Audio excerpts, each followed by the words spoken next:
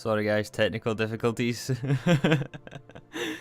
I know I was muted. I know I was 2 minutes late. I'm sorry. Welcome guys. Day number 8 of 30 Days in New Horizons. Hello guys, good to see you here.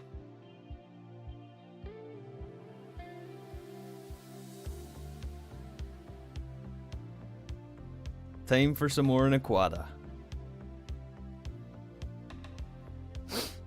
Regretting this yet? You mean the 30 days? No, absolutely not.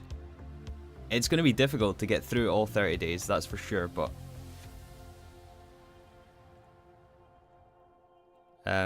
yeah, it's definitely exhausting, streaming all this time. But we'll get through it, we'll do it. We will do it. Hey Speed, first stream I've been able to catch in a while. Nice, good to see you here. Will we finish Nac today? I don't think so. But yeah, I'm doing pretty well today. I hope you guys are well as well. Wait.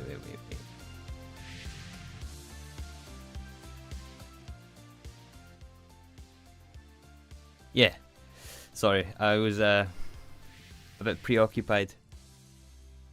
Anyways, let's get into things here. Let's not waste any more time. We're already 3 minutes late. Switch back to the game here, and yeah, as always, we'll start with the recap.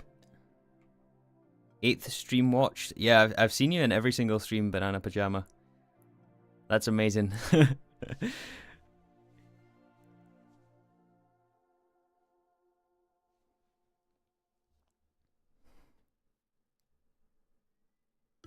I go to the gym today? Not today. Day off today. It was a rest day. But yeah, let's start with the recap from the last stream. There's not much to recap, to be honest, for all of you guys watching the VOD. Hello there. Much appreciated. Hope you guys are chilling out wherever you are, whatever time it is. However far in the future. So yeah, in the last stream, we basically just worked on Naquadah.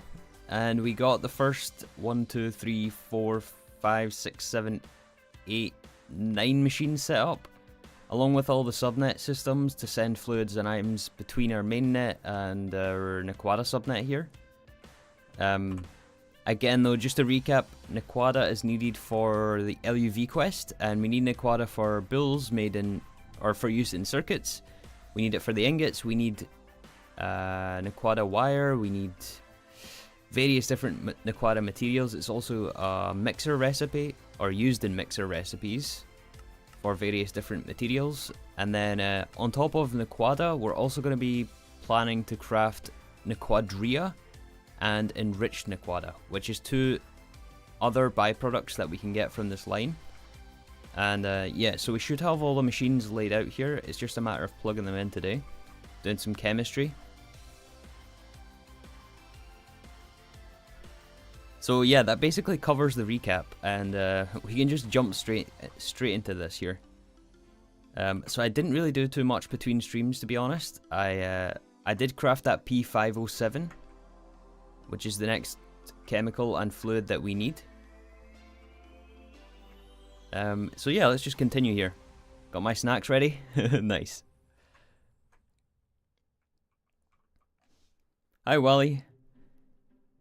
I don't think we're going to complete Naquadah today, to be honest. Maybe if we go extra long on the stream.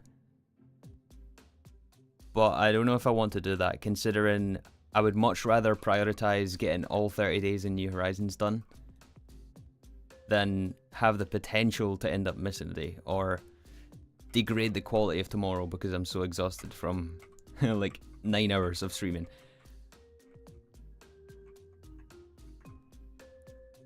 So I don't know, we'll see. We'll just take it one step at a time here. We'll just keep going, we'll have some fun. Hey 3, apart from the Naquadah / Naquadria, what do you think is the largest roadblock in the near future? That is a good question. I'm going to craft a bit more P507. This, by the way, is just a on-demand chemical process that we have going. P507 is fully recycled in the Naquadah line, so we only have to prime the system with a couple hundred buckets, and then we shouldn't ever have to make it again, which is why we have this little setup here. Yeah, we'll go into this in a minute. So yeah, the biggest roadblock. What is our biggest roadblock in getting to tier 7? There's plenty beyond tier 7, but I think up to tier 7 is going to be power. We are probably going to have to upgrade our power spine, and then also fusion. Probably those two things are going to be the biggest bottlenecks, our biggest roadblocks. The fusion reactor is not cheap. I mean, the machine controller is not that bad, but... well...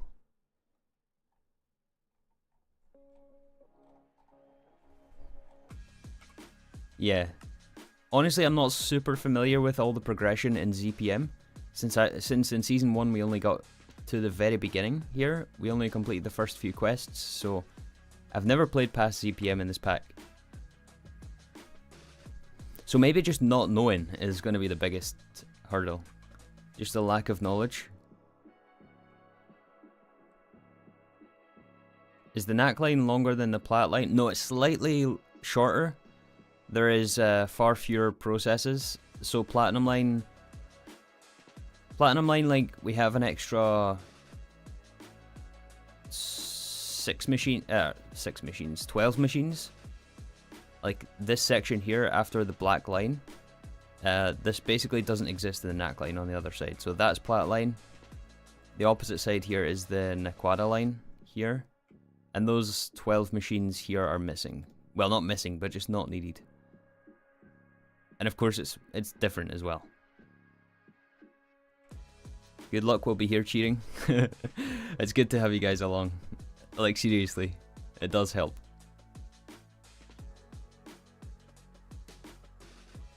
Hey, Declan.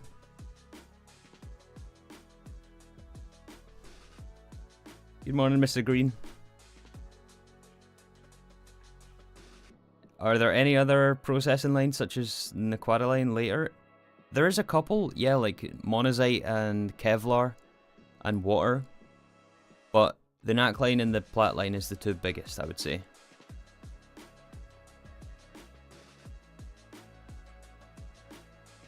Two most important, I would say. Okay, so let's refamiliarize ourselves with what we're doing over here. And then... yeah, maybe the easiest way to do this is just to have a look at our flowcharts again. So Naquadah... oops. Let me make sure you guys can see.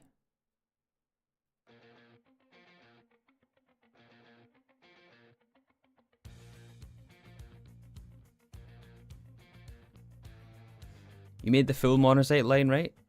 No, I didn't make the full monazite line, just the temporary one. Okay, so once again, there are 3 different flowcharts here made by Cobra. You can find these in the GTNH Discord, but yeah, the first one here is for Naquadah, Enriched Naquadah, and Naquadria. We're going to build all 3. But we've started here with the Naquadah line. So last stream we got basically all of the left side of this done. So this machine, this machine, this machine, this machine, these 2, centrifuge LCR, electrolyzer, and right here is the cutoff point. So everything to the right hand side of the cursor we have not done.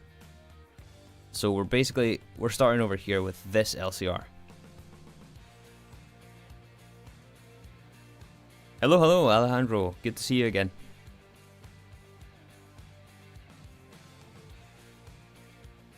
This is undoubtedly insanity. Just wait till we get a bit further into this. It's going to be crazy. And we had some challenges yesterday, right, with the sodium and the gallium hydroxide stuff, but we managed to figure it out. So I'm hoping that any other troubles like that we run into, we can easily fix. So yeah, we're starting with this LCR. This is the P507, which we are crafting on demand right now. Since it's fully recycled, anything in red is fully recycled. So after we put the P507 in this LCR, we make Naquadah adamantine solution that goes through the neutron activator.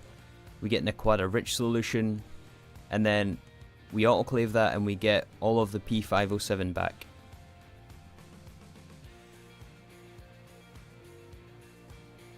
Yeah. Okay, so we're gonna want, let's work on these two LCRs here. So EV and MV, quitclaim, electrolyzer, LCR. We should have all this in game. It should be, oops, let me swap over the screen again.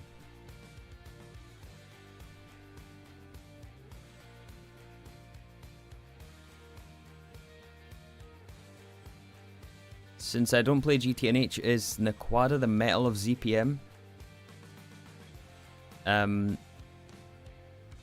Kind of, but if you mean for the machine casing, no. But it's used elsewhere. The ZPM machine hull is iridium, which comes from the platinum line. It's complicated, but...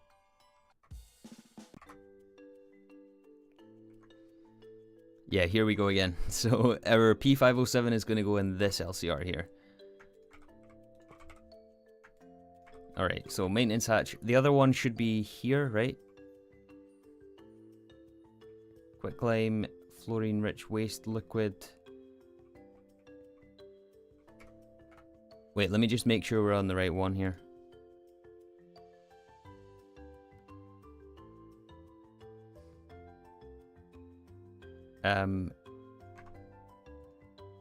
Yeah, so quitclaim plus fluorine rich waste liquid is this one.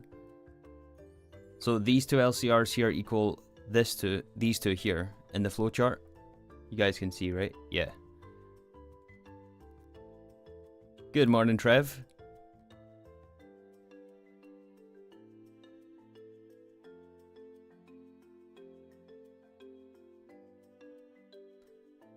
Yeah, so it's these two here, and then this one is oxygen calcium to give us quitclaim.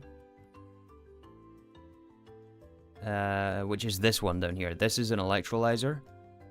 So we're basically doing these three. We'll do these three at once since they're kind of connected. Yeah, let's sub these three first. Okay, so now we're all on the same page, I think.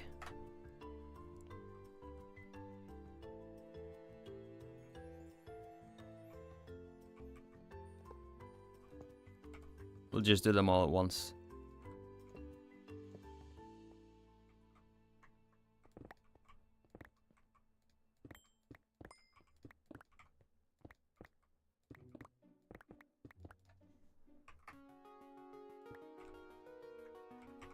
Okay. We don't need... wait. Out of range? Oh yeah, I moved the wireless thingy over there so I could get access over in this chemical reactor. How much P507 do we have? 272 buckets. Is that going to be enough? I would say so, but we only have 6 buckets of ethyl 1-hexanol left. So yeah, let's request 3 more buckets of P507.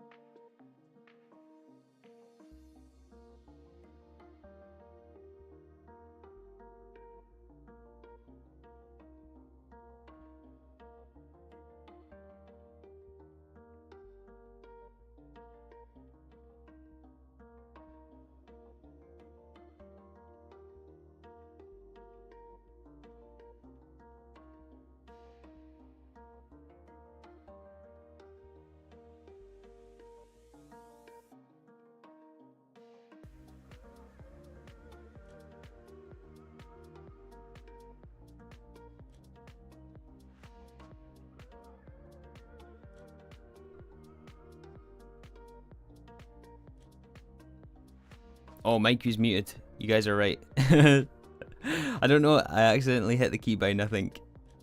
Sorry, guys.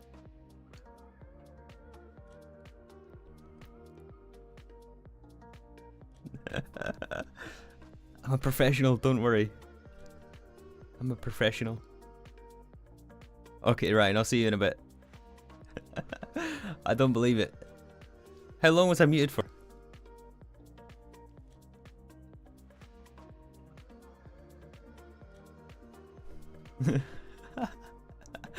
Alright, we're doing this recipe as well. Let's do the energy. Since IV?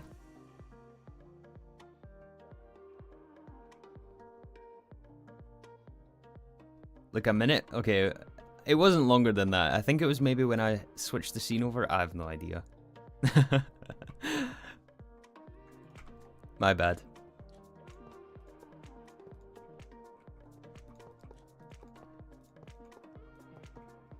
Okay, let's do energy for all these.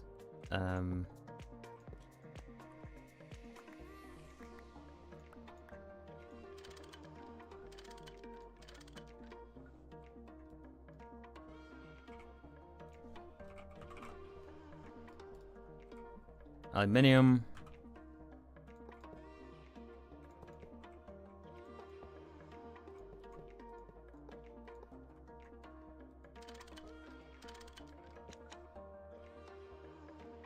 Right, okay, so this is EV, this is the middle right here, so we will extend this over and we'll set up another transformer.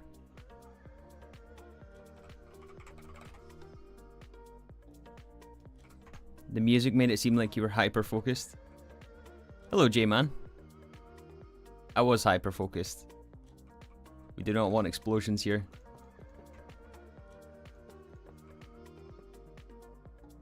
Yeah, that should be right.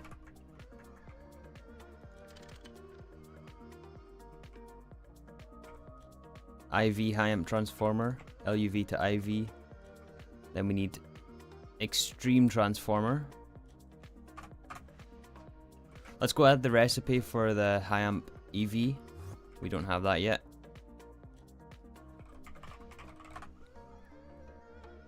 Hello, Marcelo. Hope you're well.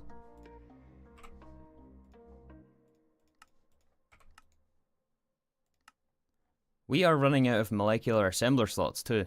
Look at this. 1, 2, 3 slots left. That's no good. Any plans so far on finishing the pack? You mean to Stargate? That's very, very unlikely, I will say, at the moment. As tempted as I am by the prospect, I just have to be real about it, and I don't know. EV high amp. You know what? Let's get 2 more. Oh, come on. We're missing 4x aluminium cable. Let's fix that. In the wire mill.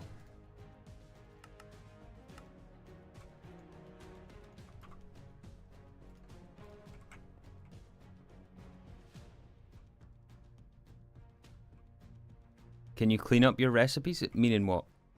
Hey, Feral Wolf.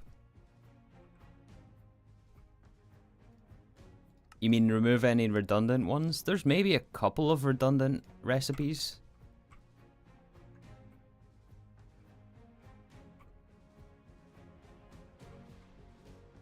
Alright. EV transformer. That should give us power over here for the 3 chemical reactors. This is all going to be pink.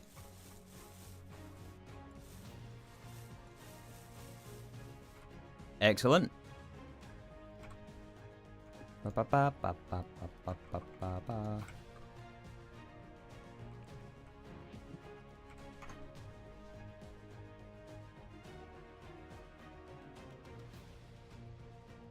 I tried manually upgrade the Gregtech version of the pack I'm playing and all the stuff in the machines disappeared. Oh no.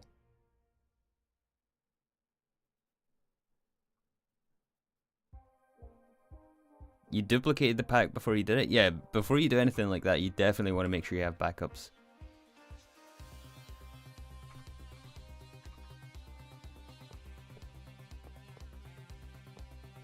It might be overkill, but I take backups every single day of this world. I have backups every hour automatically, but then of those backups, I take the latest one every single evening and back it up on an external drive. Which, I mean, again, it might be overkill, but I cannot afford to lose this world. That's just not something that can happen. Chemically inert casing. Alright, inputs for the first one.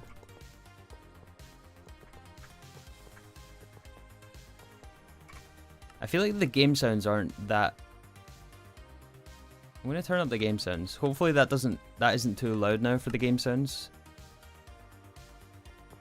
Is that too loud for game sounds now?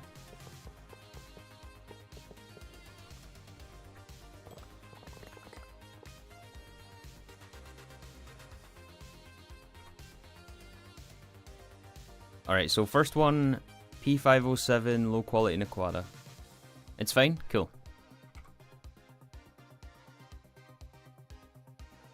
So we need 2 input hatches. I'm gonna get HV input hatches for this. Well,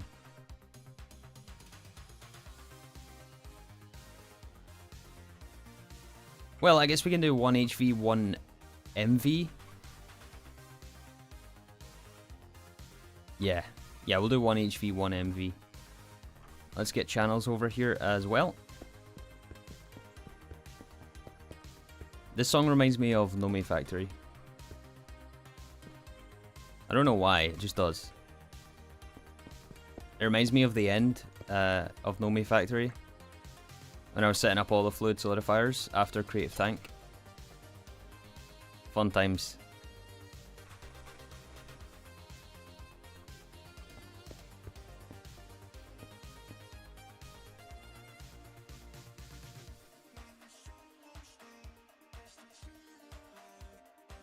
Well, we're gonna get 2 fluid outputs from this. Alright, well, two output hatches. That was extremely loud. Hello, Nugget.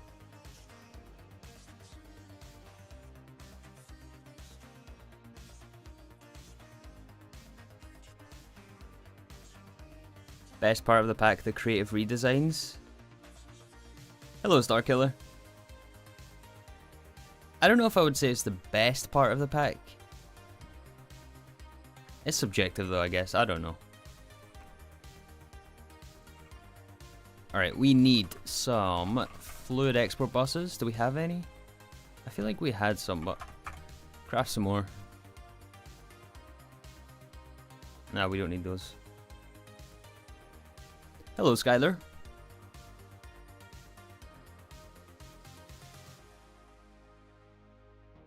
We didn't craft the neutron activator yet. No, that's probably gonna be one of today's projects later in the stream.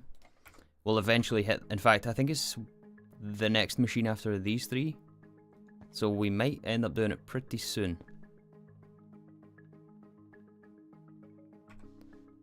Alright, so one of these was a higher quantity. P507 is, we want an MV since it's only 4 buckets.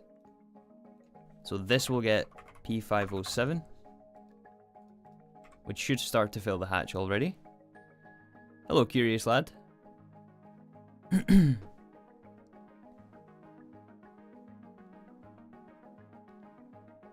we are.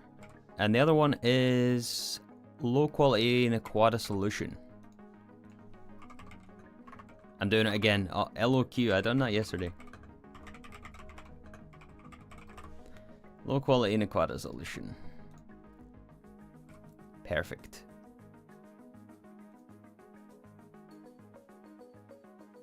Okay, so fluorine-rich waste liquid, a Naquadah adamantine solution.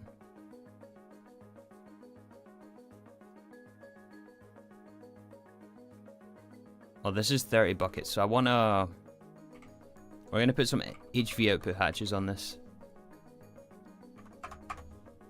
instead of MV.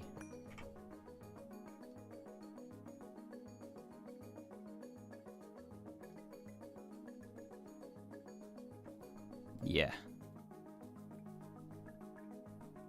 Finally caught the stream. Good to see you here.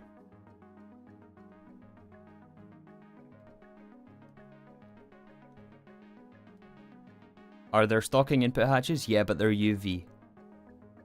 They're extremely expensive. Like, unreasonably expensive. I think we had a look at this yesterday, right? But yeah, look at that. That's UV stuff. That's 2 tiers ahead of where we are right now.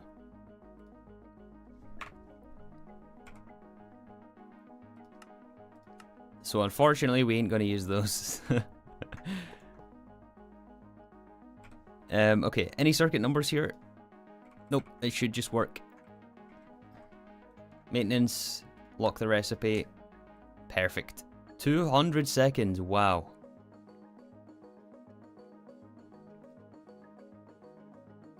$200 seconds. I didn't notice that before.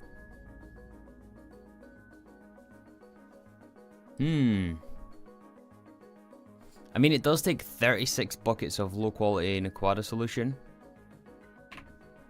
But this is a machine to watch out for. This might have to overclock.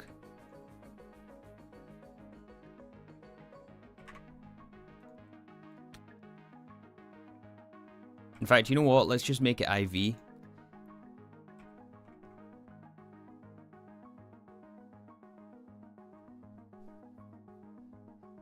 Are you looking forward to the 36x improvement in Naquadah output? Oh yeah, for sure. Once we get this Naquadah line up and running, we'll be in business. Yeah, we'll overclock this to IV.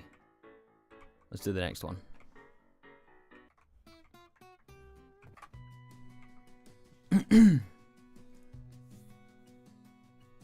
Fluorine-rich waste liquid and quicklime is the next one. The fluorine-rich waste liquid we get out of this one. So what are the recipe times we're looking at here? 50 seconds at MV.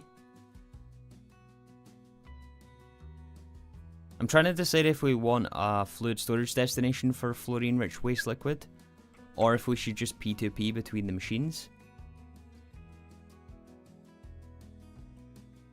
And I think we'll just P2P.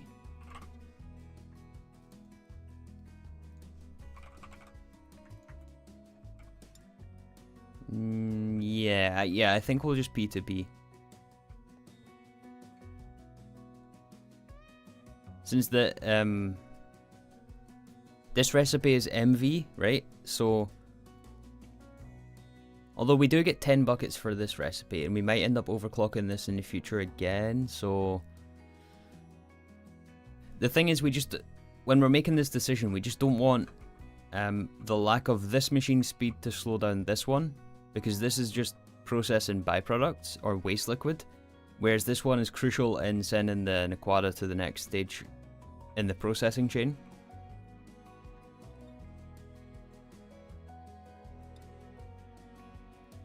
P2P with a large hatch. Yeah, I guess we could do that. Just like IV input hatch for this.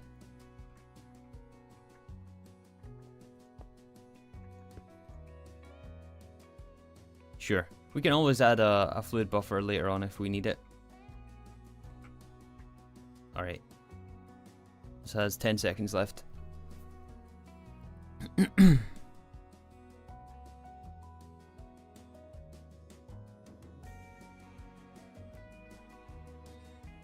Nikki Kopulapa? What's up? You guys have some very difficult usernames to pronounce. Alright, lock this. And lock this. So it's this one we want to send. Yeah, this is the one that we're gonna fluid P2P.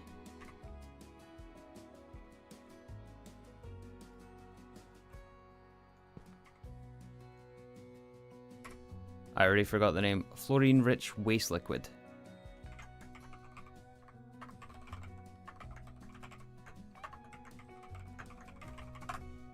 Like that, and then bind this one over here.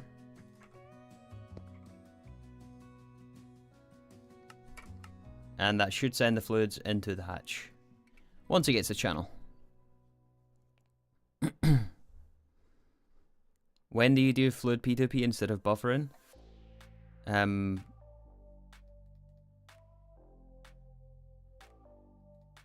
we did have some fluid export buses. Basically,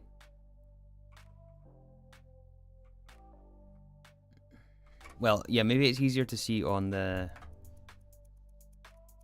this.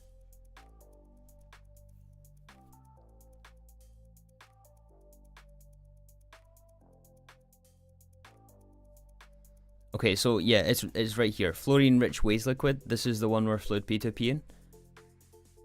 And we don't really need a buffer because this is MV at 50 seconds. We're running this one at EV. And this is EV at 200 seconds. So this one is always, this one is always going to outpace this one. So having a fluid buffer means that the fluid would never be there because this machine is faster than this one. And we're fluid P2P in because there's only one use for fluorine-rich waste liquid, which is to LCR into Flowspar. I hope that makes sense, but that's basically my thought process behind why we're using fluid P2P here.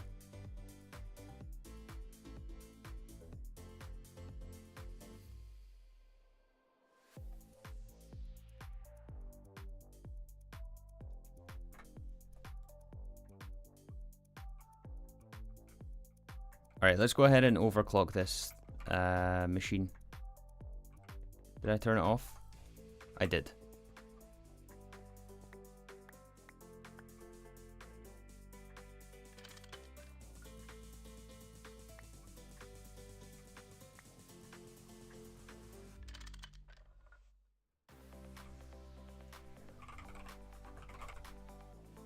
We'll grab some platinum cable. 8x is overkill, but it doesn't really matter.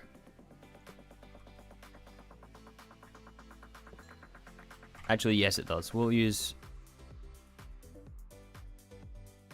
1x so that we know that this is just going to one machine.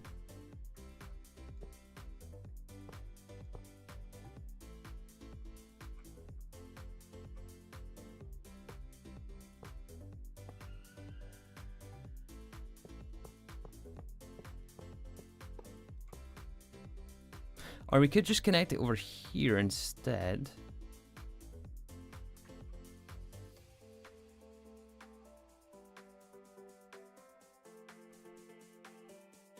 Yeah, let's do that. Let's connect it over to the other one.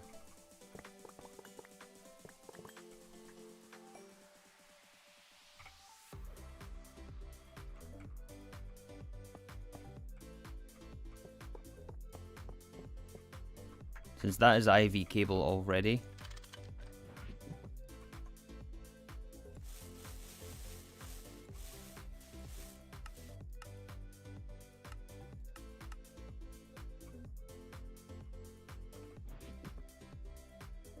Yeah, that should work.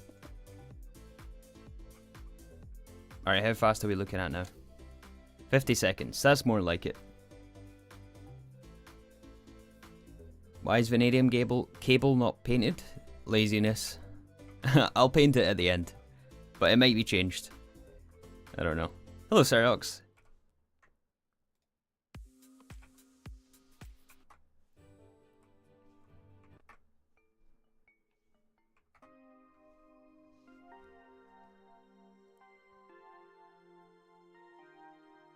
Could you link that picture or give a hint where you found it? It's on the GTNH Discord.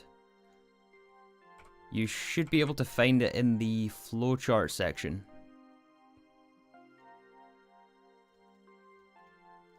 I'm sure there's a link to it in my Discord as well, but I did not create it. I cannot take credit for it. It was made by Cobra.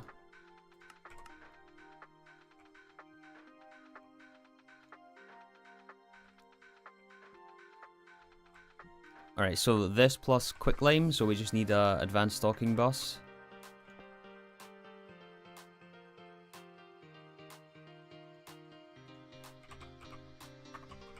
Quicklime dust. Do we make quicklime dust? I think we get it from ore processing. We don't.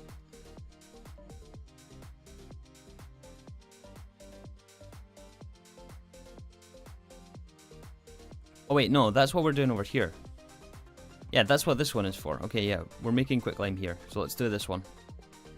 So, another stocking bus.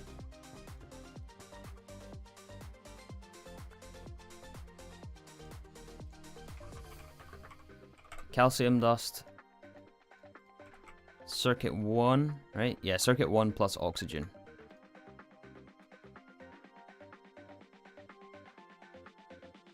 Where did I put my input hatches?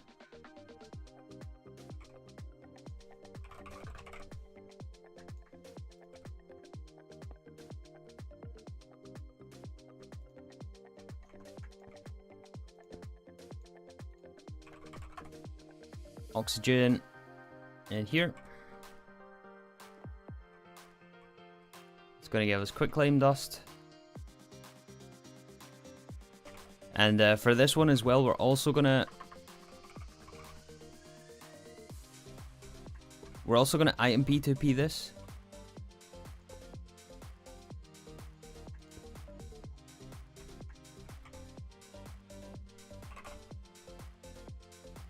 Since I believe it's only used in this chemical reactor right here. So we just need to send it between this machine and this machine. And this is already on the subnet anyway, so we are just going to send it via item P2P. So we can convert it with a chest. That converts the P2P type. And we'll call this quicklime dust.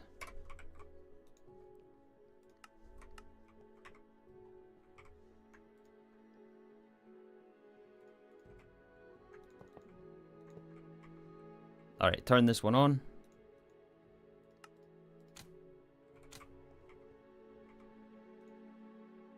We need to, that's right, we need to request calcium from our main system. Since we're on a subnet here, all the black cable is the subnet. So to do that, we can request it in this interface. Calcium dust. That should send to the machine. Yes, perfect.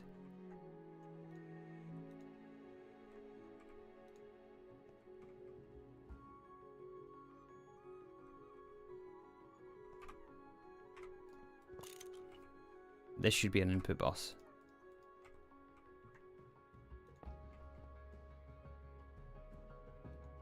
There we go.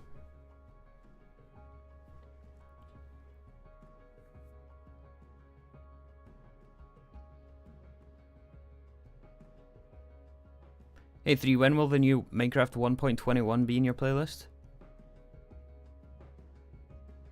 You know what, we can actually listen to that right now. Let's switch it over. Hey 3, how you doing? I'm doing pretty well, thank you. Hello nobody.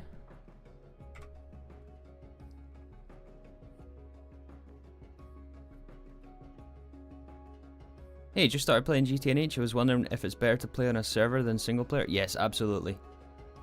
It's definitely better to play on a server for performance. Whether you mean better to play with teammates, that's for you to decide. Because truthfully, I've never played with teammates before, so I don't know. I would imagine it depends who you're playing with.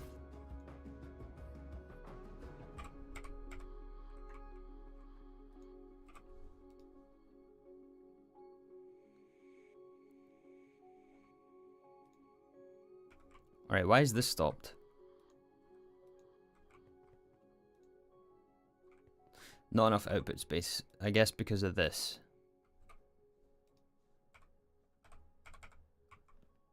Fair enough.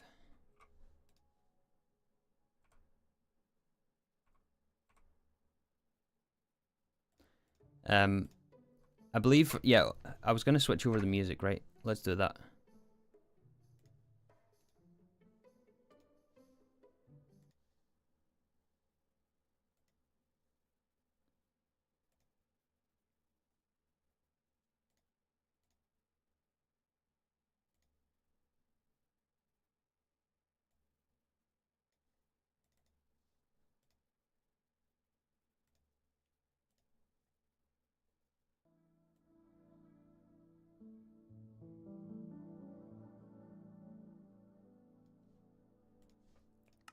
There we go. This should be the new 1.21 music.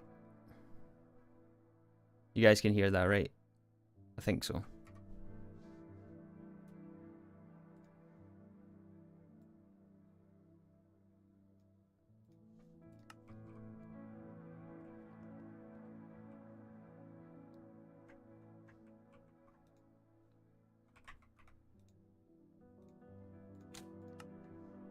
Not enough item output space. Did I not add a... Alright, we're gonna get waste liquid from this, and we're gonna get flow spar.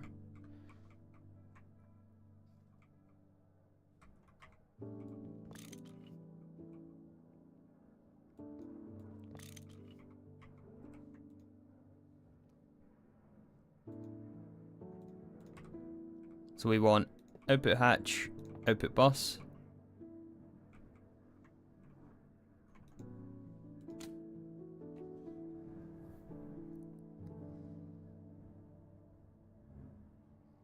Hey, the neck. Music a bit quiet. I can turn up the music a bit. It is a bit quiet.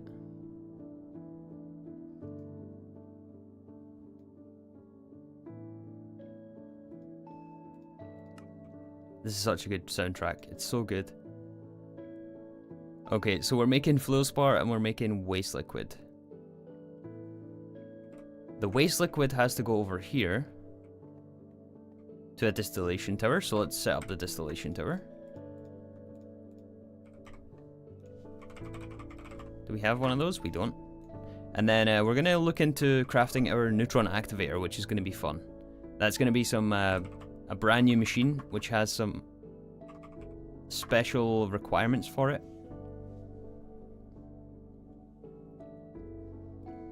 And it's kind of unlike any machine in the game. I'll show you guys in a minute.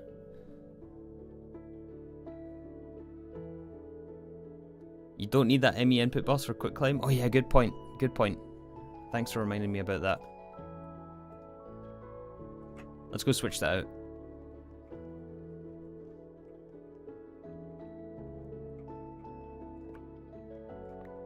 Oh, I just voided some waste liquid there. It was probably cached in the hatch. That's alright. It was only one recipe, or 2 recipes worth maximum. Because we only ran the 200-second machine twice, I think. It's fine. Alright, so distillation tower. We are doing waste liquid right here. So we're going to get salt water, phenol, hydrochloric acid, and chrome.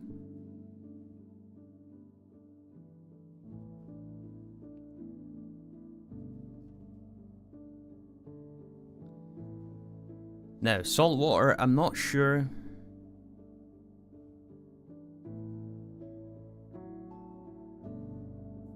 I'm not sure, to be honest with you, if we're doing anything with salt water.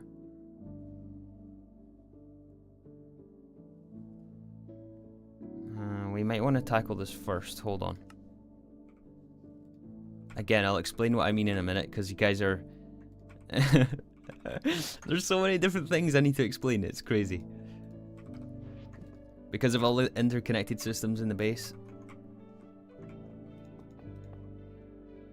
Alright, 1 minute. Let's get some energy in here. This is a watt-second recipe. 15 at HV, that's going to be enough, I think, at EV.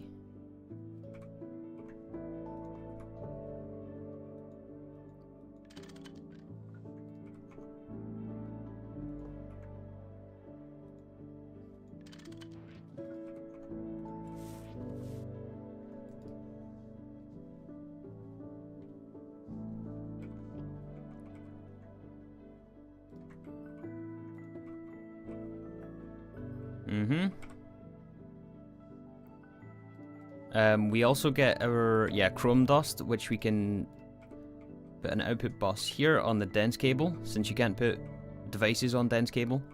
So I like to have the ME bosses next to dense cable wherever we can.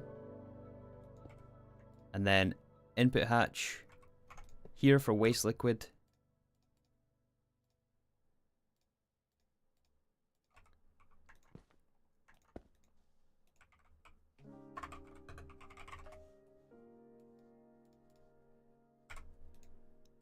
And I think we'll set up a cell for waste liquid as well.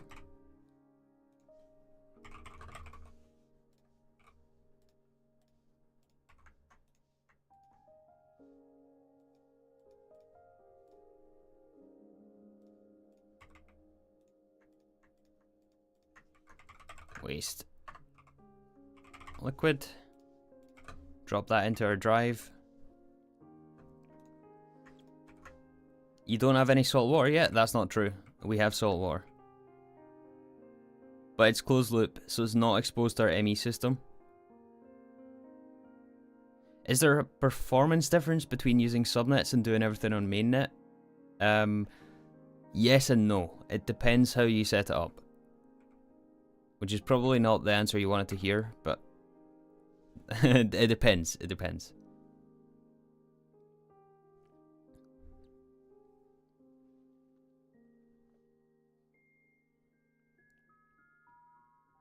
Naquadah recycles quicklime. Please stop requesting calcium to the subnet.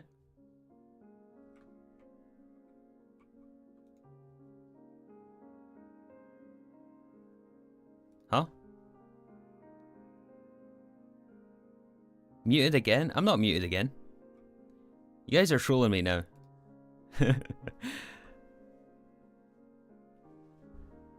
Yeah, it does. We electrolyze fluorspar into calcium. Yeah, this is one step ahead. I know what you mean though, but it'll still be fine. I'll show you.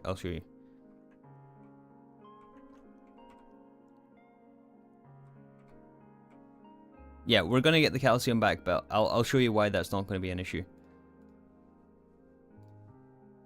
Okay, so 3 output bosses, or sorry, hatches. Wait, we might as well do it in the middle.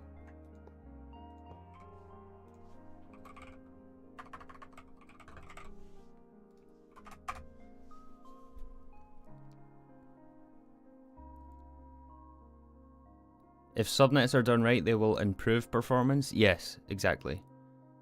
But if they're done incorrectly, the inverse will also occur.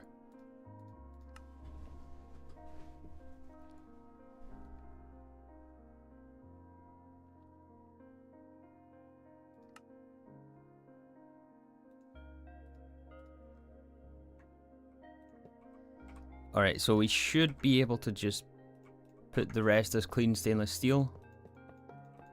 Finish the multi-block.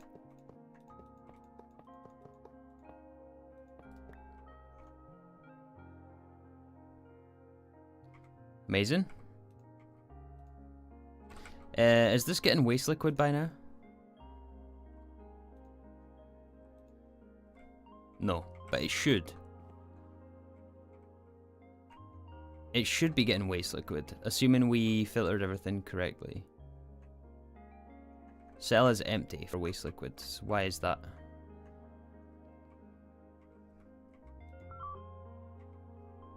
Oh, right, we avoided it. That's right. And we're not going to make any more because this machine is stopped because the output is full. So let's set up a fluid destination for an Naquadah adamantine solution. We'll set up a cell for it.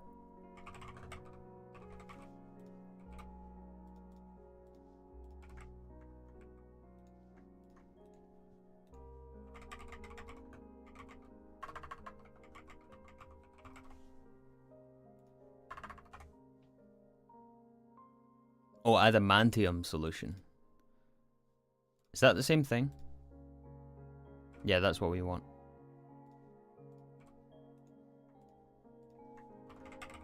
Naquadah.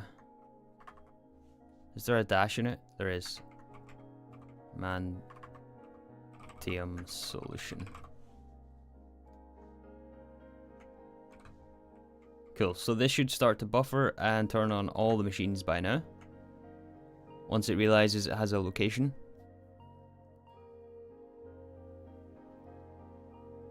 I'm happy to inform you that I'm back from my errand. Rejoice, welcome back.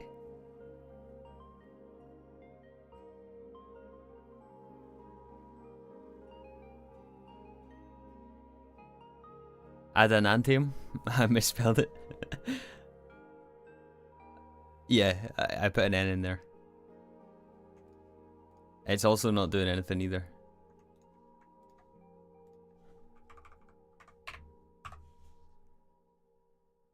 Adamantium. You guys are on the ball.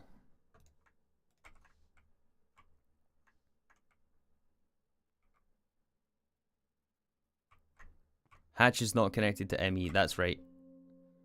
We need a dual interface. You guys are really, really on the ball. Yeah, that starts this one again. That should start these two machines and also start waste liquid.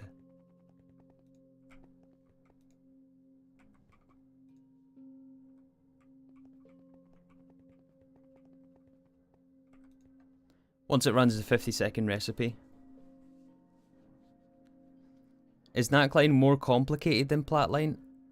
I would say so because of the neutron activators, which is we're about to build here. But it's shorter, so I guess in that sense, no.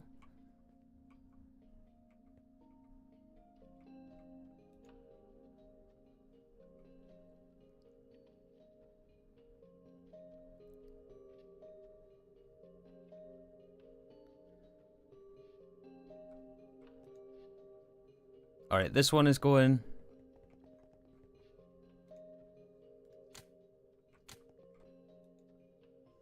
Waste liquid is 10 buckets every cycle.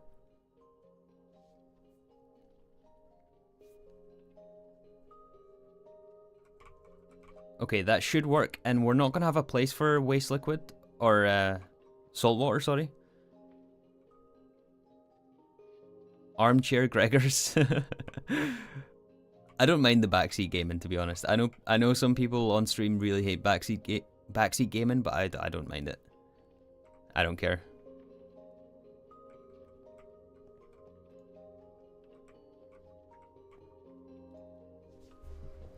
We're in this together, right?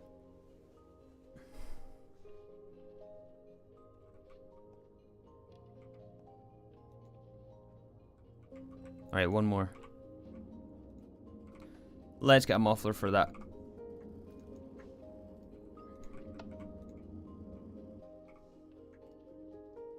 Okay, so we're gonna see that the hydrochloric acid has nowhere to go, but that's normal because buffers are full. Phenol has nowhere to go, and salt water right here. Phenol we have a location for, salt water we do not. However, salt water is one of those things that we are recycling over here. Let's see if we can find it. For making epoxid, wait, no, it's on the other side. No, it's on this side. For making epichlorohydrin, sorry, we get salt water, and we have a single block electrolyzer here, which has been in place because when we crafted this, electrolyzers were too expensive, so this is the perfect opportunity to speed this up, right? Yeah, salt water out of this output hatch. So we're going to change this, and instead of having the single block electrolyzer here, we're going to have a multi-block electrolyzer over here somewhere.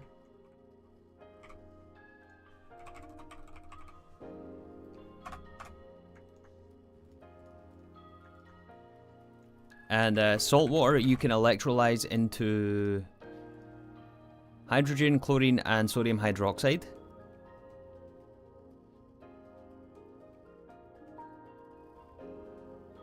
Which is more useful than salt water.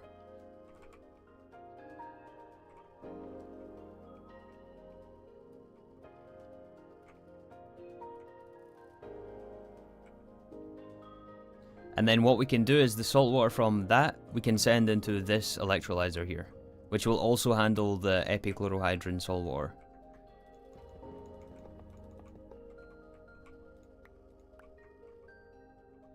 Oh, there's a HV high amp transformer right here. Is the 36 seconds LV?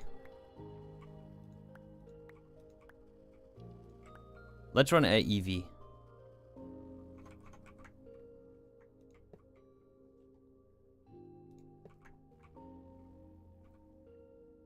Void overflow on the distillery? Not necessary because we have ME output hatches.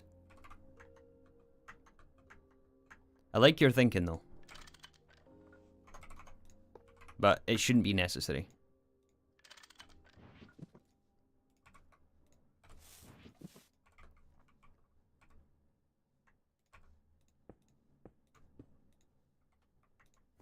I'm stuck. Alright, electrolyzer, this should be very simple to set up. We don't have to do any special logic behind this, we can just have it electrolyze all the salt water.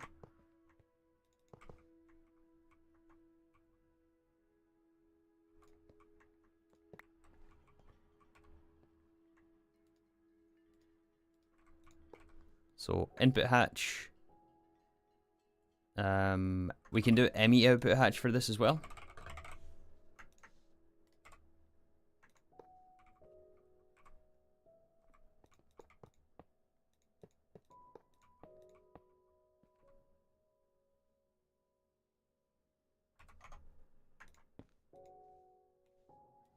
Salt water. And we'll need a output bus. And a muffler.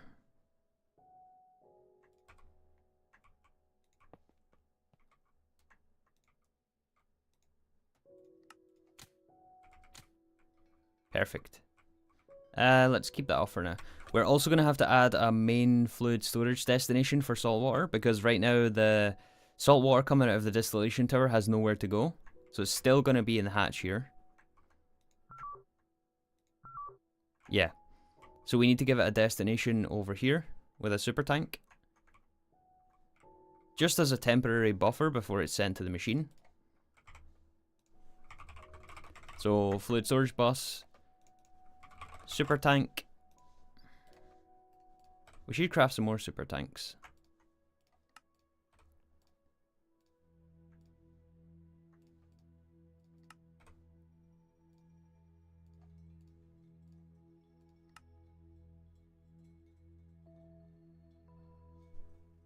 Hey, Three, how's progress going today? Slow and steady again. We're getting there.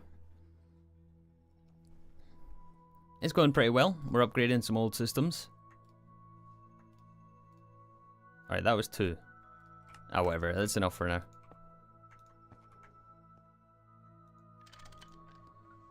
So, salt water.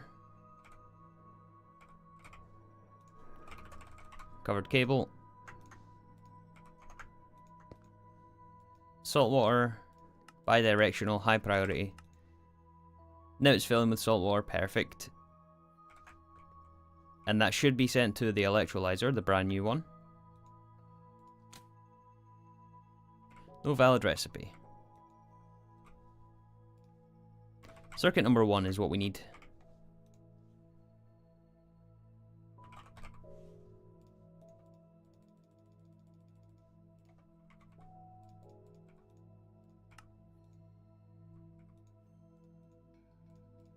There we go. There we go.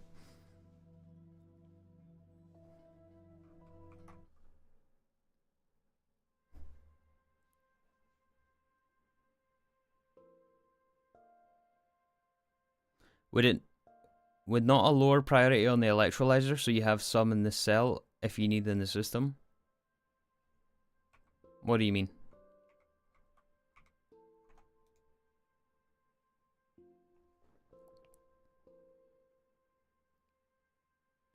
Don't forget to send the salt water from mainnet to the NAC subnet.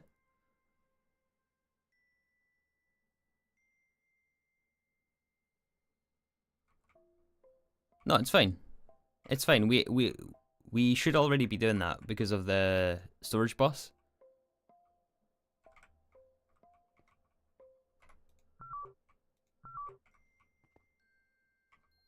Yeah. So all we have to do now is make sure that the salt water from epichlorohydrin is also sent over there. So instead of this shenanigans here, we're going to remove the fluid pipe, remove that, remove the single block electrolyzer, which is now superseded by the multi-block we just built. So we don't need that anymore.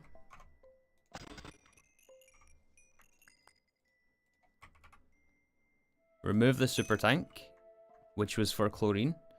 Remove the fluid storage bus. We don't need to power that anymore. So this is going to give us salt water, and this is going to give us salt water.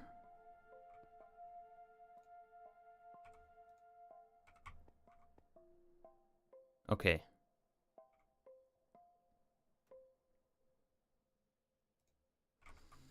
We also, I think we don't need hydrogen. This was a secondary producer of hydrogen.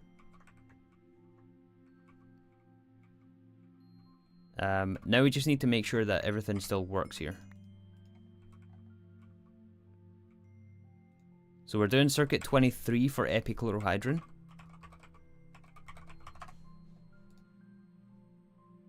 Which, by the way, is the one I recommend. There's a 24 recipe, which is normally the most efficient, but definitely go for 23 if you're making epichlorohydrin.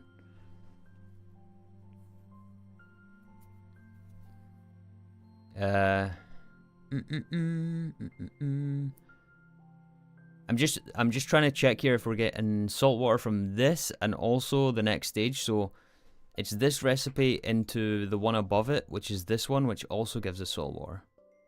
Yes, and both of them take sodium hydroxide. Yes.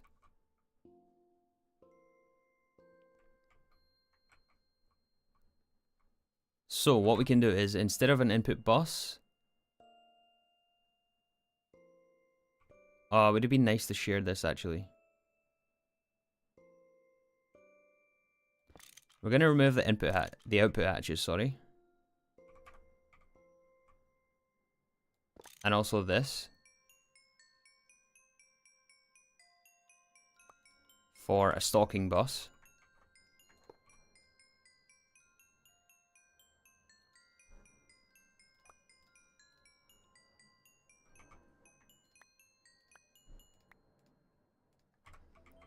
So because this is in the middle slice, that should give to both machines.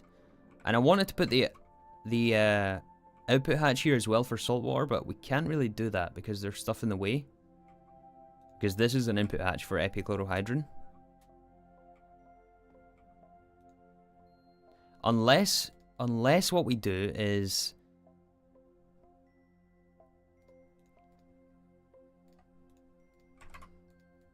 we move this over here since we now have space, so we can do output hatch into input hatch. And just shift it over. That would work, right? Yeah, that would totally work. That's what we're going to do. Make sure we turn these off as well.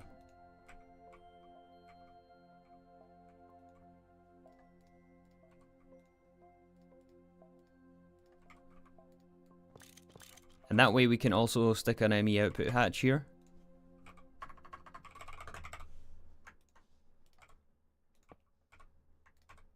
Plug that in.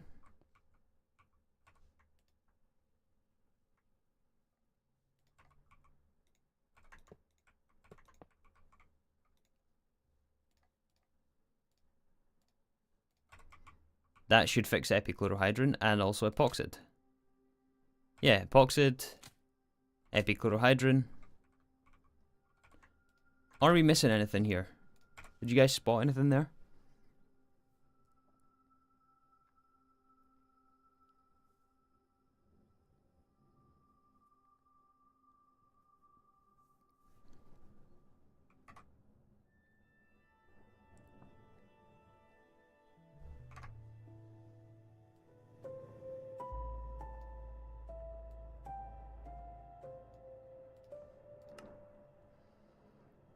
Three, making complex systems to process high-end sci-fi materials like Naquadah. Also 3, struggling with salt water. We're not struggling here, it just takes time. Not struggling, we just need to figure it out. Yeah, saltwater epoxid. Oh, you know what? This is not what we want, because this is going to run epoxid indefinitely.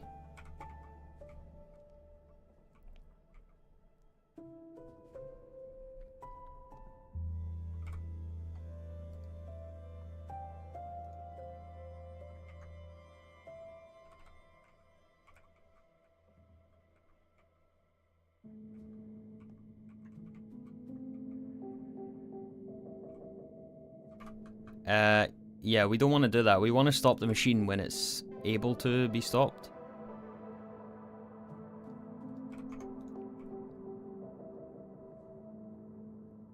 So instead we want regular output hatches.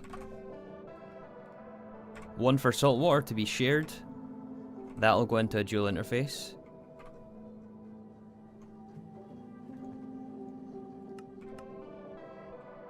No, wait, that'll go into a super tank.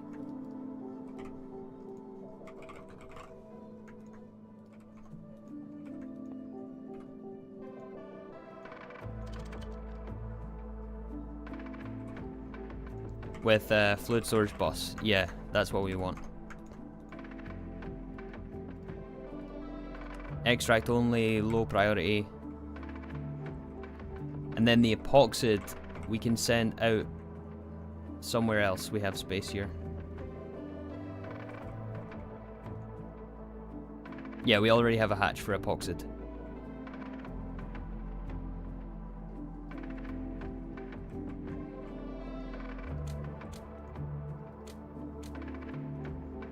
There we go. Okay, we made it.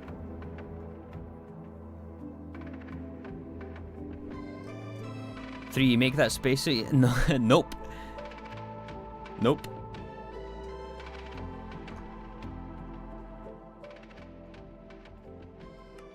Nope, we're still rocking the quantum suit. Oh yeah, for those of you guys who haven't seen yet, we have a quantum suit.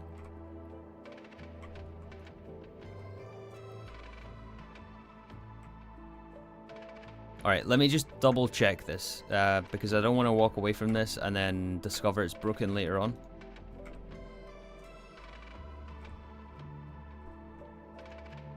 So, chlorine, propene, water, sodium hydroxide, which we're getting here, equals epichlorohydrin. And then epichlorohydrin, bisphenol, no. Epichlorohydrin, acetone, phenol, hydrochloric. Acetone, hydrochloric, phenol. Equals epoxid. The salt water comes out here and the epoxid comes out here. Yeah, I think we're good here now. And we cleaned up the single block electrolyzer that we used to have. Awesome. Alright, let's move on with Naquadah now again. After that little detour. Okay, why are these machines now stopped? No valid recipe. We have P507. We don't have low quality Naquadah solution, which comes from the centrifuge. And this one was off for some reason.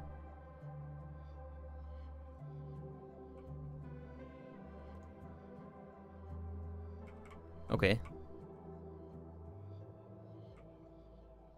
Well, regardless, we're now dealing with waste liquid, and we're going to get chrome, salt water, phenol, and hydrochloric acid. Yeah.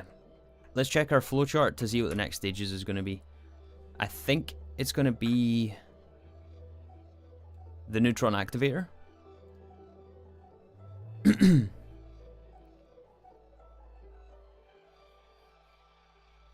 So...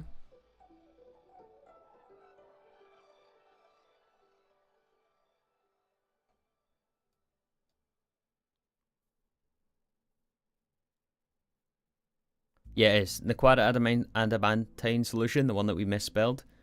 This one we have to neutron activate for Naquadah oxide mixture, which is the input to the whole system again. So we get some of that back. We also get concentrated Naquadah sludge dust.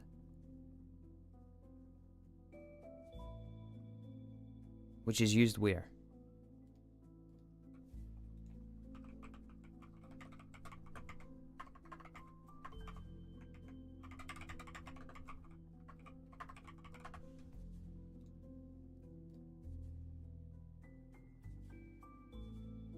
Oh, this is the input to enrich Naquadah, which goes through the second neutron activator. That's right. Yeah, and then Naquadah rich solution we autoclave. We added this distillation tower here for waste liquid. We have this one here for quicklime dust. We have this one. We don't have the electrolyzer yet for fluorspar.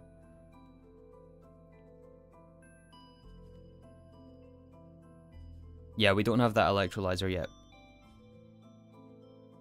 But let's do the neutron activation. Yeah, let's do the neutron activator.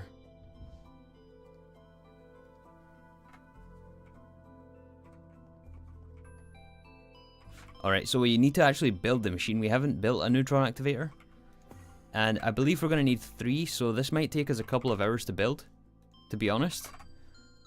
The Naquadah line might be put on hold. So just to refresh your memory, we had to build our precise assembler in order to craft the neutron activator, which is what we started this whole stream journey with. Our goal was to craft the precise assembler, which we now have. And so we have to craft the neutron activator inside this. It was one of the prerequisites, so let's now put this to use and craft ourselves a neutron activator.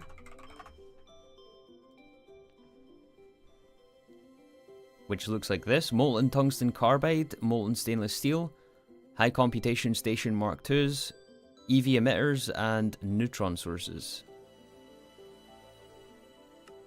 So let's add the recipe. This is going to be circuit 0 in the precise assembler.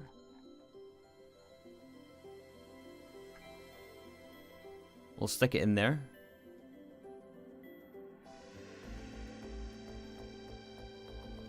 So we do have high computation station Mark 1. We don't have Mark 2, so let's add this one.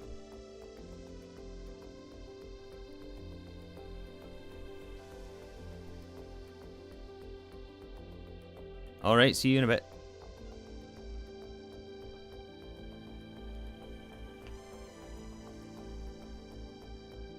I think most of this stuff we should have. I don't know if we have molten signalium and lumium.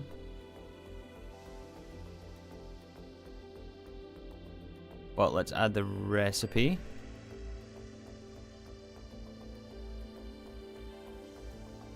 And I'm not sure if this needs precise mode. We'll find out here in a second. Yep, we need lumium, reactor vent, indium, signalium.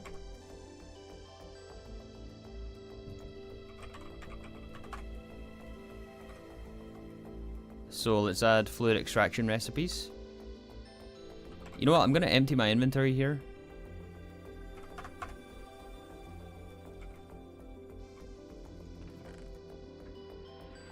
Just so it's easier to encode the recipes. So molten indium, molten signalium.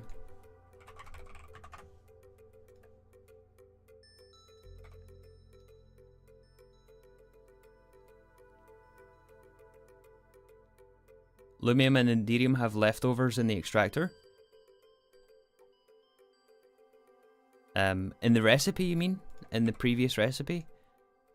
I didn't pay attention to that, to be honest. Let me have a look. Wrong recipe.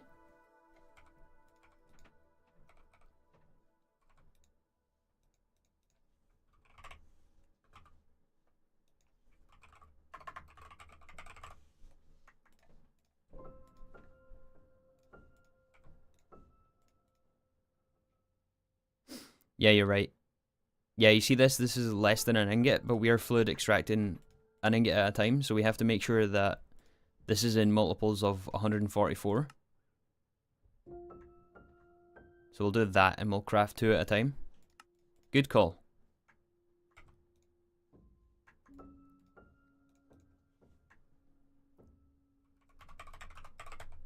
Oh, we don't have space in the fluid extractor.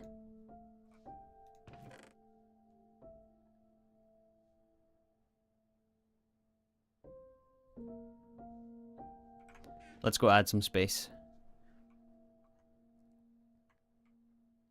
Hey, 3 at work right now, so I'll catch you in the VOD. I'll see you there. Well, I won't see you there, but... Greetings to Toast Hunter in the future. I hope you had a fun time at work. Or at least a bearable time. I don't know. Depends where you work. I hope you like your job. That's like a dream right there, right?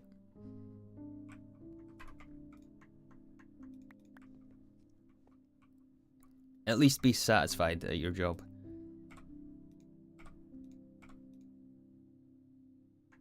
Oh, we already have a second one here. I guess I just didn't name it.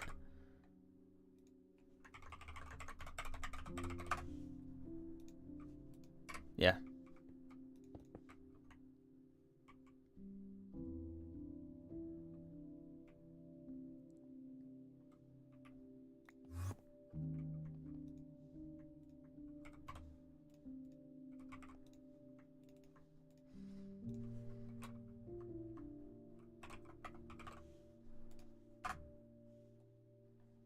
Missing lumium, and this is an expensive circuit. Reactor heat vents as well.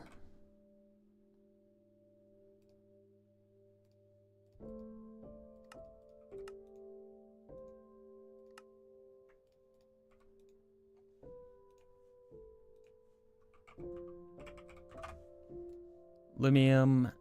I don't know if we have... No, we used lumium before, right? I'm sure we use lumium. We should have a recipe for lumium. Yes, we do. Alright, so for 2 computation station Mark IIs, that's quite a lot of recipes to use. Quite a bit of stuff. Let's try it out. There are recipes with rotors for those circuits for your information.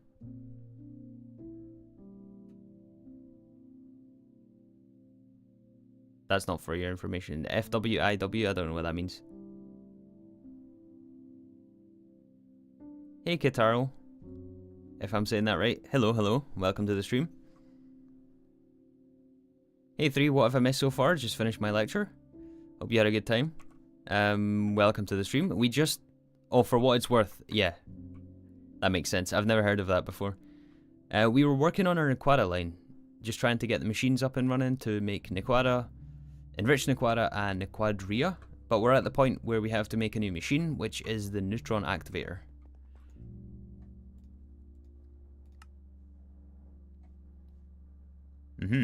Looks like it's crafting alright.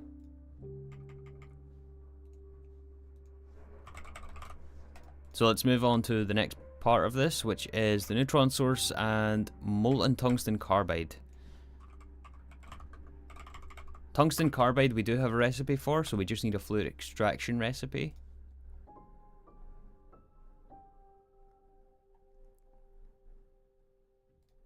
This one here. In the fluid extractor. Hello, Thumbcraft. And then neutron source.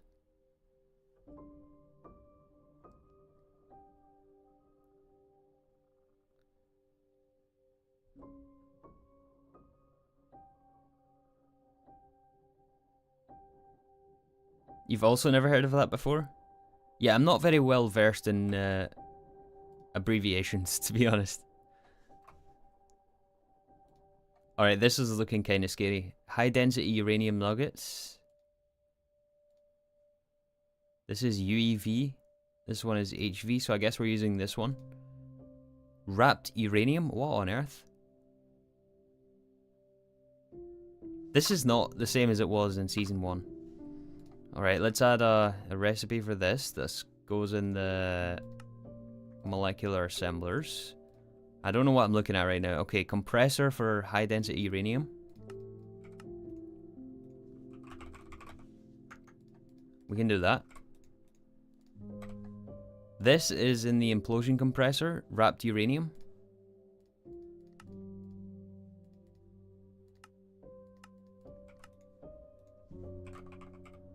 Which we have. We can add a recipe for that. And then wrapped uranium is graphite uranium mixture and tungsten carbide foil in a circuit assembler 1.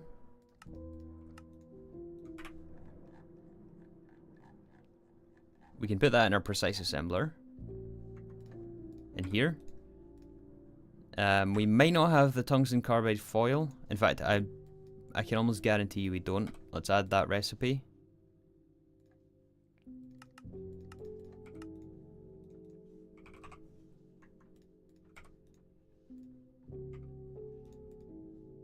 What's the last stage? Uranium, tungsten carbide, graphite, and uranium-238. Okay, that's not so bad. In the mixer? That's really not so bad.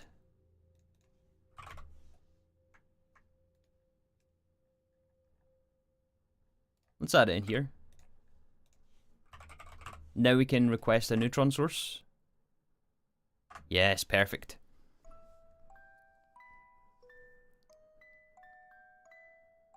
You don't have any tungsten carbide?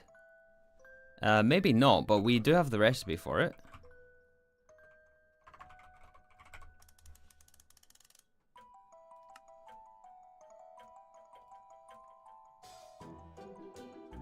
This is a good song. We're still on the Minecraft 1.21 music.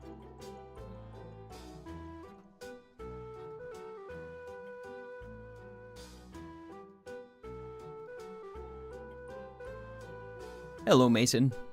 What's the goal today? Make Naquadah. It looks like our machine is stuck, though.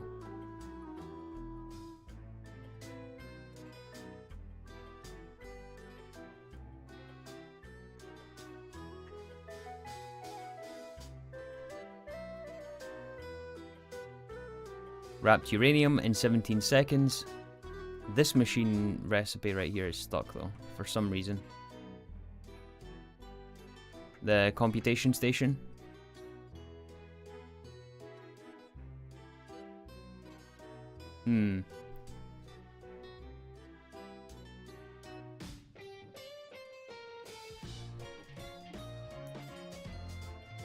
Oh, and there's also a separate recipe. That's what you meant.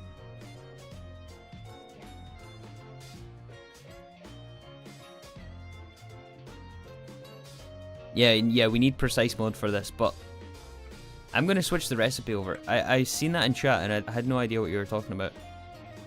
Hold on, I'm going to switch the recipe over.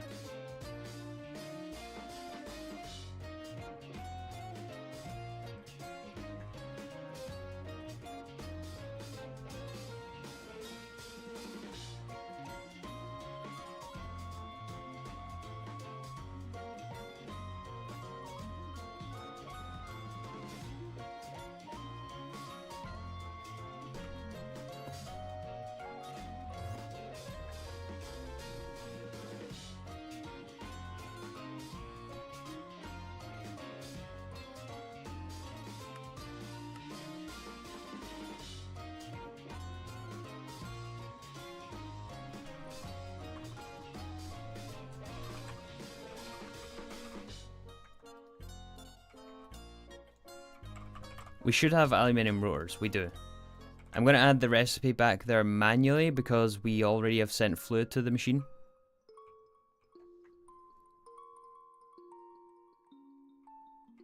This is a banger? Yeah, it's a good song.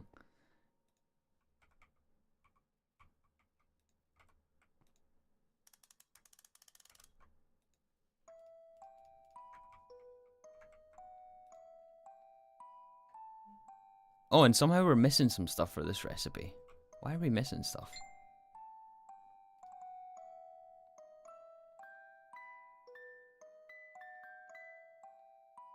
I wonder if there's a recipe conflict in here somewhere.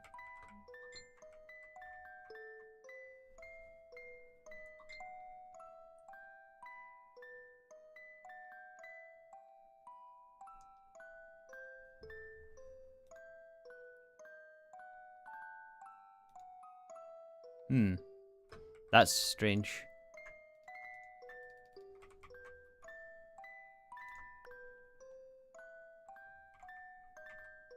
Don't know where the other two fluids went there.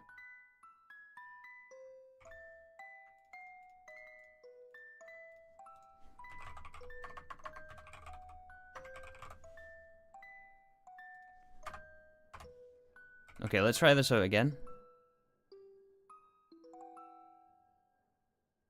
Oh, I know what's happening here.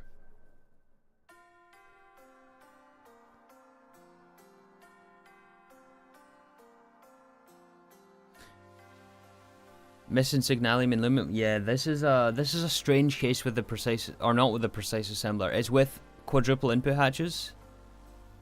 Wait, it worked. Okay, never mind. Ignore what I was just about to say. But in any case, we need the precise assembler mode. So I think it's a... Is it a screwdriver, or can we do it here?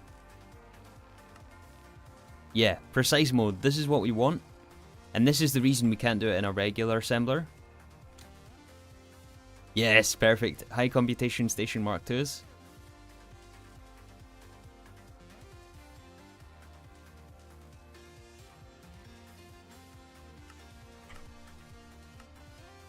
Nice, it made it. It made it. That's awesome. So obviously there's no way to change it over automatically, I think. So we're going to have to come over here and switch to precise mode whenever we want precise mode. But there's only a handful of recipes in the game which require precise mode, and eventually we'll have more than one precise assembler.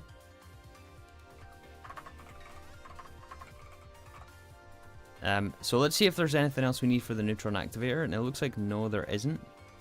We're going to request 3.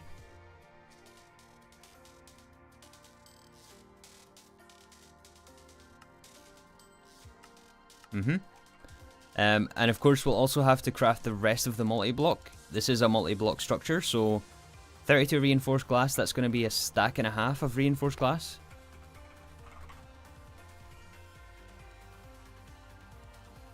So there's 31. Let's just request another 64. Hey Joel. Good to see you here.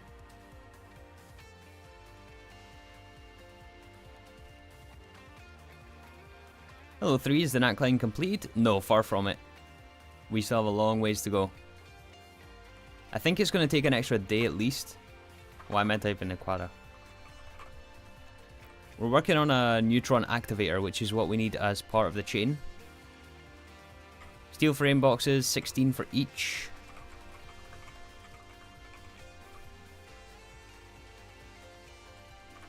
So 48, right?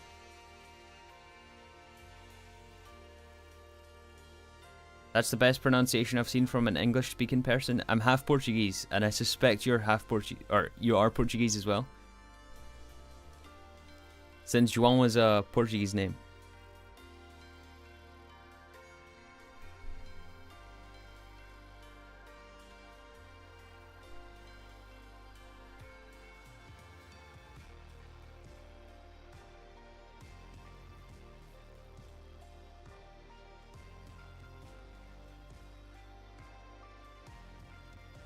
Oh, I didn't know. Yeah, I'm Portuguese. Yeah, I had a sneaking suspicion that you were.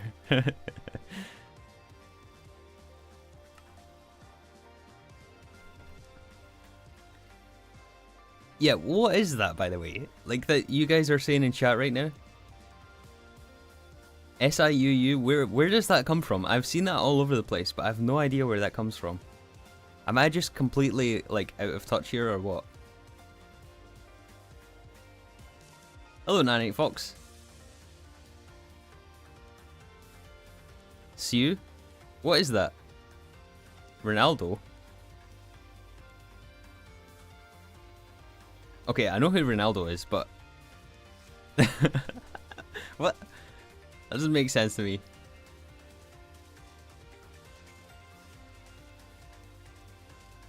It's a scream from Ronaldo as a football player. Yeah, I know who Ronaldo is. Like, you have to be completely disconnected if you don't know who Ronaldo is, but... It's a meme? Okay, I'm not well versed in memes. It's a celebrate. Oh, right, okay, I see. I'm also not a football fan either, so I'm not I have no idea when it comes to football or anything like that.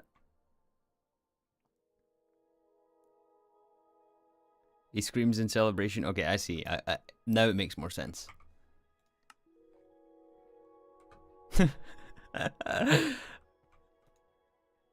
Fair enough.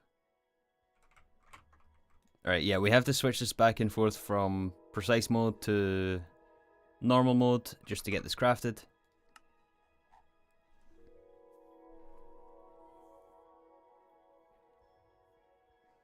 Read up on Know Your Meme? Yeah, I need to. I don't know many memes.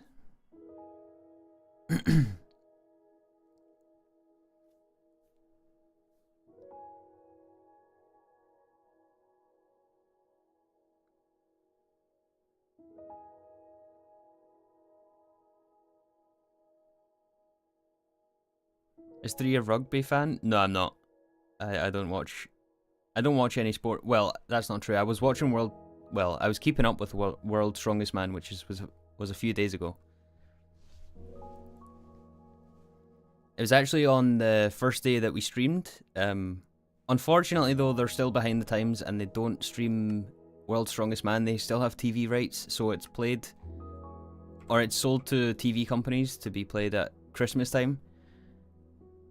So unfortunately, there's like a no filming rule other than official sources, so you have to like just watch news events or keep up with the scoreboard and whatnot during the actual event, which was a few days ago. But the Scotsman won for the 3rd time, so I don't know if any of you guys also watch Strongman.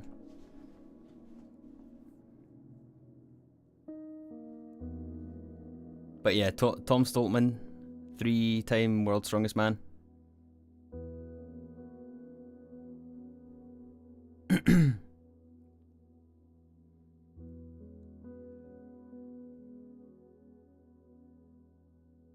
Stoltman, yeah, Kevin knows. Stoltman won.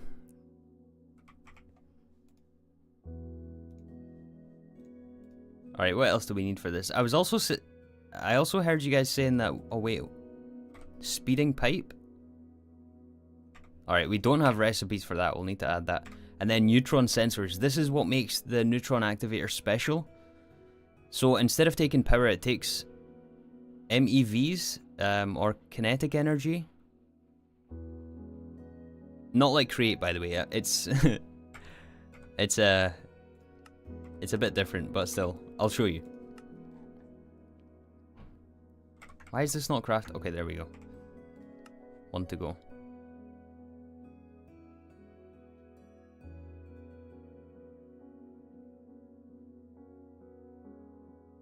TLDR, instead of taking power, it takes power. Yeah, essentially. You still feed it power, but you have to deal with MEVs, and if you don't limit the amount of MEVs it gets, it will explode, so that's going to be fun.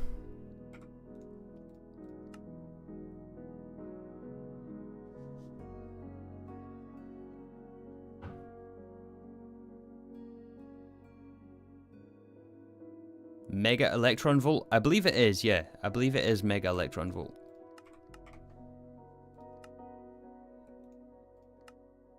There we go, there's the final neutron activator.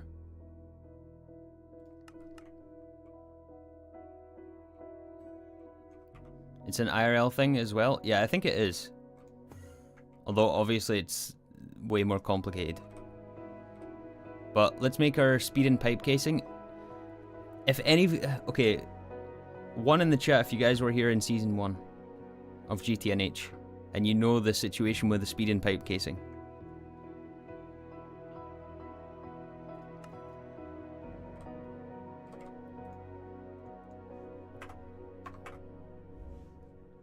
I'm willing to bet there's not many of you guys. 0.5.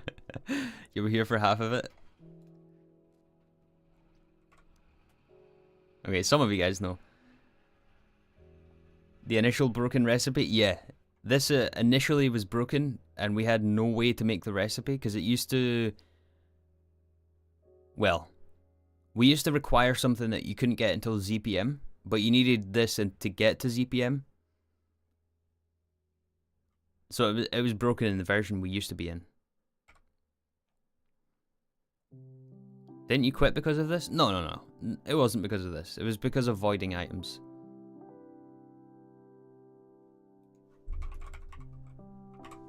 But, I talked about having to, or not being able to craft the the knack line for a while in Season 1. And this was basically the reason for speeding pipe casing.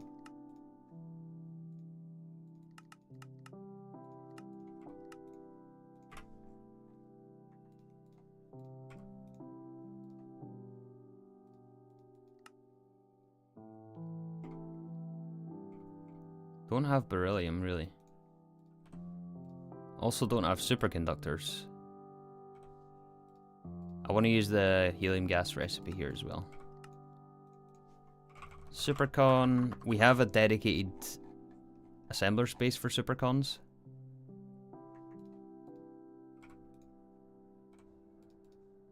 Circuit 9.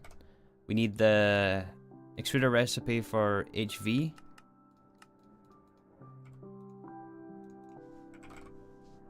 Circuit 1 in the wire mill. It's easy to control with the neutron sensor. Yeah, it's fairly easy to control, yeah.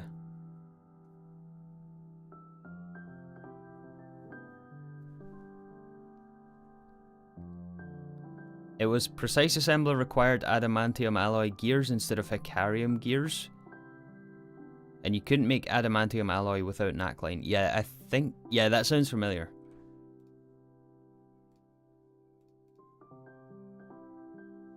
Alright, so superconductors.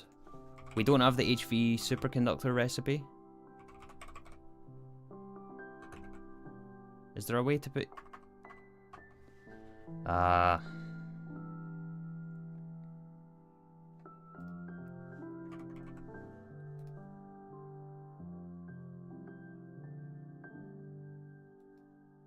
Here. Superconductor HV. This is mixed 40 at a time, so we'll cook it 40 at a time. Like so. That goes in EBF. We need a mixer recipe for superconductor copper, titanium, barium. Circuit 2 in the mixer. We'll keep it at 40. Circuit 2 in the mixer.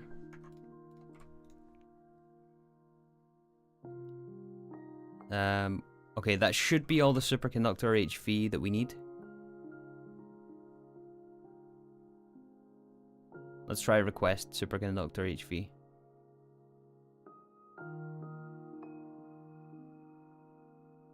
Supercon HV wire, this is what we want. Titanium is what we're missing in the extruder.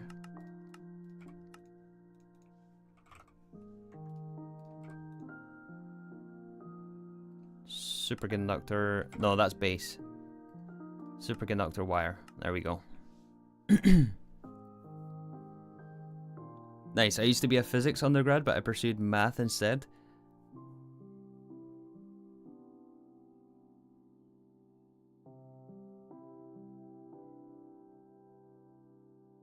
You guys are too smart. I don't think I would ever have the patience for that, for studying that. Or the knowledge, or the know-how. Alright, neutron activator. That should be a quest, right? Neutron activator. Perfect. We do need beryllium as well.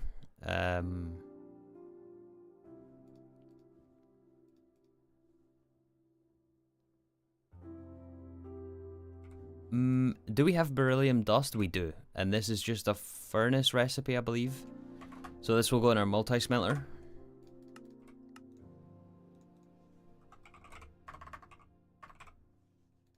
We don't have space.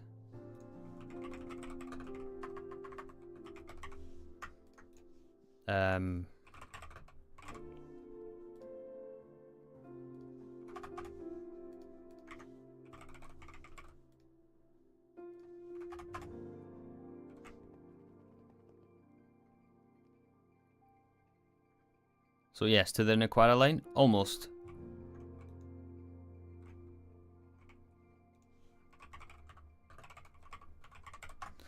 It seems that we're ending up with so much sodium hydroxide. Why is that?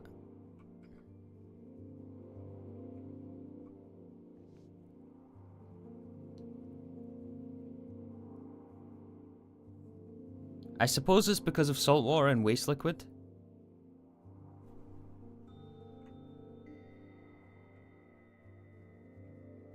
Let me just make sure this is not on. Yeah, it's because of waste liquid.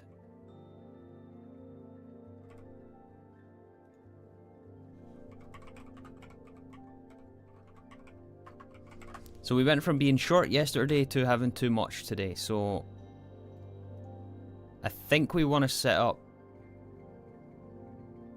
Oh no, we don't have the autoclave set up yet, so... Never mind, it might be fixed when we get that set up. Multi-smelter, we need some space in the multi-smelter.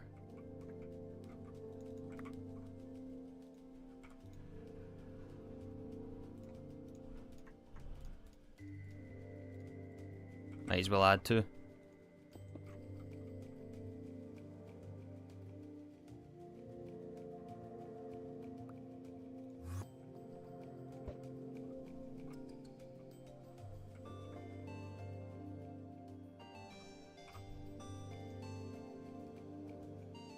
Alright, blue alloy frame box.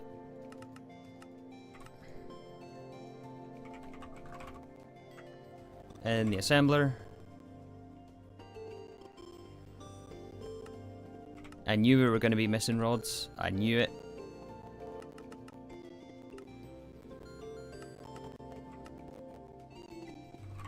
In the extruder, one slot left. Alright, so we have all this now. Speeding pipe casing. Oh nice, we can make it now.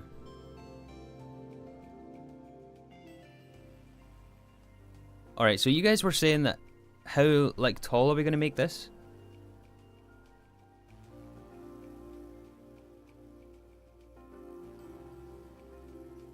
Maybe you should set your Discord status to online so people can see your streaming. What do you mean? Discord is closed right now, I think.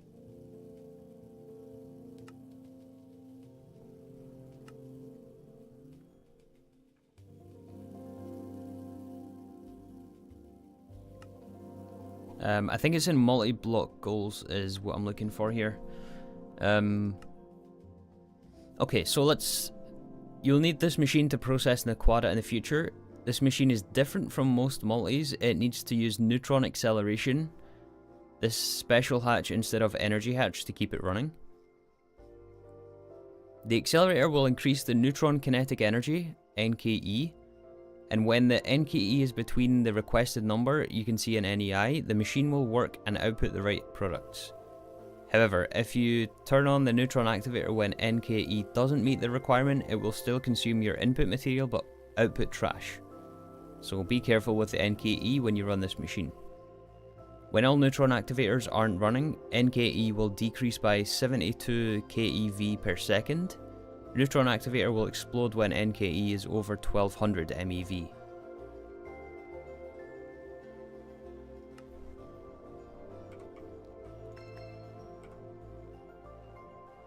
Alright, not bad. Not a bad haul there. Yeah, Blocky, I don't have that Discord status on.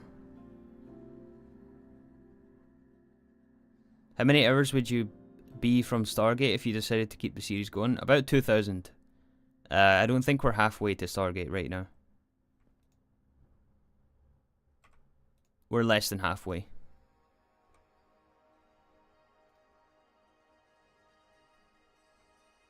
Alright, so we want an assembler recipe for this neutron sensor, which is how we feed it kinetic energy. If that quest doesn't make sense to you guys right now, don't worry. We'll go over it later on.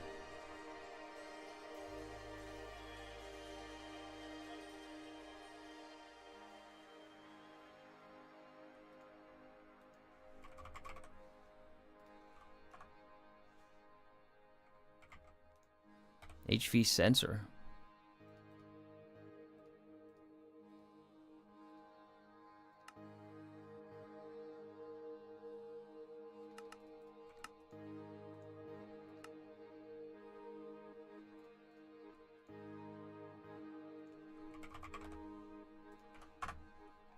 Alright, 3 of these. 3 sensors I think we want. And then, yeah, you guys were saying EV equals electron volts? Yeah.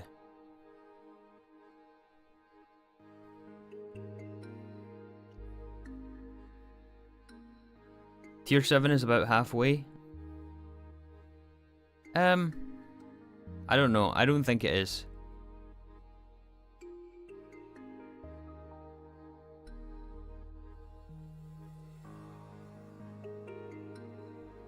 Right, so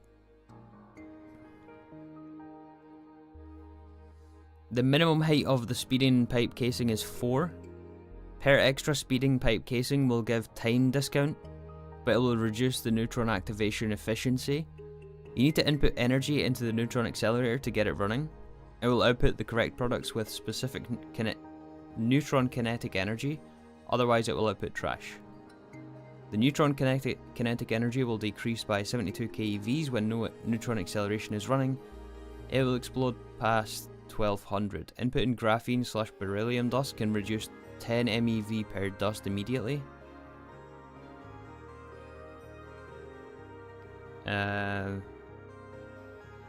Alright, so that's just like a preventative measure to stop it from exploding. But not something we should rely on. We do want to have this stable. So, minimum height is 4. Per extra machine casing, it will give time discount. What do you guys recommend for a height of this multi-block? Because as I understand it, you can increase the height and it will reduce the recipe time, but also affect the neutron sensor automation.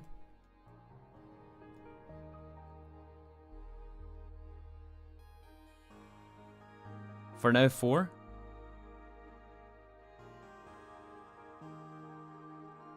Default is fine. I was thinking default because remember, we're gonna be limited by other processes in the chain.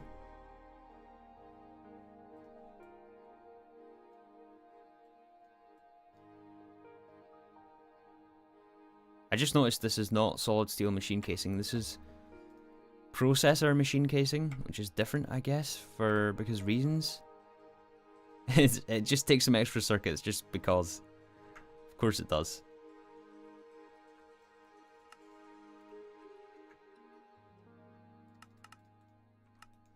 And we also don't have molecular assembler slots anymore either. Perfect. Alright, we'll fix that later on.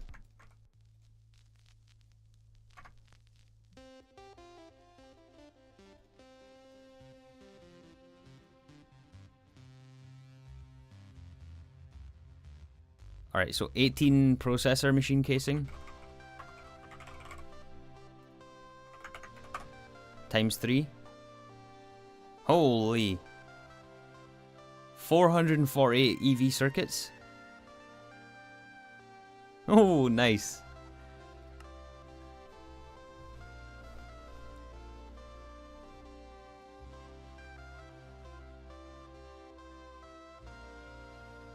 You have a processing pattern for the HV sensor instead of a crafting one?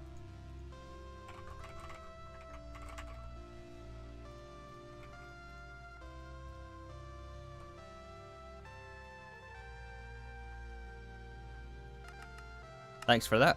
I would, well, we would have eventually spotted it, but...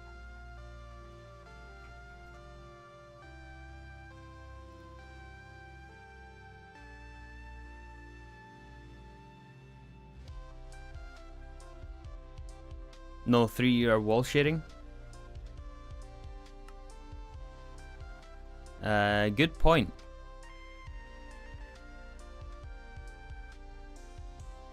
But still, we need... Wall sharing just means that we take out this slice here, right?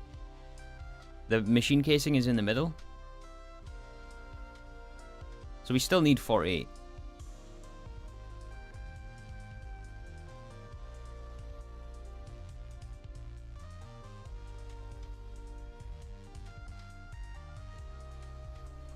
Alright, let's make our speed and pipe casing as well. 12. If we're just going for default height to begin with, and we'll adjust it later on if need be.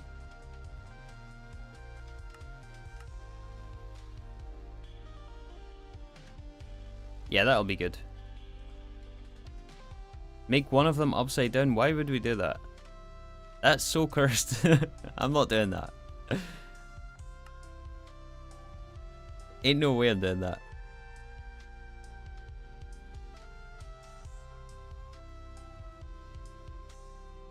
Alright, what else?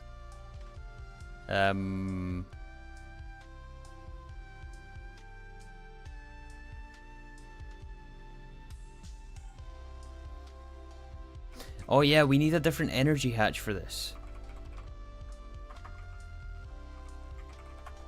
Because of course we do.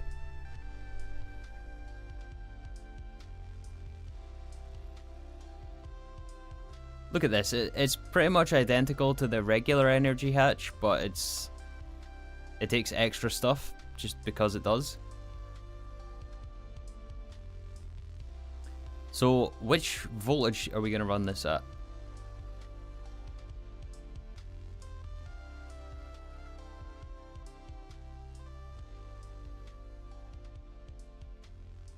Does it really matter if we have a high voltage on this? Every EU can be transformed into 10 to 20 electron volts neutron kinetic energy. But remember, the more EVs that we have, or the faster we input EVs, the faster it's going to explode.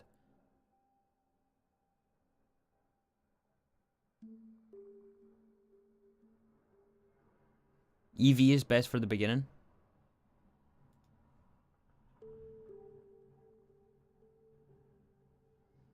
Okay, it looks like they all use an inverter, so let's just make the EV one.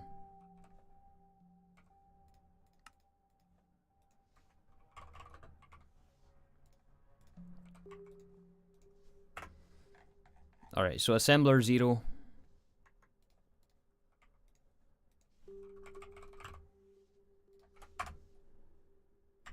Magnetic iron, styrene butadiene, inverter. Wait, does it need to be styrene butadiene?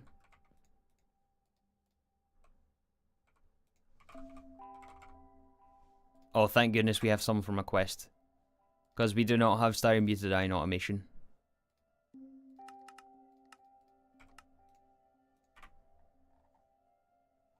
Oh, and we don't have space in the bending machine either.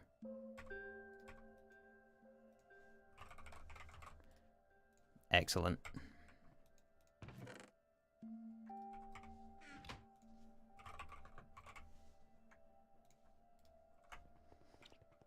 Let's go add space in the bending machine. The higher the voltage, the quicker the thing loads. Yeah, the faster the recipe, I assume, as well. Or the faster it's ready to run the recipe. I think it'll be the speed in pipe casing that influences how fast the machine is.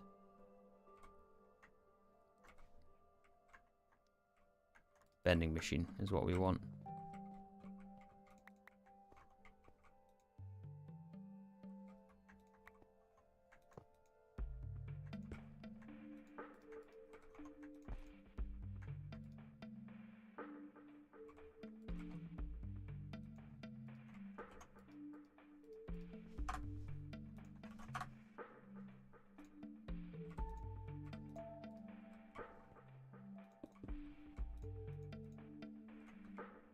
Alright, cool. A couple more recipes to add.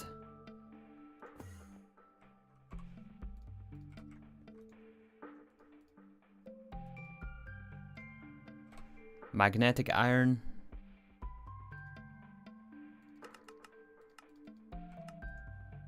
Is going to go in the polarizer.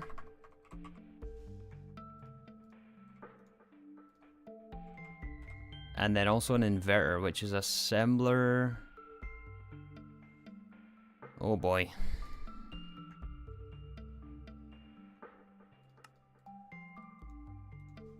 Assembler fluid 0.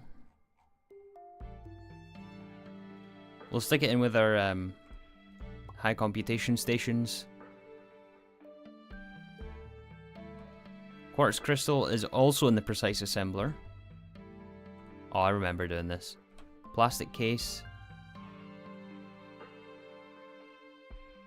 What on earth? What, what even is this? Wrong diode type.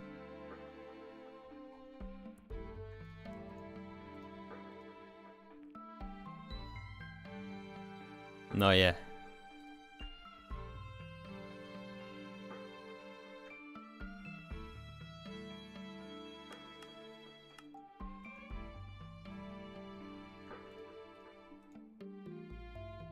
Okay, one thing at a time here. Let's do the plastic case.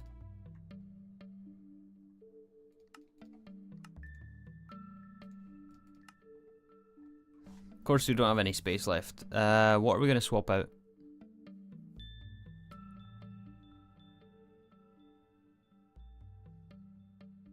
We'll add more molecular assemblers, but I don't want to get off topic here, or off track. What do we not need at the moment? Probably a sifting machine. Let's get rid of that recipe. Don't worry, we'll fix it later on. Polyvinyl, polyethylene. We can do this in the extruder.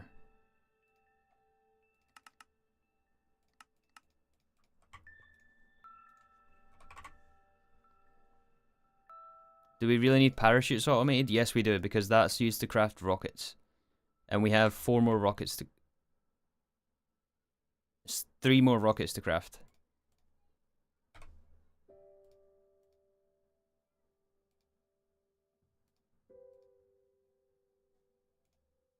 Wait, what recipe are we doing here? I think it's alloy smelter for casing, right?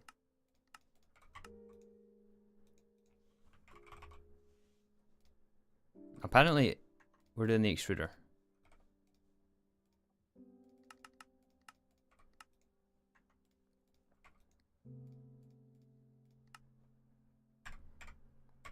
Quartz crystal resonator, which is also in precise mode. Let's do this in 144, so we'll do 8 at a time. Put this next to our high computation station.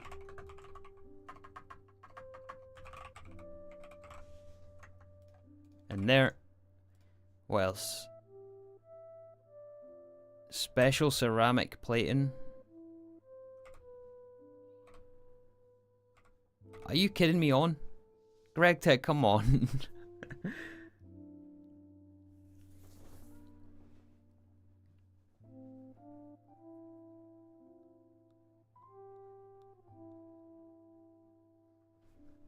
Come on, look at all these recipes here.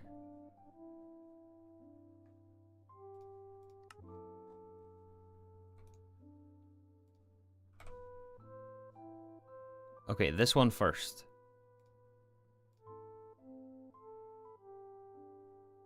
Oh, and that has MBT on it as well. Tantalum capacitor, what? Alright, assembler 0.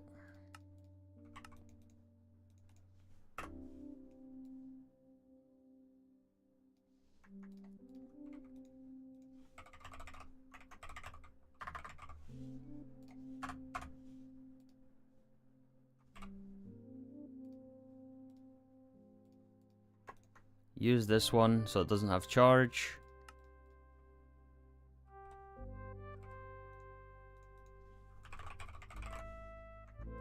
That goes in there.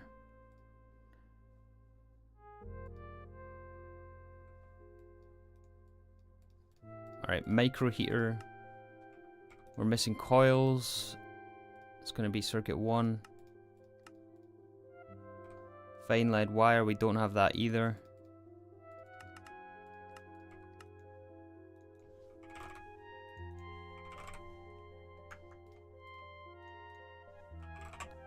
Coils we have in here.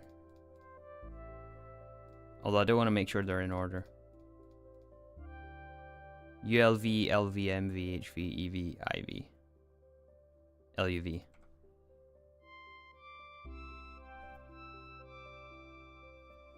Oops.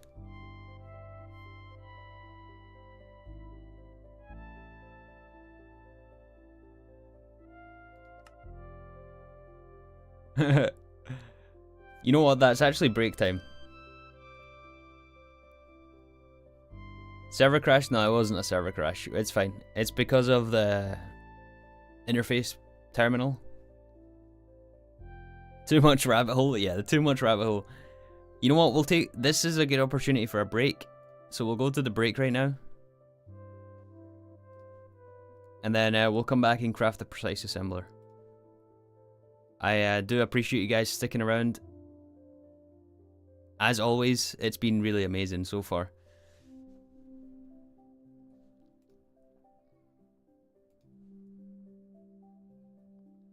Let me stick on something for you guys to watch. We'll be back in just 4 or 5 minutes maximum.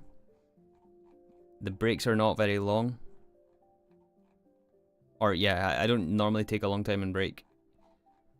So we'll be back shortly.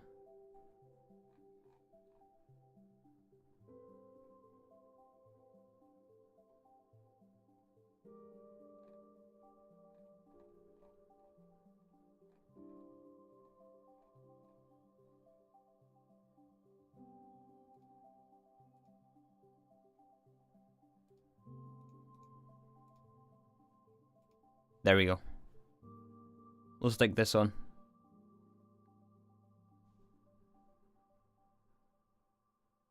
Alright guys, stand by. I will be back shortly.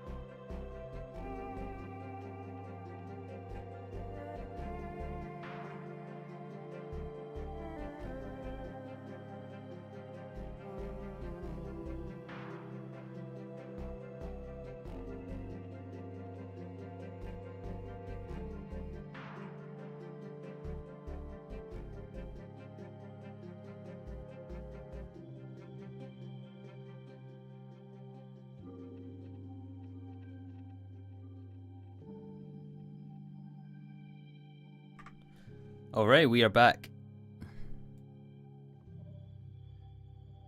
You guys trying to guess the episode number again? Is it Divine Journey? Yes, this is Divine Journey 2. Super fast build mode. Look at this montage. It looks so funny without audio. I don't even remember what that thing was for.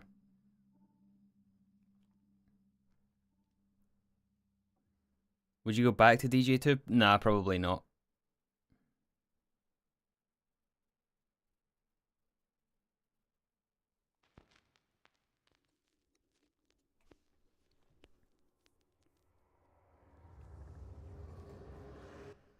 What episode is it? It is episode number 80.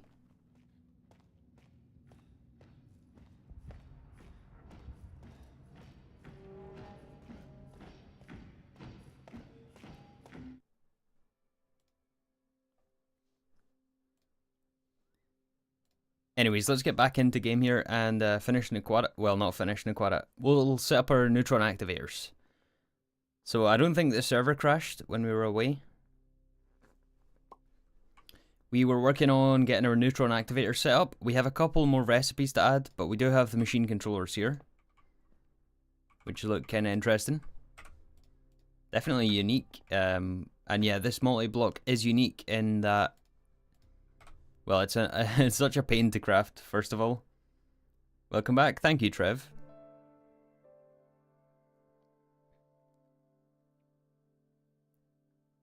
What's your favourite mod pack / series you've played? Probably Divine Journey 2. Overall, like as a whole series, I would probably say Divine Journey 2 is probably my favourite. Alright, we can craft a micro heater now.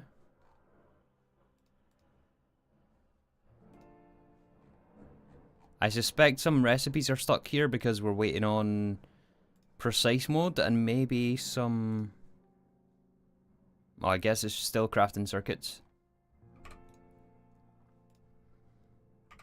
Okay.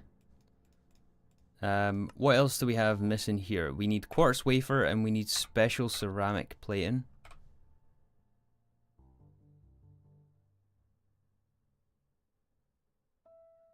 Okay, this is an autoclave, sodium dust and quartzite plating. With distilled water. We can do that.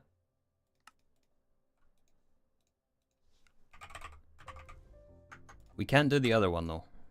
The other one is special ceramics.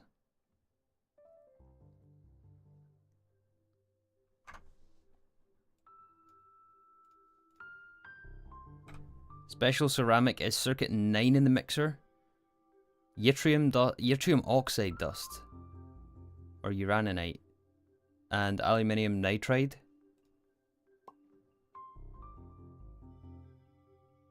An advanced glue. This is such a nightmare. Are you kidding me on Gregtech? Alright, circuit 9 in the mixer. Hopefully we have a circuit 9. We don't. Alright, let's go add circuit 9 in the mixer. One tiny little step at a time. We'll eventually get there. So many rabbit holes. And yeah, in GTNH, crafting a machine is almost more tricky than actually setting up the machine. Or more time consuming. In many cases. No wireless range here.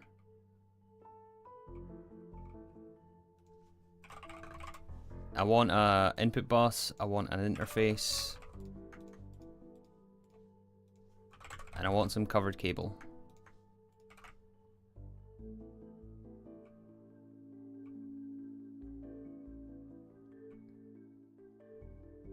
Why stop with videos? There's a couple of reasons I decided to stream and stop videos.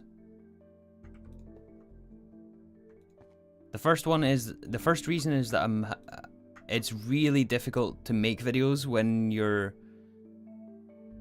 at this stage of the game. Like, for all of you guys who have been here for all 8 days, I mean, you guys know, right? We've basically been doing the same thing over and over and over and over again.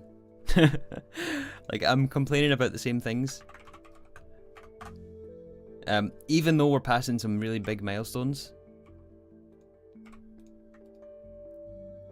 And like some of this stuff, like if you tune in for a while, you're like, how on earth do you make a video out of this? And I asked myself the same question as well, and it's so difficult to make a video out of this.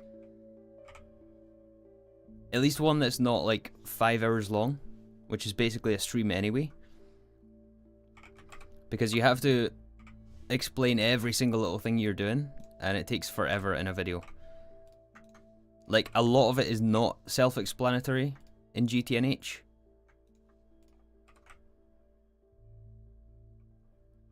One of the philosophies I have when making videos is show don't tell, which is like a, I guess a filmmaking idiom as well. Is that a word, idiom?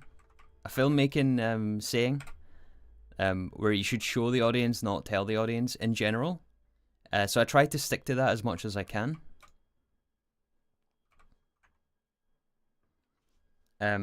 But with GTNH specifically, there's so many things that need explained.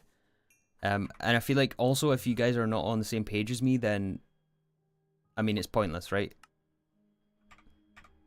And since most of you guys don't play the pack, and even if you do play the pack, then I know from Poland that most of you guys are not at this stage of the pack. It's very difficult to just show and not tell. And it's not that I'm against the explanation, but it's just so difficult in video format.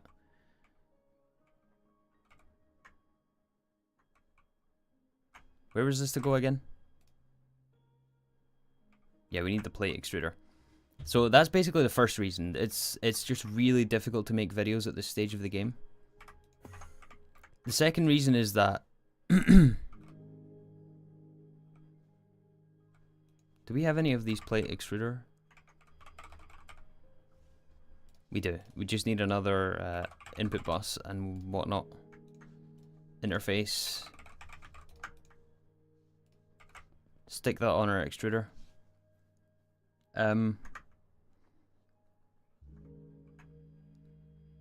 Yeah, I also wanted to challenge myself because I feel like I have. Well, no, never mind. I'm not going to get into that. Extruder.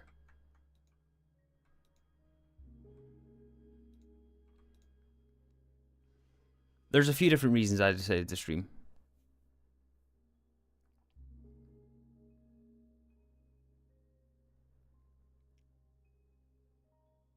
Like the streams more than videos, to be honest. Do miss building montages. I totally get that. Some of you guys will prefer the streams, some of you guys will prefer the videos, and I totally understand both points of view.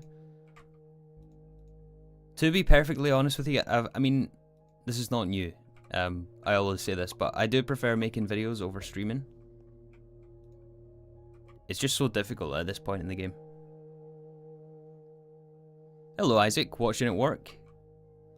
I hope I'm not stopping you from working. Okay, we need to find an input bus for the extruder. And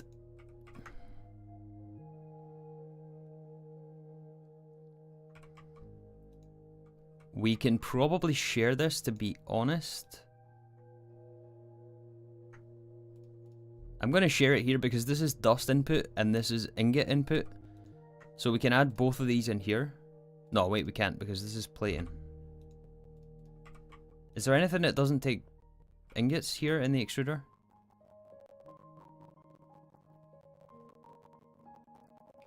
No, that's straight from ingot.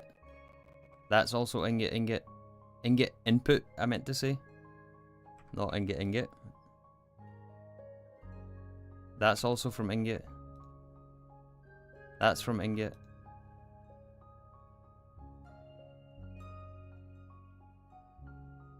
Okay, we can share this one, the cell one.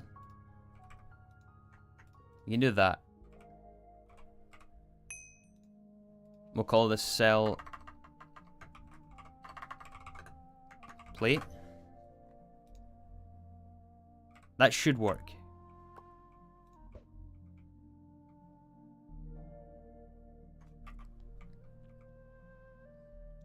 If you're now a streamer, you'll have to start with facecam.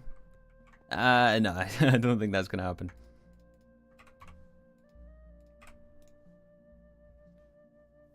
Face reveal at Stargate? No.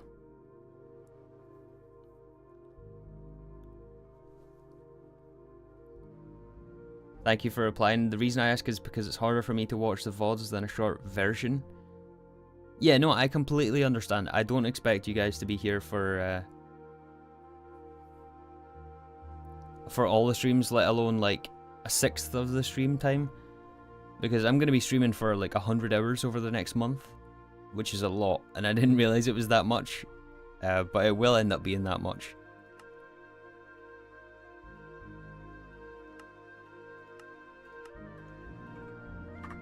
So yeah, I definitely don't expect everyone to tune in, which is why it was difficult for me to commit to this, but to commit to streaming over videos, because I felt I really, really wanted to keep it all in video format, but I was getting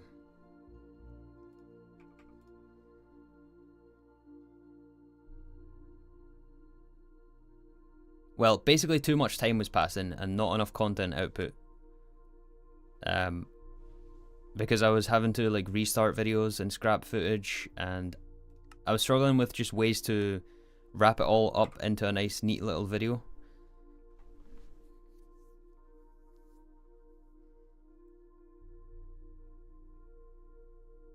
I don't pass all the blame to GTNH though. Like, most of the blame is on me.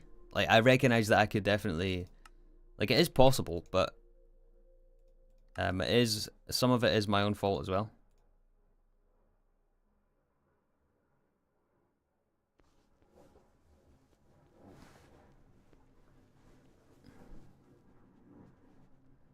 What was I gonna say?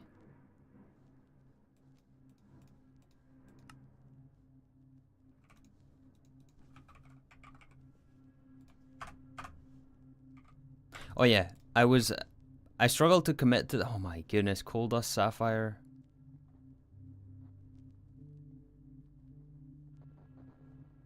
Are you kidding me on?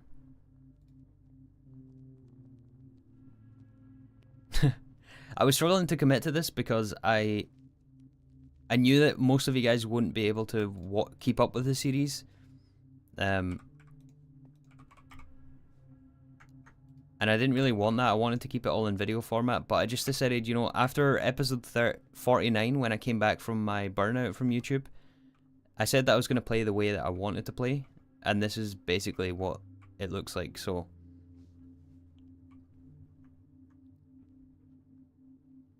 Remove carbon monoxide, yeah. It's because I was talking and doing that at the same time. Yeah, hold on, let me fix this recipe. We don't want that. Liquid nitrogen, I don't know how to get liquid nitrogen.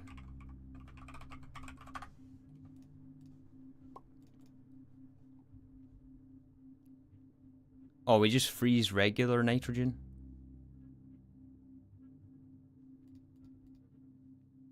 Alright, fair.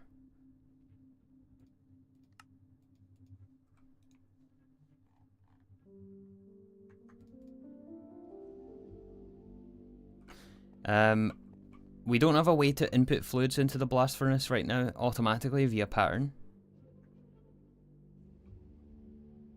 So, do we want to set up that capability here?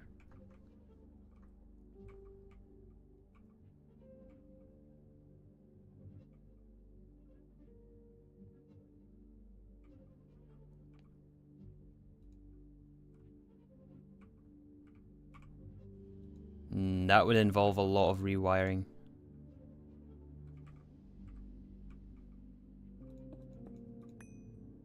Let's not do that. Let's just batch craft. Let's just batch craft.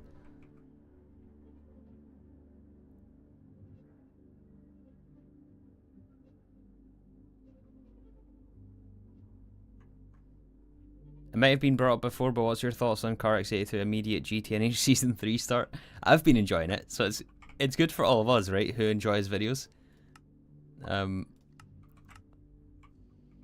But he is completely crazy. But, I mean, it's his choice, so I have nothing but respect for Corex for what he does. I know he's in here sometimes, but yeah. I have to give...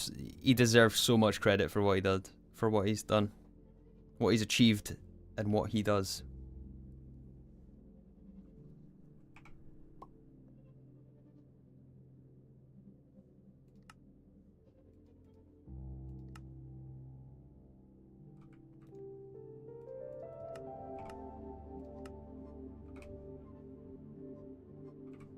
Needs to be in normal mode.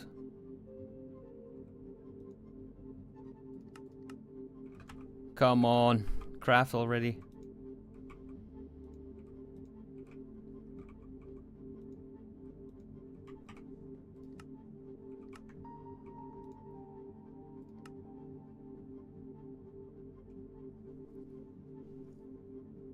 Because what else do you do when you finish GTNH but restart GTNH? Yeah. Wouldn't be me though. You're never gonna see a season 3 from me.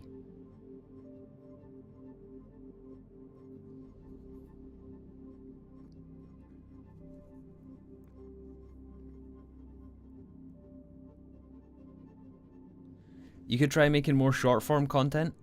I would really like to, but it's just difficult in this pack. It's so hard to make videos in this pack. It's not built for YouTube.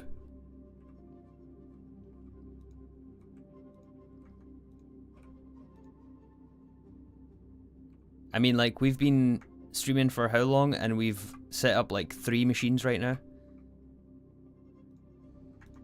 Because things just take forever.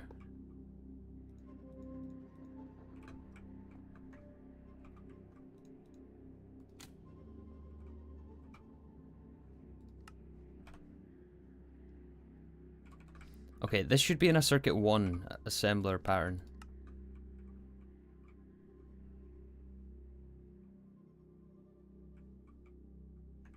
Ah, where is it?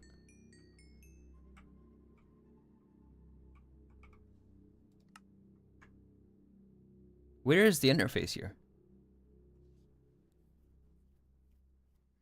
When can you make Nano Forge? Oh, that's ages and ages away. We ain't getting the Nano Forge anytime soon.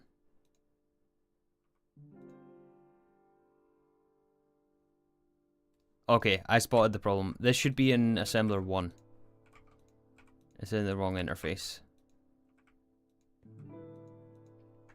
Needs to be in here.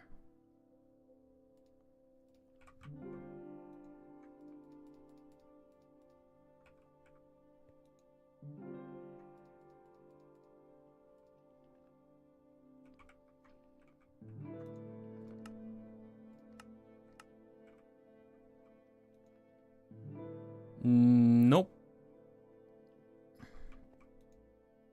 It doesn't need to be in there. It needs to be in fluid.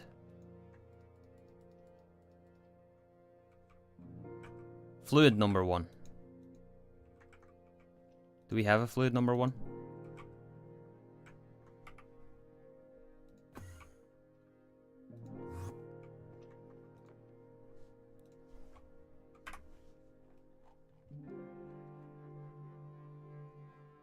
We do. Needs to be here. Fluids. Because we have helium in the recipe. Alright, let's try that again. Neutron sensor. 3 of those.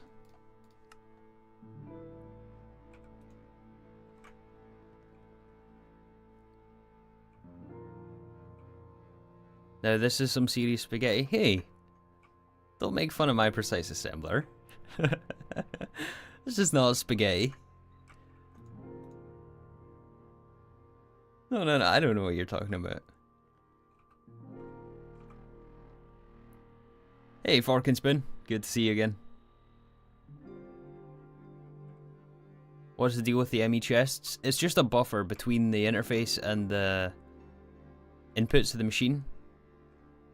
And it's basically the fastest way to insert into the machine.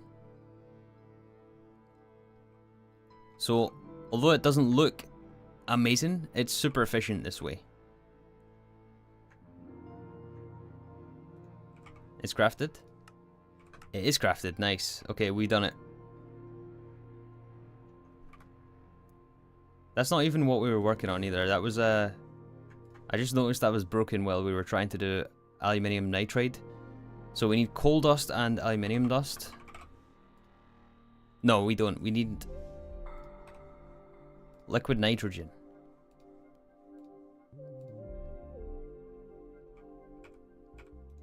Nitrogen gas. Yeah, that's right.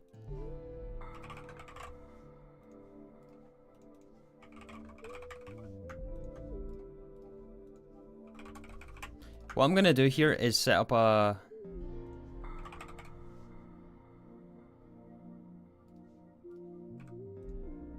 So we should have nitrogen in our system. We do. We're making it from nitrobenzene. We're gonna batch craft, but we're also gonna set up a fluid storage destination for liquid nitrogen, in case we have to handle it in the future.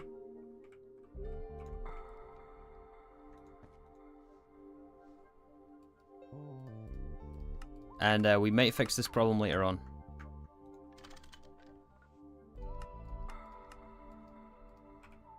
But for now, what we're going to do is that.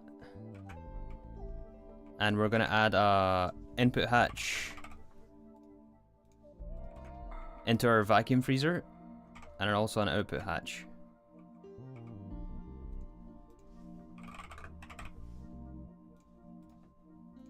We'll need some cable as well to plug it in. But yeah, we're just going to batch craft this liquid nitrogen to give us enough. So we will add the... Let's turn this off first.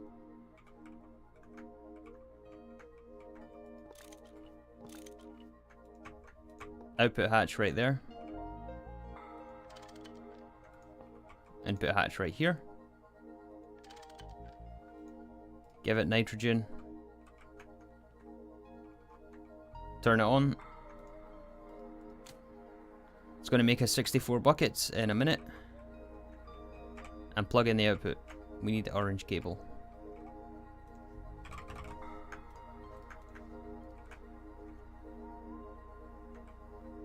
$64 is enough? Yeah, 64 will be enough. Like so.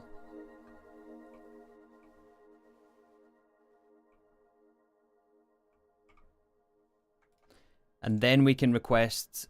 What was it again? Aluminium nitride.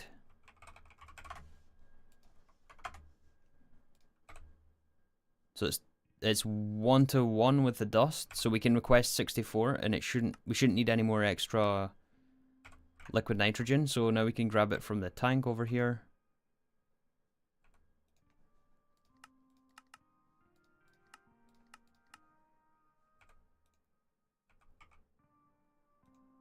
As soon as it finishes.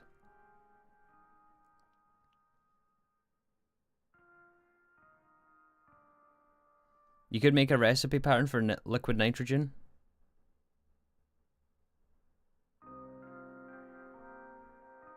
There it is, there it is. Yeah, we could do that, but we don't have a dual interface on the vacuum freezer. Although that would be very simple to add.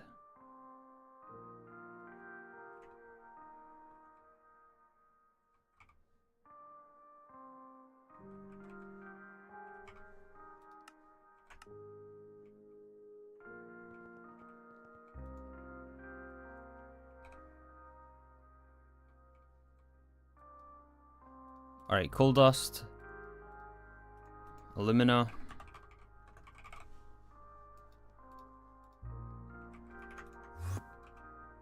and then yeah, we just have to smelt this through our blast furnace so we can give it the liquid nitrogen.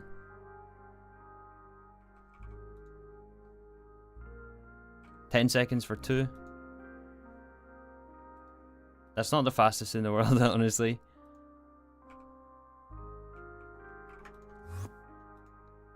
And we get carbon monoxide, but we're just going to avoid it.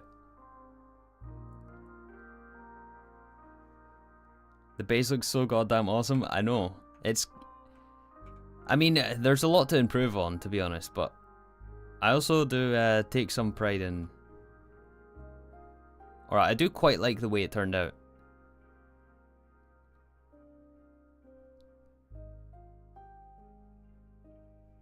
I need to improve the render distance as well, but that's on server config, and I just haven't got around to changing it yet. But yeah, it's taken a while to build all this, but you know.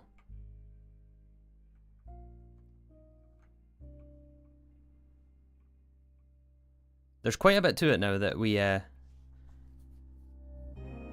now that we've been in the void for a while. Looks like a space station. Yeah, it kind of does. Also, you know one thing we haven't done for a while is change the sky color.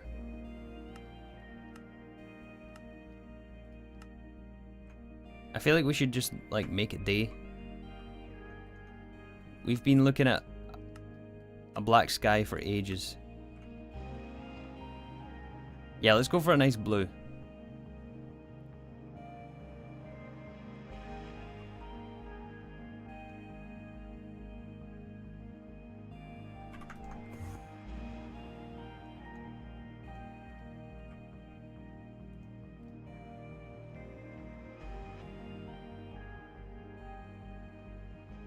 Is Distant Horizons available? No, it's not available for 1.7.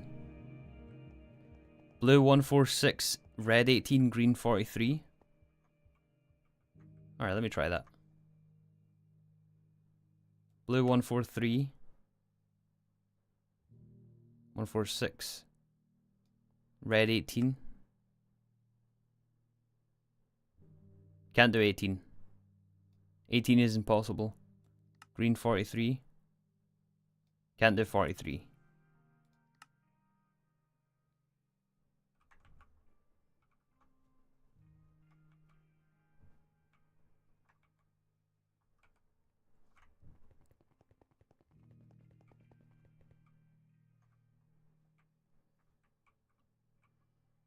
Okay, let's fill in the rest of the liquid nitrogen.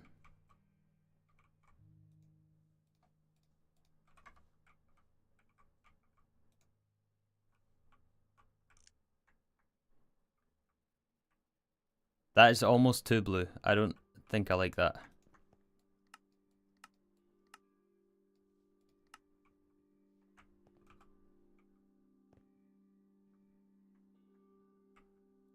You could say we in a new horizon. Yeah.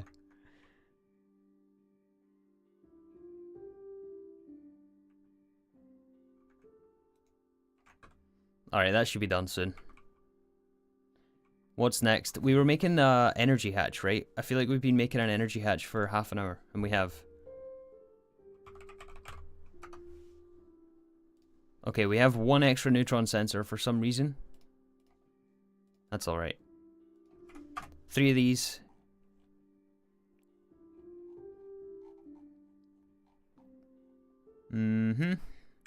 Diodes, we removed the recipe the other day for that. And then cyan dye. First of all, quartzite plating in the compressor.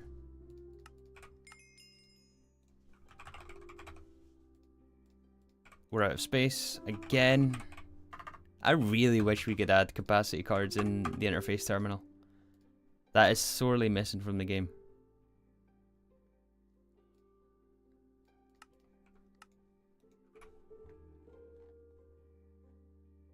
Alright, let's add the SMD back in.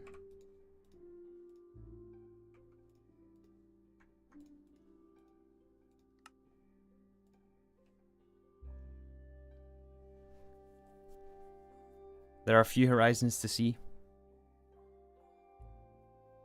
Hello, Cookie.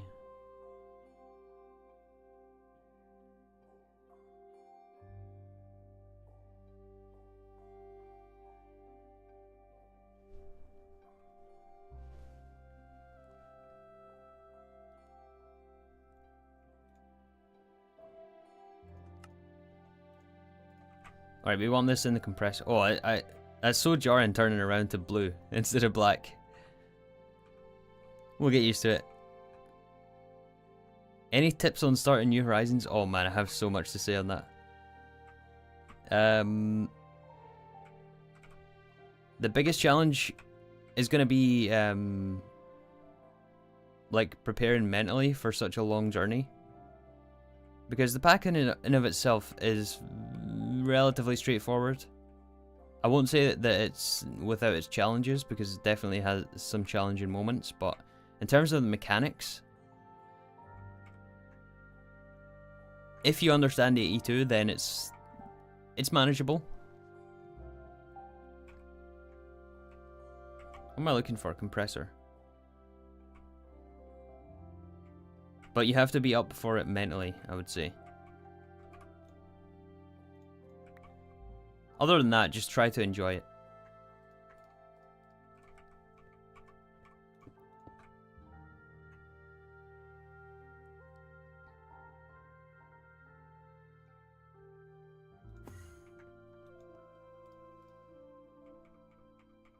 Okay, what else? Can we make this yet?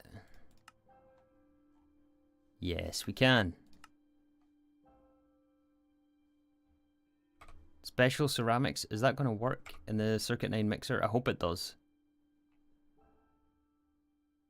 Just got home. Hey Tiny, what did I miss? We're working on some Naquadah stuff and precise mode. Oh yeah, you're right.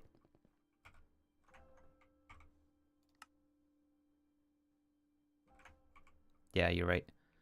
We're working on our Naquadah line, and we are blocked by needing a precise assembler, which is one of the things we need we're blocked by needing a neutron activator, which is why we had to craft our precise assembler, since it has to be in precise mode.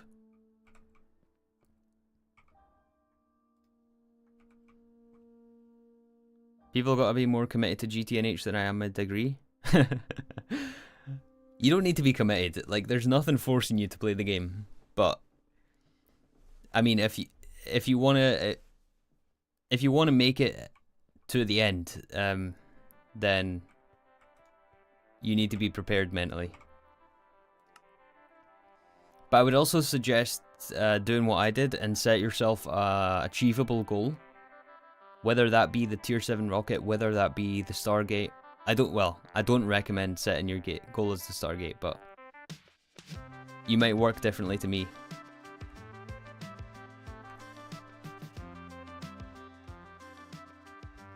Oh, I didn't mean to do that.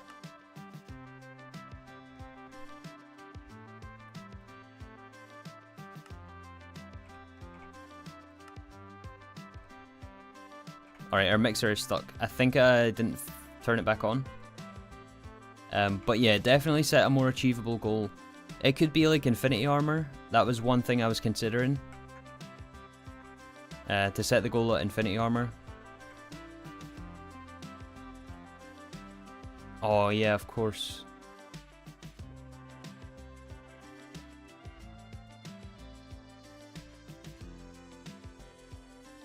Of course, this has fluids in the recipe.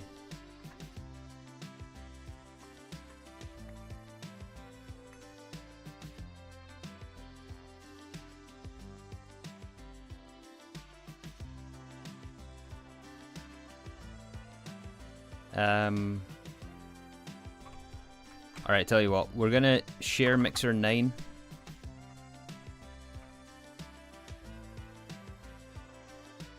I'm gonna put it in here instead, because this does have capability to handle fluids. It has an ingredient buffer, so we'll put it in here instead.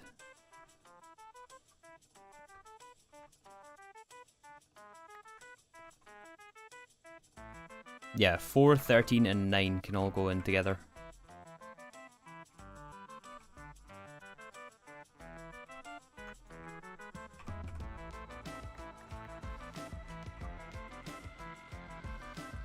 I know we can get that fluid back, but we need a deskritizer and stuff.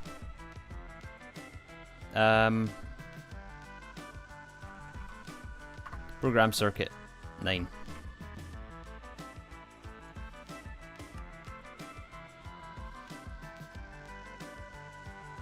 I feel like our progress is really slowed today,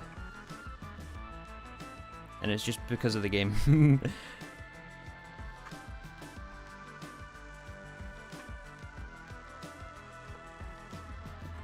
Oh well, that's the way it goes. Did I turn this back on?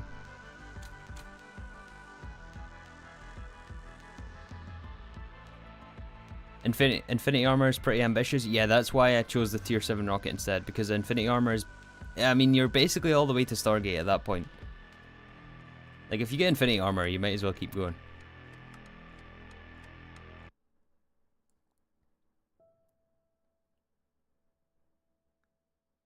You'll need a bigger buster, will I?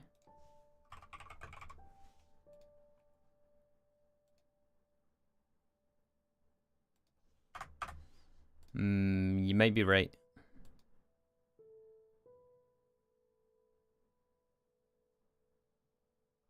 Okay, let's go switch it out. I don't want that to break.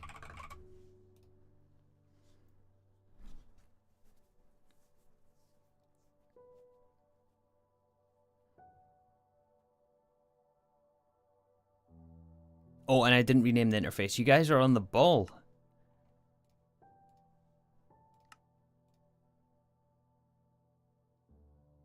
Why is this not crafted now?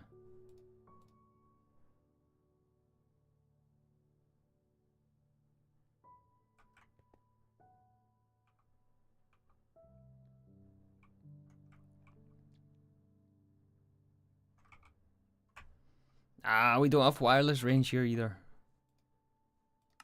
Why is my input bus not crafting?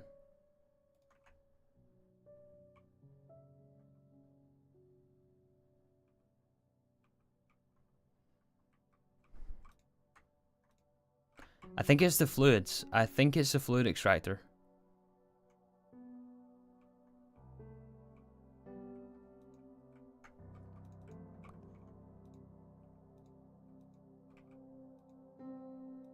Nope.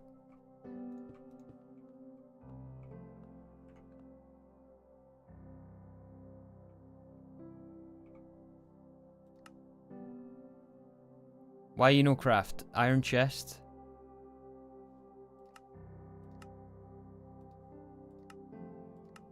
It's fluid somewhere. I don't know where it is though.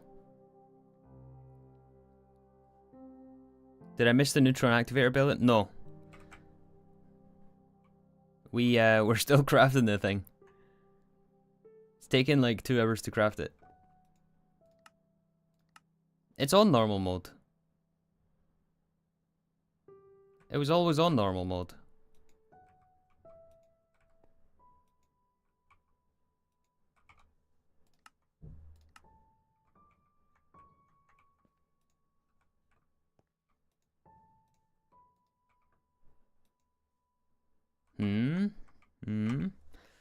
We have a situation here. Things are breaking.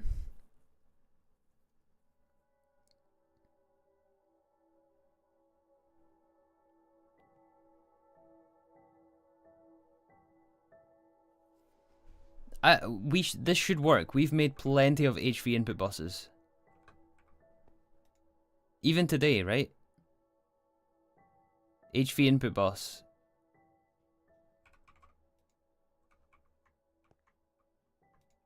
What?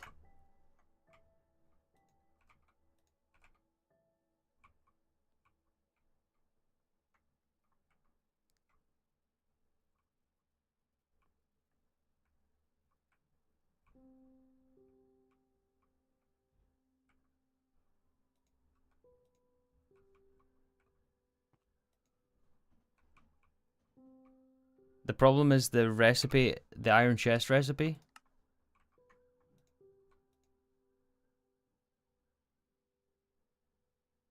Yeah, the iron chest recipe is in here for assembler 0.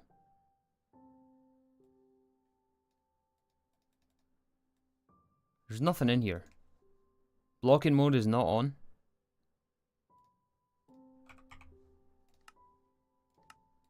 Let's try doing an iron chest.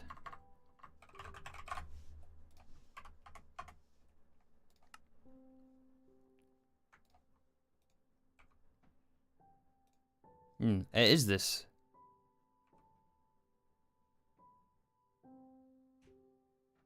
Hey, Booling. Cheers from NA. Oh, that's right. It's getting on, so all the Americans are going to be joining us right now. Hello to everyone from across the pond. You didn't set the circuit for iron chests. It shouldn't need a circuit.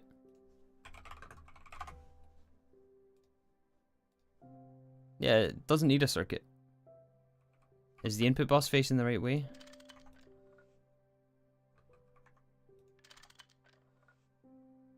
Yeah, it says on the tooltip up here it's facing up.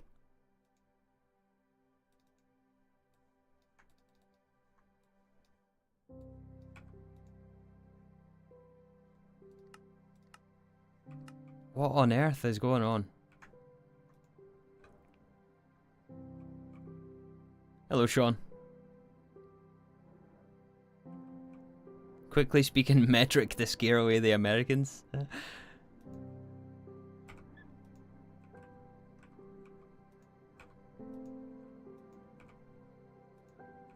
Oh, I don't want to scare anyone. Scare anyone away from here, but that's funny. Try breaking the connection and replacing. I'm truly stumped by this. This is such a basic thing as well.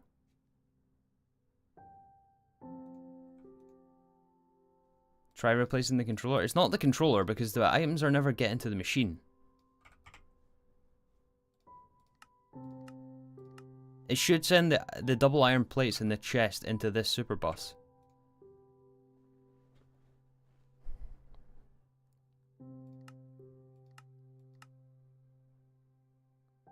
Yeah, default insertion mode.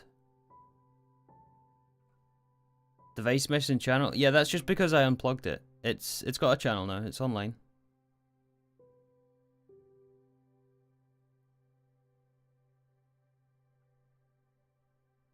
Try putting a chest instead of a bus. It could be the super bus.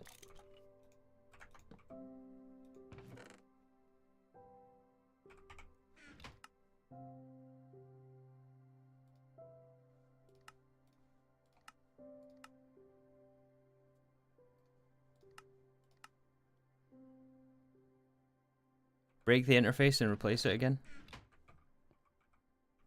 I mean, we basically just did. We unplugged it.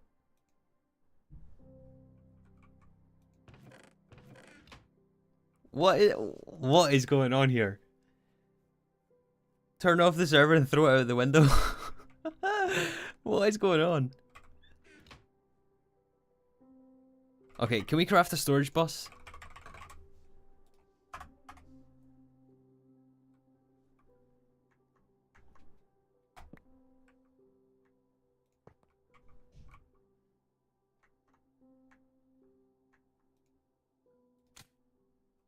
Are there multiple iron chest recipes? Oh, maybe. No, this is one of the oldest recipes we've had.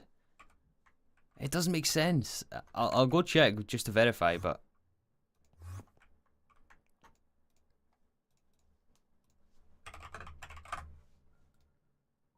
No, only one exists.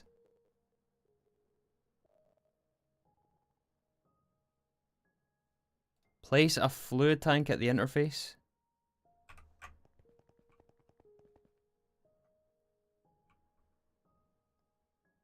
I don't see how that would fix it, but maybe. I mean, we'll try everything, I guess.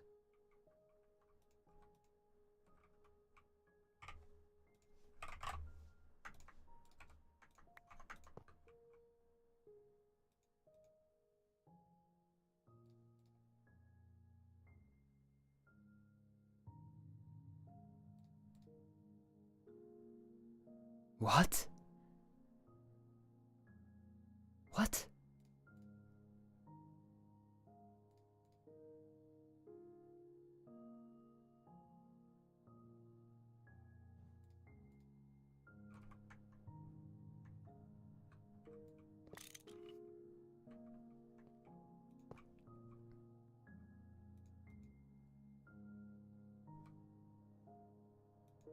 Wait.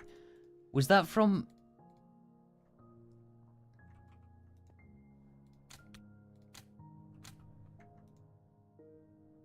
Was that from... Was...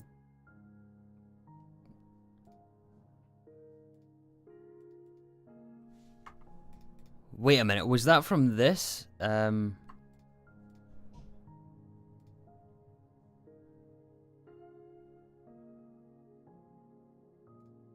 Did I have this? Did I have the recipe in the wrong interface? Maybe. It was helium in there, right? It sent helium, so maybe.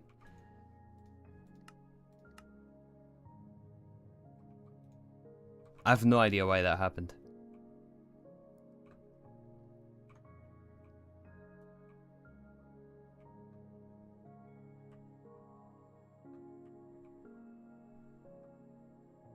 Fluid packets can block item inputs. Yeah, I know, but I don't know how helium ended up in there. Did I? Maybe you guys watching the VOD are paying more attention, but if you know what happened there, maybe leave a comment. Or point me to a timestamp where I put the recipe for liquid nitrogen or something in the precise assembler, maybe, when it was crafting. That's the only thing I can think of, because it's from a previous mess up. Yeah, it must have been. I just don't remember. That's why I was so confused. I don't know.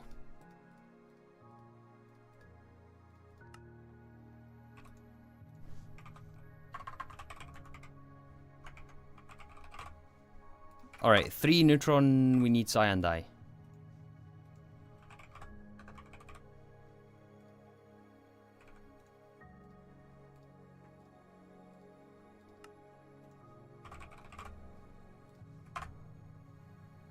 We need red dye.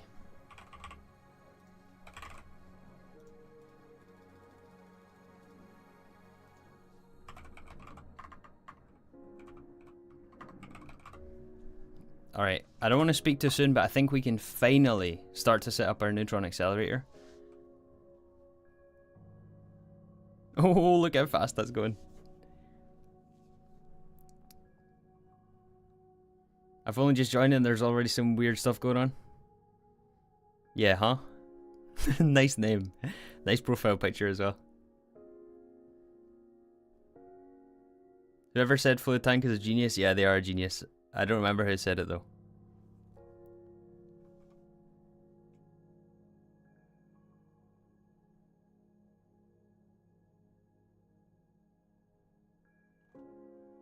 Oh, we have another issue of the same. Oh no, we don't. It's still crafting carbide. Alright, is our speed casing done? It is done. And our, what was it called again? Processor machine casing. 54 somehow. We have some extra, but... Oh no, it is 54. Anything else we need for this? Potentially.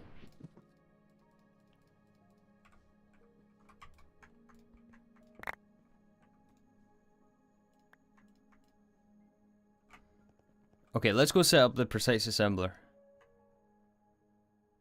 Hello, Awari. Afternoon, Tabassum.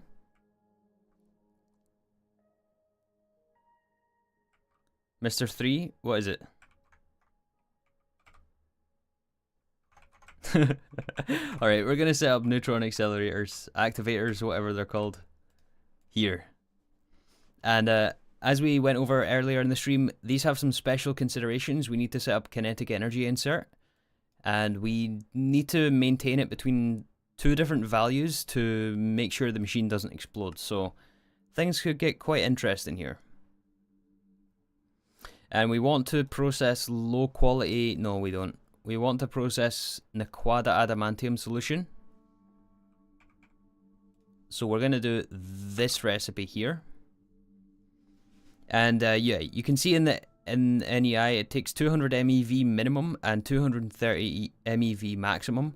If we go over 230 MeV, it's not going to craft. If we're under 230, if we're under 200, it's not going to craft. If we ever reach 1200 MeV, the machine will explode. So first of all, let's build the multi-block.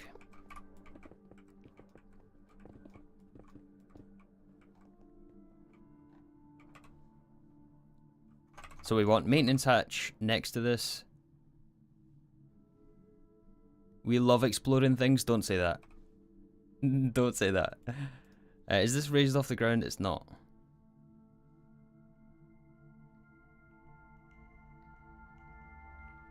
I seem to remember raising this off the ground in Season 1. Why did I do that?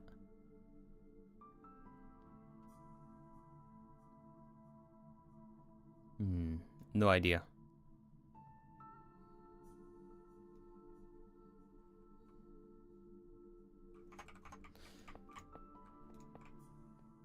Alright, so it's 5 blocks long. Let's do that and fill in the base.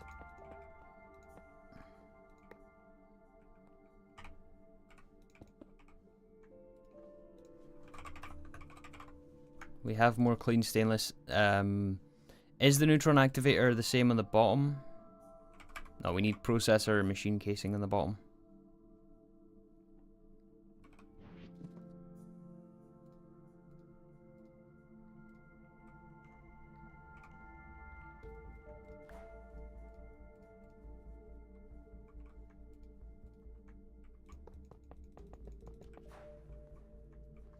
Let's also switch up the music here as well.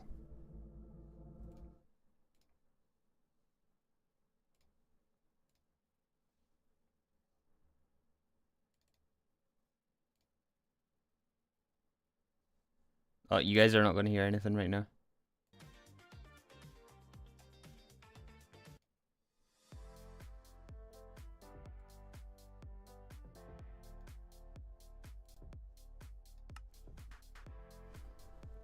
Backup? Oh yeah, we'll make a backup, don't worry.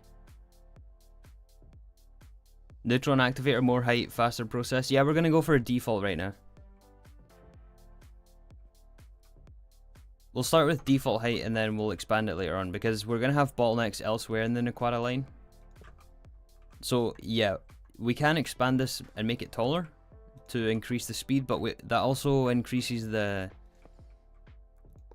electron volts that are sent to the machine, and therefore it will explode faster or have a risk of exploding faster. So for now we'll start with 4 speed casing, which is default.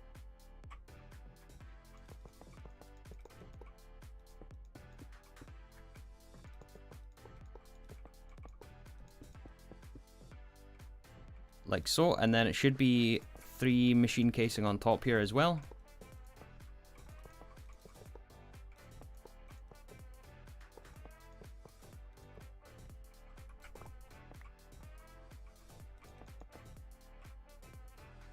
And then, yeah, clean stainless steel all the way around.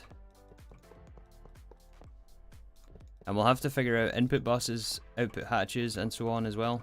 So I think that just replaces the machine casing. And then there's also steel frame boxes on the edges.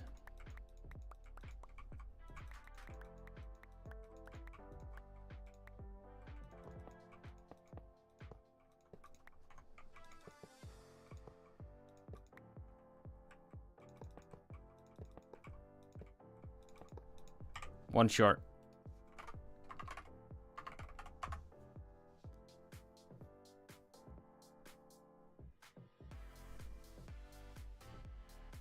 Greg, the inventory. I know the inventory is a mess right now, but we need all this stuff.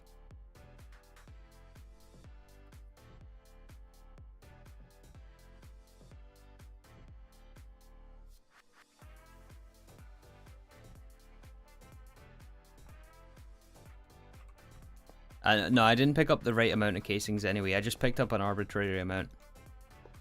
I didn't have it measured out because, yeah, we need to replace the maintenance hatches and so on. Energy hatches.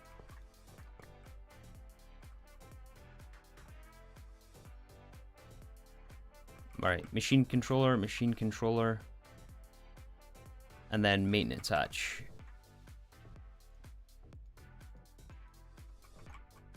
Here and here. And then reinforced glass, we also need that as well. I think it's all the way in, yeah, it's just the middle.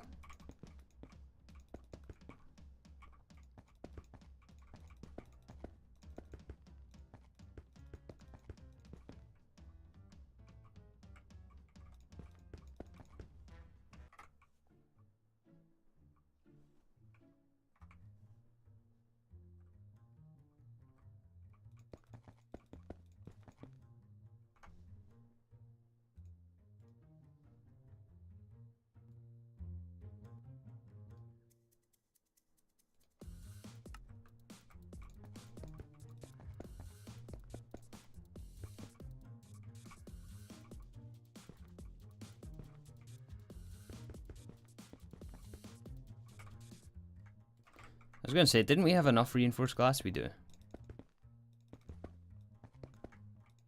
Alright, so does anyone remember here who's set this up before, or recently?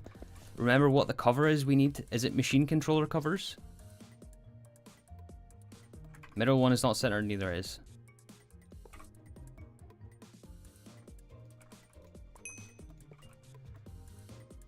Yeah, is it machine controller covers that we need on neutron sensors?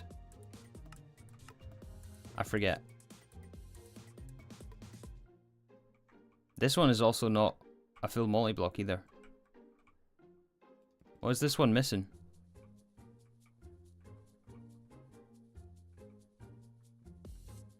Why are the other ones formed and this one isn't?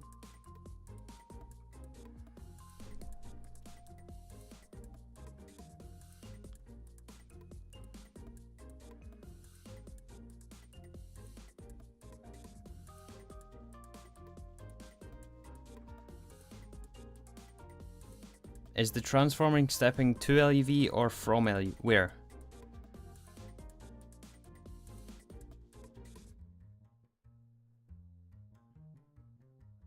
Glass, maybe?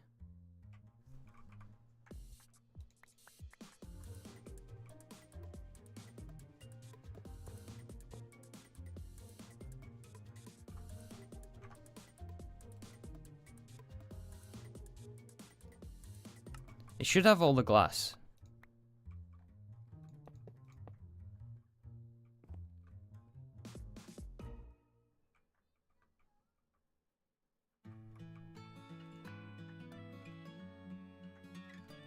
This is very strange, I don't know.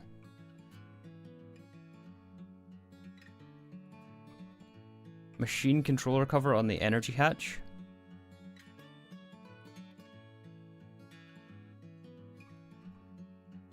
Oh, it formed. Oh, you're right. Yeah, it did. Okay. Let's get the first recipe going here. So, we need to input Naquadah adamantine solution. We need fluid output and we need item output. So, fluid input, we're going to set up a...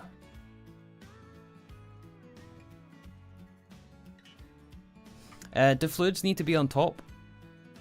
Or, I mean, the output hatches need to be on top. I seem to remember that outputs need to be on top and inputs need to be on bottom. I don't remember if that's still the case, though.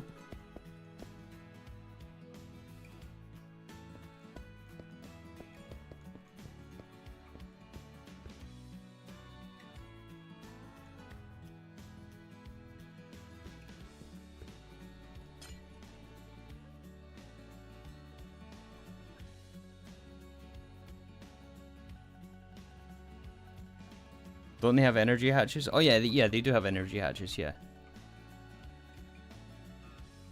Alright, what we're going to do is have fluid output in the middle here so that they can share.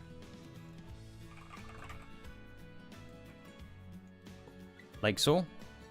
And then output bus, output bus, output bus. Since I think all three recipes give us items.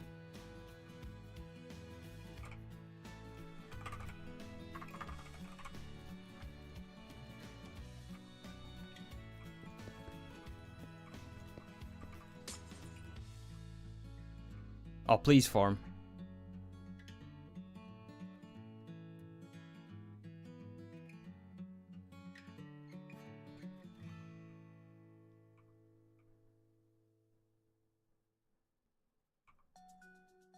Output on bottom, input on top.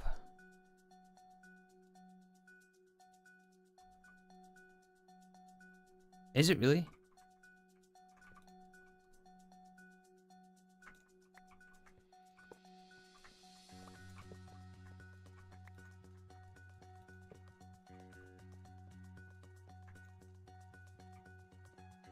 Check the blueprint. It's the opposite? Okay.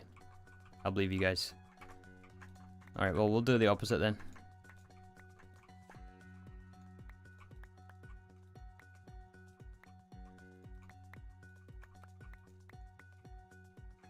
Alright, output, output, output, output, output.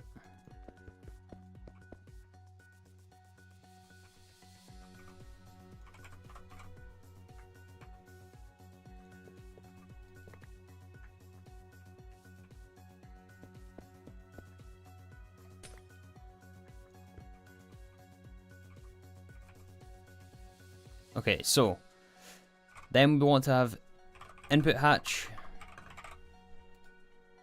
Man, it's taken us so long to get to this point. We're finally here. We're finally at neutron activation. Yeah, just one input for this.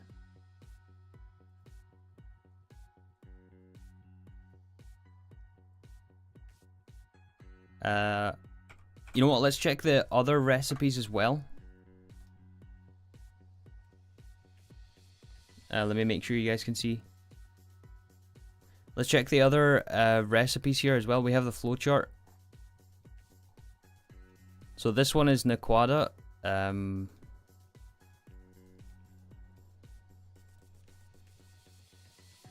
Right here. So one fluid input and then fluid item and fluid output. Wait, what? Item output, fluid output is what I meant to say. Enriched Naquadah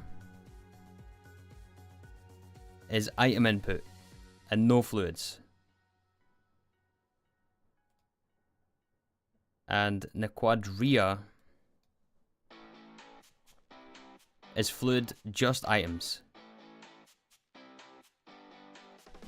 Okay, hold on. Naquadah will be this one. Let's add a sign so we remember.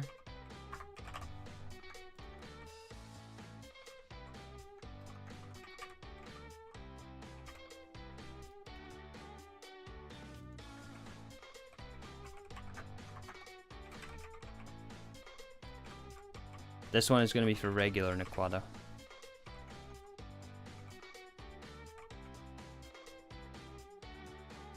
Alright, so Naquadah is just fluid input.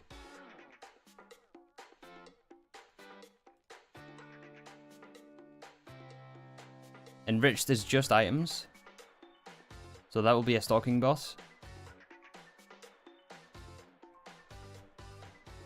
In the middle. And this one is fluid and items, right?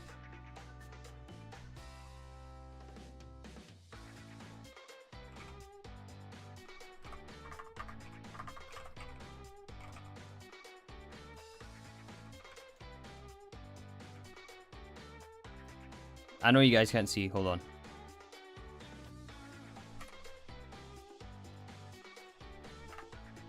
Alright, did I get that the right way?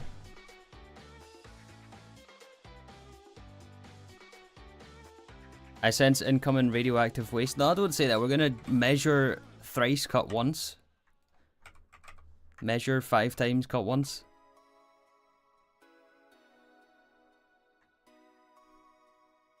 Why did the stream lag? It shouldn't have lagged. I don't have any dropped frames. It's just from when I'm switching the scene in OBS.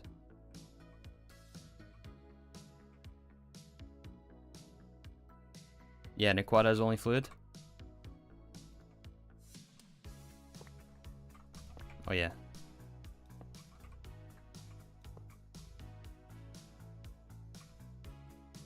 So fluid, item, fluid.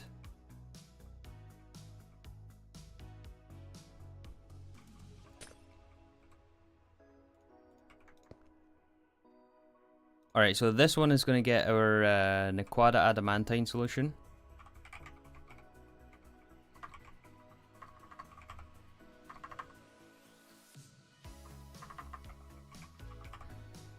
There's a dash in there. It always throws me off. Yes.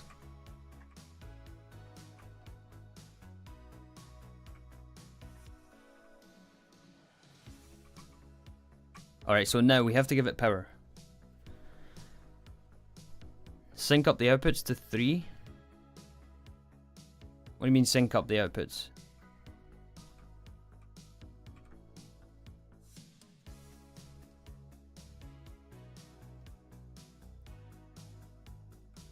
Item and fluid output.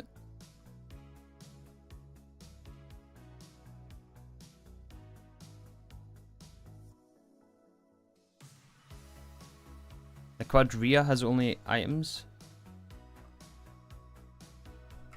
Wait, I need to look at this again.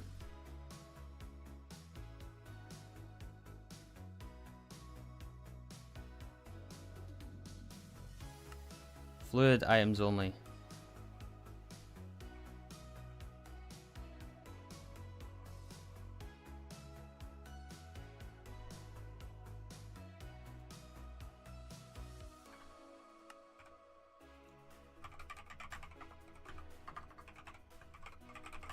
It would help if I actually pinned this, right?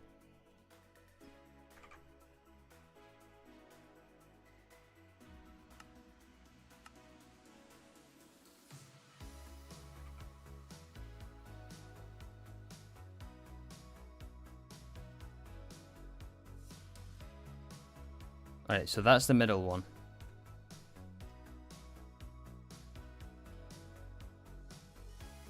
This one is item.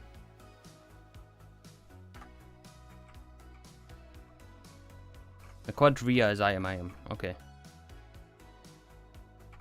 So we don't need the output hatch here.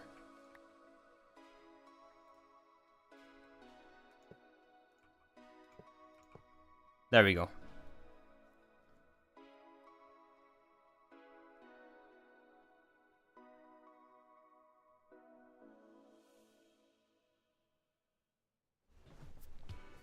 He does have the redstone control on these, right? Nope.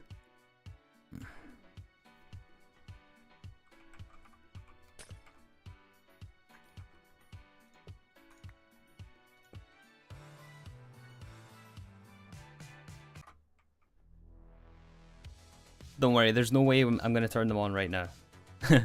We need to set up the energy first and stuff. So this is where I need you guys to keep me right.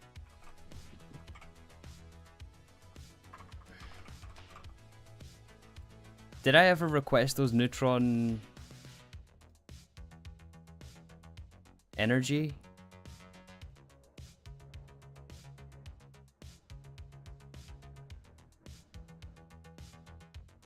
Turn them on, see what happens? I don't think so. I don't think so. Alright, so we want neutron sensors here, right? And this is going to allow us to see how much MEV we have. So for the first recipe, it's going to be... Wait, let me unpin some of this stuff.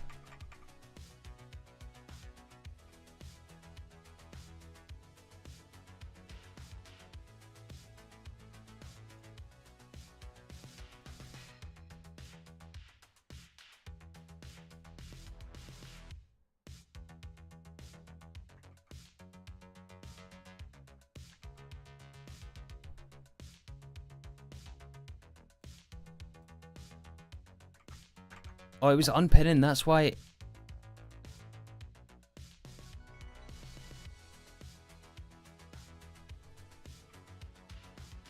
Alright, it's this recipe we're doing, right? So between 200 and 230. I think what we want is...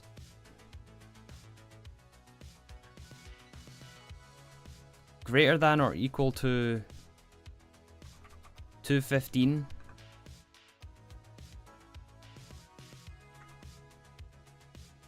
Less than 220. Is that going to work? 225?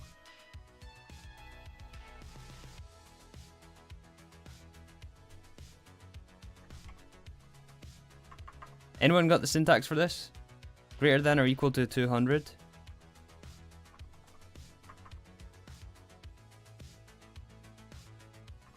Greater than the lower end?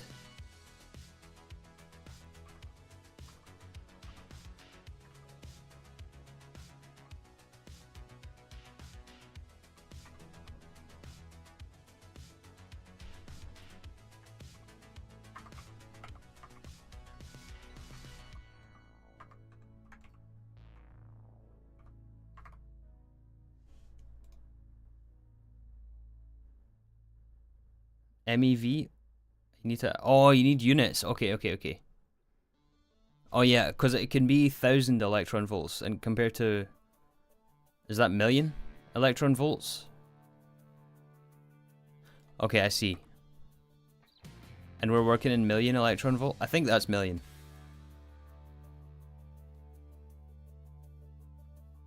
Yeah, okay.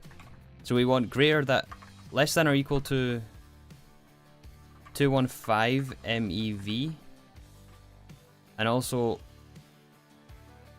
greater than 225, less than 225 MeV.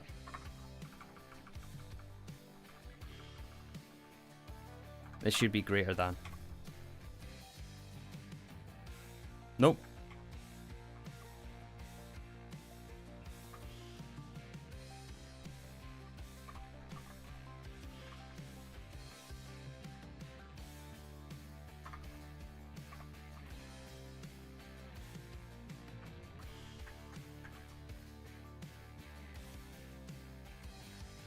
You can only do one condition.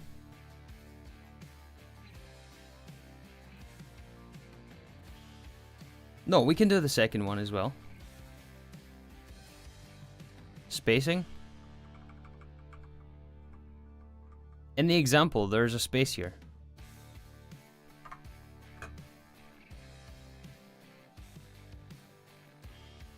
Put equals 215 and it's set.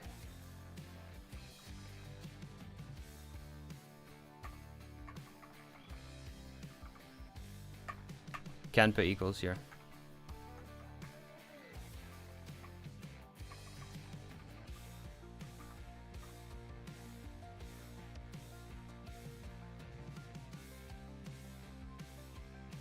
Less than or equal to 215. But surely that would just like that, you mean?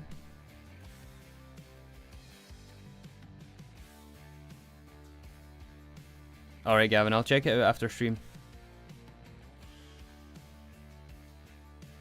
It can only take one condition? No, surely it can take more than one. In the Season 1 world, we had more than one condition.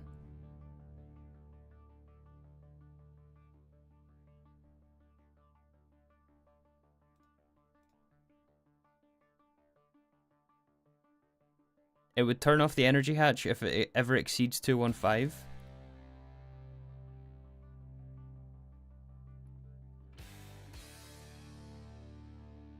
It's one per condition. Oh, did we have two neutron sensors? Is that what we had? I'm pretty sure you only had one. Are you sure, Carl?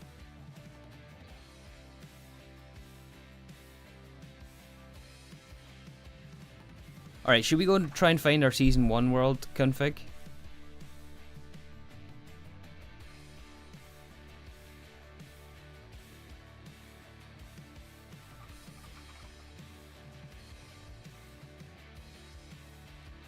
Let's see if I can find it here.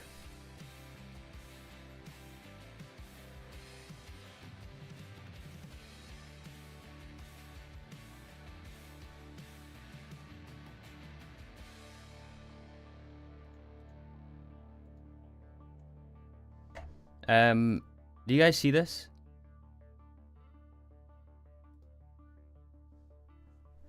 You guys should see this, right? This was our Season 1 world.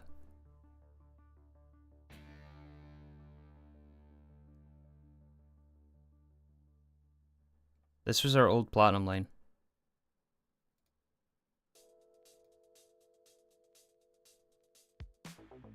Setting up Vulcanus.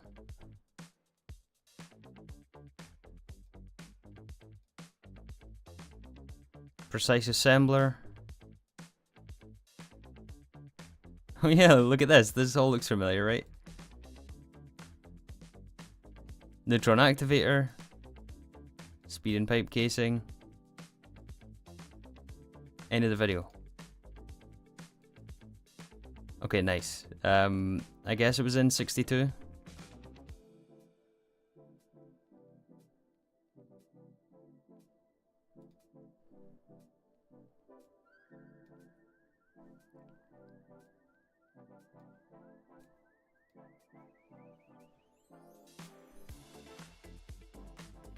Where is this thing? Oh, this brings back so many memories, this world. Things were a lot different back then, though.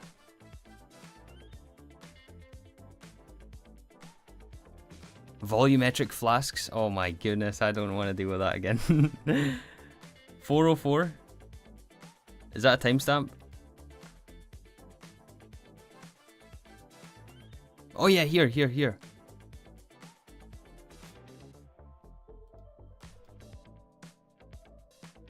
Power substation. That's right, we had one of these for power.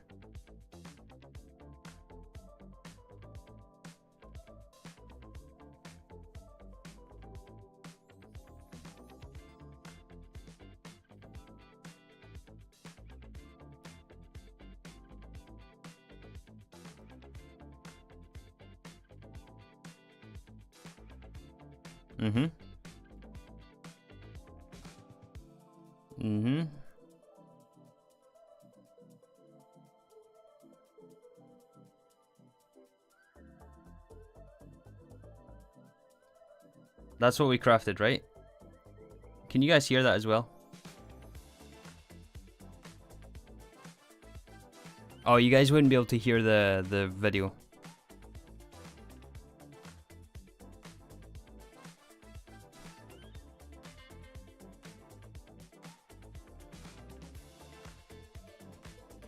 Only see, no sound. Alright, let's learn from past 3. Let me add the... These will constantly increase, and whenever you get to 1200, I believe we get an explosion. So to prevent that, we have a machine controller connected to a neutron sensor on the neutron accelerator. And the neutron sensor is less than 225 MeV. And a machine control... Okay, so you guys are right. You don't need the range. And the neutron sensor is less than 225 MeVs. It's a little hard to explain, but basically it tries to keep it at 225 MeVs. So only one. Tutorialception. No, it's not tutorialception. It's just referencing some old... Okay, so how did I have the... It looks like we were running these at IV as well. Not EV. We've crafted EV energy hatches. Past 3, teach future 3. That's basically what we're doing here. Such a young 3. It wasn't that long ago. But I will say I've changed actually quite a bit. IV makes it faster. Yeah, it does. So we want... What did I have here? To a neutron sensor on the neutron accelerator. And the neutron... What was that? Have a machine controller connected to a neutron sensor on the neutron accelerator. And the neutron sensor is less than 225 MeVs. Okay. It's a little hard to explain, but basically it tries to keep it at 225 MeVs, which is between the minimum and maximum thresholds of the recipe requirements here. And on the outputs of this machine, we get some adamantine dust, which we can electrolyze, some Naquadah oxide mixture, which then goes here as for. And this gives us 3 other dusts, which we'll use later on. But for now, we just send them back with sodium hydroxide and Naquadah dust, Naquadah ingots. Actually, all the other blast furnaces we now have. Is that it? Are you kidding me on? Is that all we have to go with? What's the other redstone control underneath here?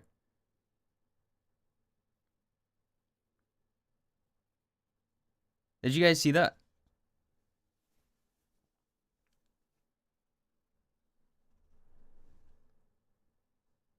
We get some adamantine dust, which we can electrolyze, some Naquadah oxide mix, 460 and 480, which is what this machine here is for. And this gives us... We were given this IV power. Yeah, this. What is this for? To make, but we got there in the end. This. What's this? Oh, I know what this is. Oh, I know what this is. This is for... I know exactly what that is. That's for... Okay. Let's get back in game here.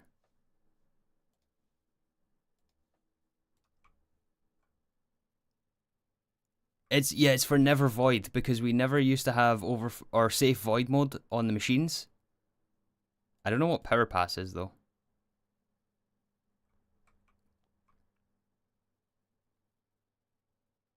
Embryonic, welcome to the stream.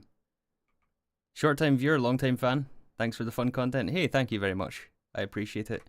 Let's get the let me switch the source back over here.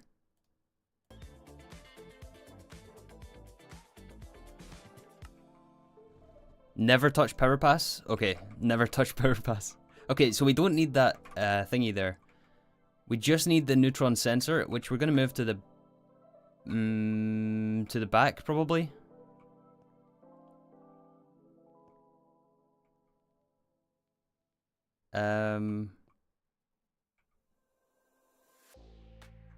Yeah, let's put the neutron sensors on the back because they need to be next to the neutron accelerators. And we have a stuck rest. Oh, that's why they haven't been crafted.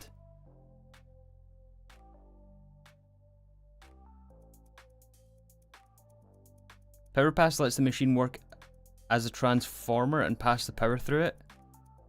Oh, we don't want that. Yeah, we don't want that. Precise mode? No, it's not precise mode because otherwise it would show us crafting. I think it's another one of those situations we had before.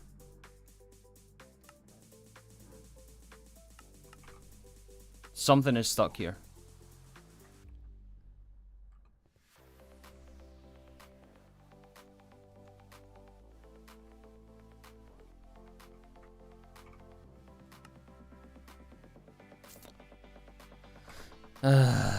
What is it this time?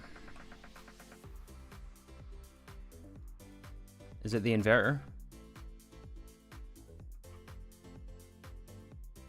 The hatches likely. But it's not crafted the rest of the things for the hatches. Is it the coil?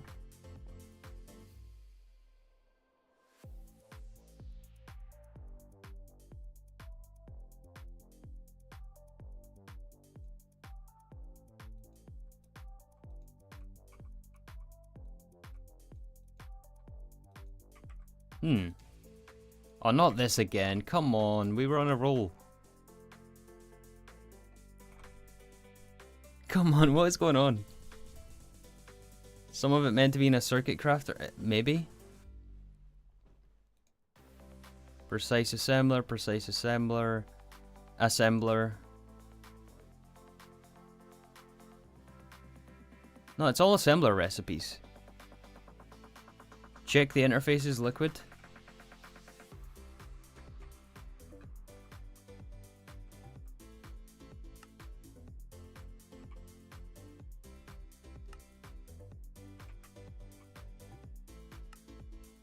Oh, come on.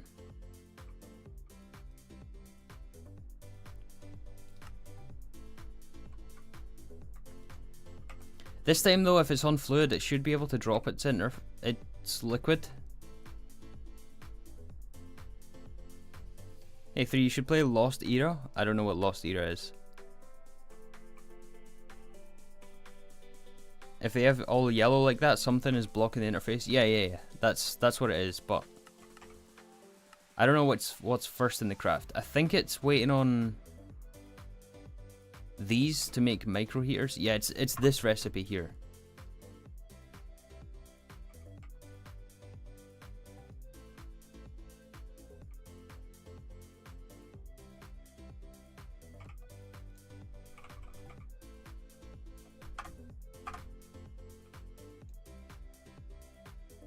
Let's see if this works. In the ULV coil, check for fluid like before.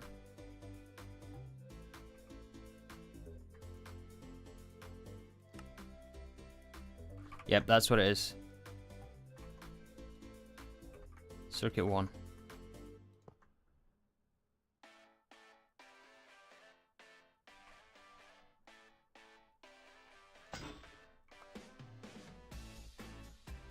Helium again? Why is it sending helium here?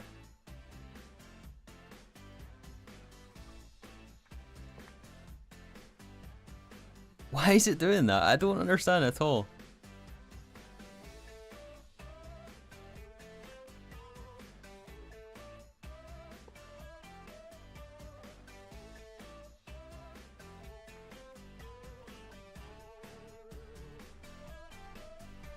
Still the same mess up. That interface is stuck, but it was this one before.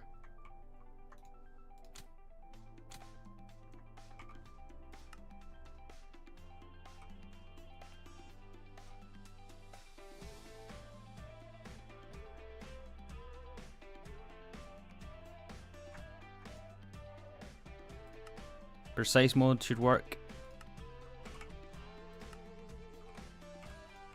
Precise mode again.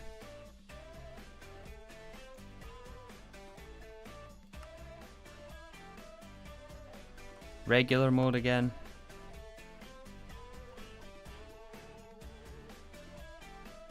Please change dual interfaces with normal ones. I'll do that after stream. I don't want to do it right now.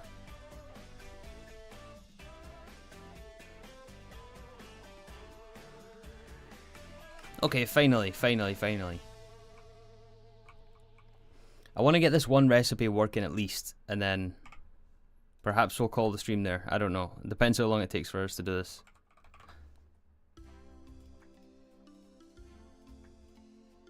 Alright, so we need to give power, right? So let's do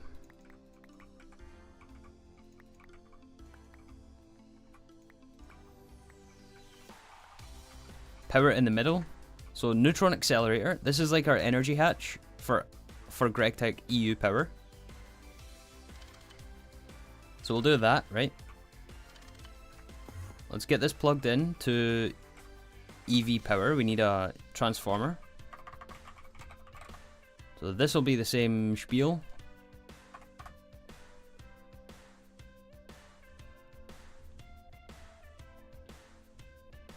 What's the difference between precise mode and normal mode? It's just that some recipes require one of each, and it'll say in NEI.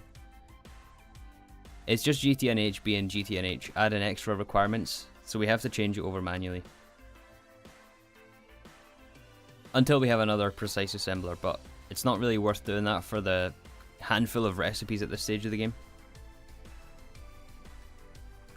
I left it on precise mode, didn't I?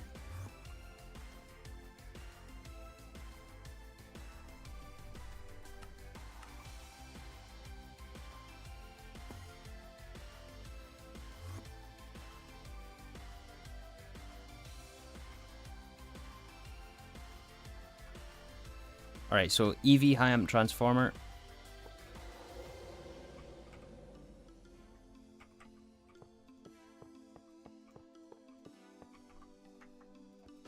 And we're going to leave this disconnected for now.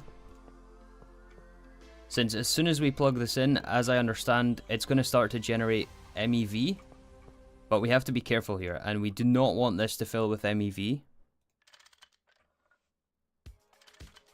until we have controls in place to stop it. Since again, if we are over 1200 MEV, which will happen when the energy hatch or the accelerator converts Gregtech EU into MEV. So as soon as we start to power these hatches, it's going to fill with MEV, which is why we want a neutron sensor here.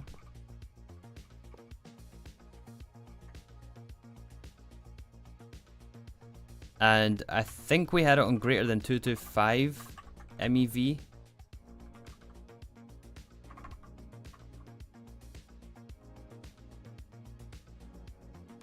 Or was it 215? Does anyone remember? Hey, rational integer. Are you by any chance the CEU dev? It's less than? Like that?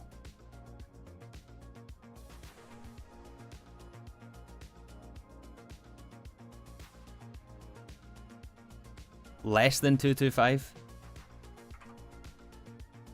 This is what we had in Season 1, right? The one that we just showed?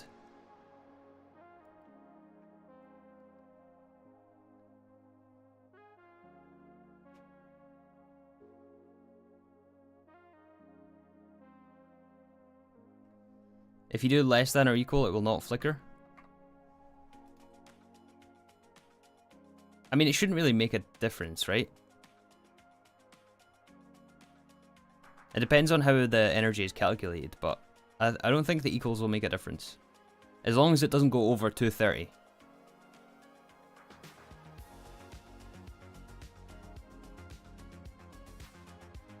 Yeah, it'll flicker either way. I'm gonna remove that, just... And then we want a machine controller here.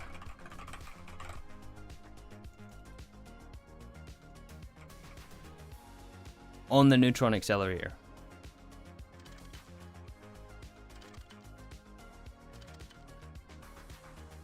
And this will be redstone on machine on safe mode. And then we point this into the acceleration hatch. Is that right?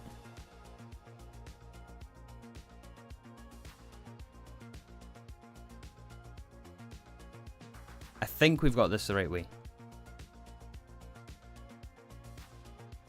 Yes? You got it? Okay, nice. Just making sure. The other ones we'll forget about for now, since we don't have the recipes sorted out. So I'm going to remove this piece of cable right here and remove that, just for safety. Since we're just dealing with the one right now. I want to be extra cautious. Let me just make sure that's saved. It did.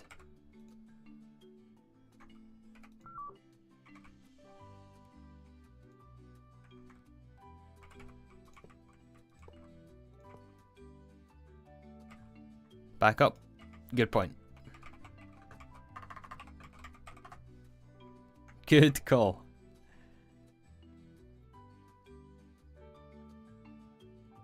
Back up for sure. Yeah, back up for sure.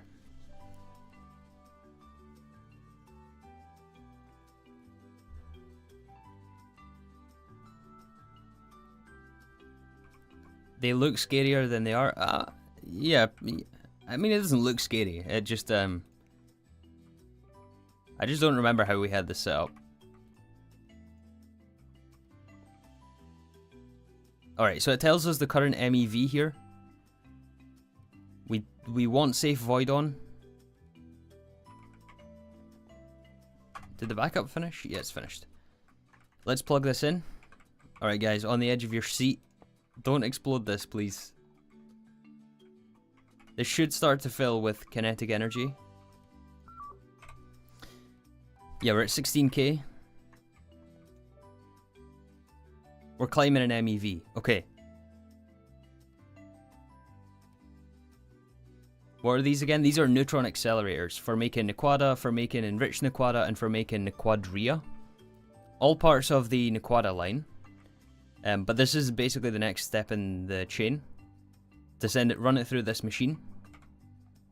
And we're running this recipe here. So we need to be between 200 and 230 MeV for Naquadah adamantine solution to turn into these three dusts and this fluid. So we have Naquadah adamantine solution here. Or sorry, adamantium solution.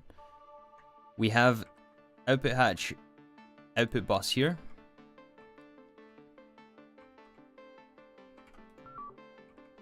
We're still getting energy. I have a feeling we should have went with IV power for this. Safe void is on now. Yeah, it's on. It's on.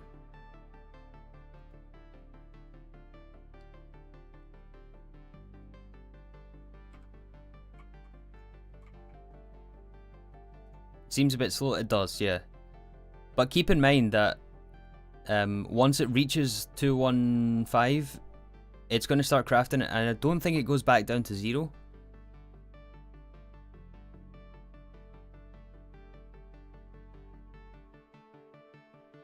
It's just to get to the kinetic energy we need, just takes a bit of time.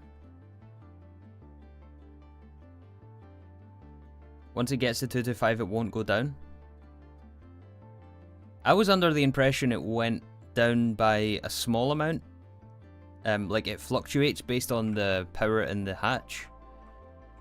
But I guess we're about to find out.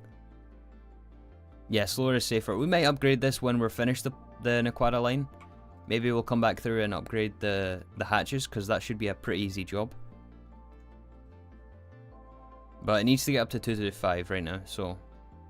I guess in the meantime we can set output space for the fluid, which is Naquadah rich solution.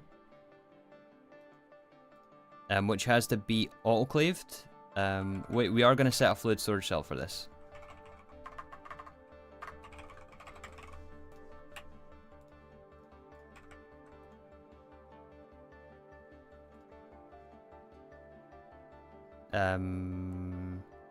Yeah, Naquadah rich solution.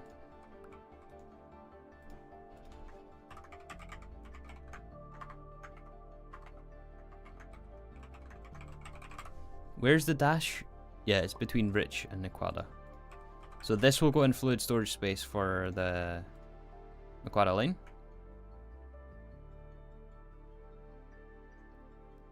And yeah, this one right here, Naquadah adamantium solution, is our input. We have 266 buckets of this cached, ready to be used, which is good. That's good.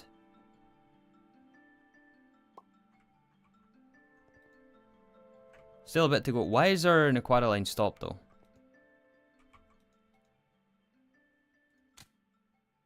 Oh. Oh. That might have been when we were messing with the power grid under here. I don't know exactly why that stopped.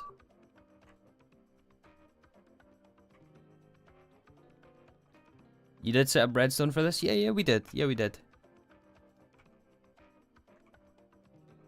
The redstone is not complicated though. I want to make sure I got safe mode on here as well.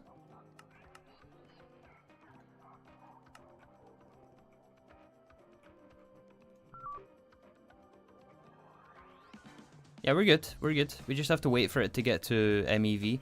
This is very, very slow. We should have went for IV energy hatches.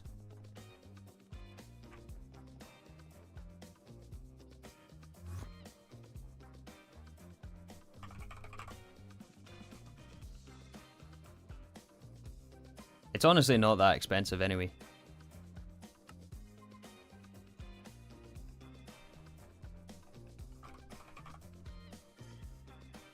What's the bets we're over here and then it explodes when we're not there? I would laugh so hard if that happened.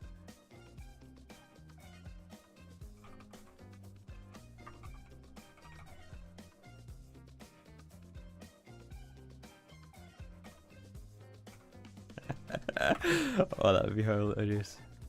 It's not gonna happen though.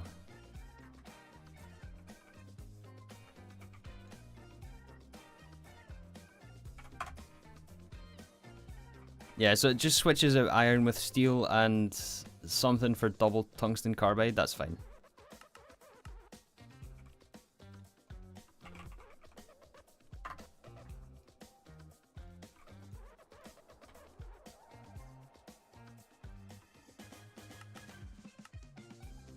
Double.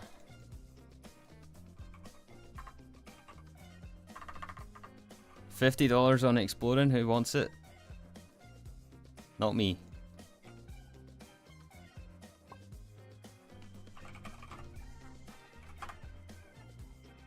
Yeah, we'll go ahead and craft these. We might not add them today, but we'll definitely add them at some point.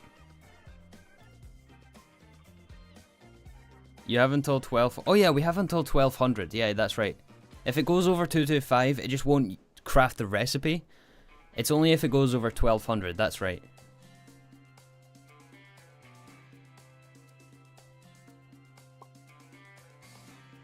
After this is a hop, skip, and a jump to fusion. I'm looking forward to it. It's going to be good.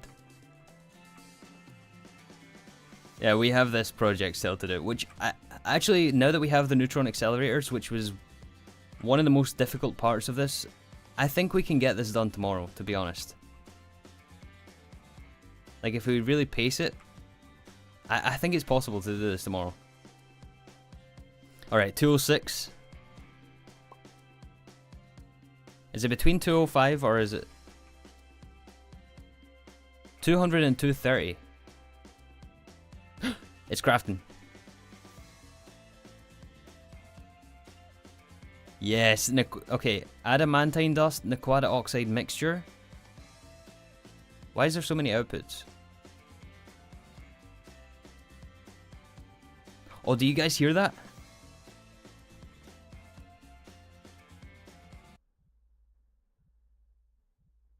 Do you guys hear that?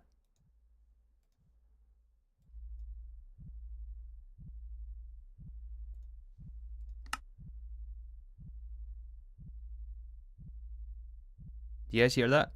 You should be able to hear it now.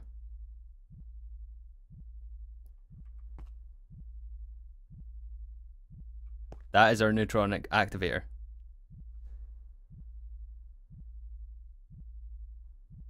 It's a nice pulse. It's very loud though. I'm going to turn it back down.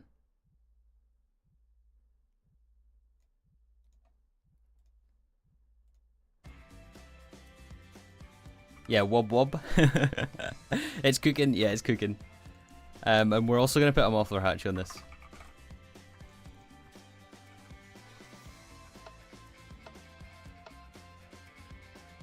It's still going. I can still hear it. Nothing beats the fusion reactor sound. I still haven't heard it yet. Well, I heard it in a video, but yeah.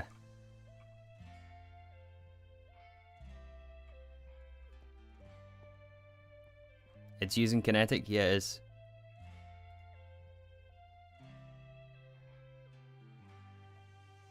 Okay, current neutron kinetic energy is 225.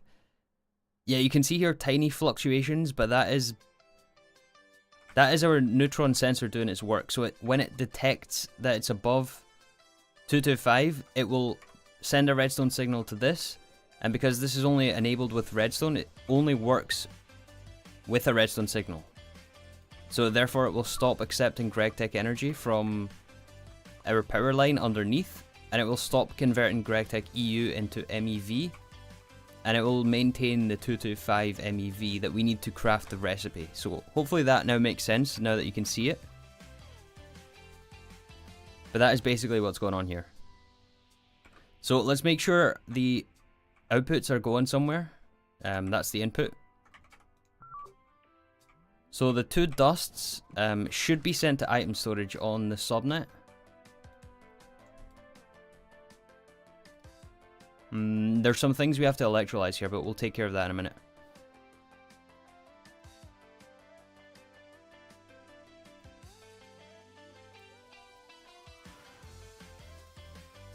What is it that we want here? Is it adamantine dust?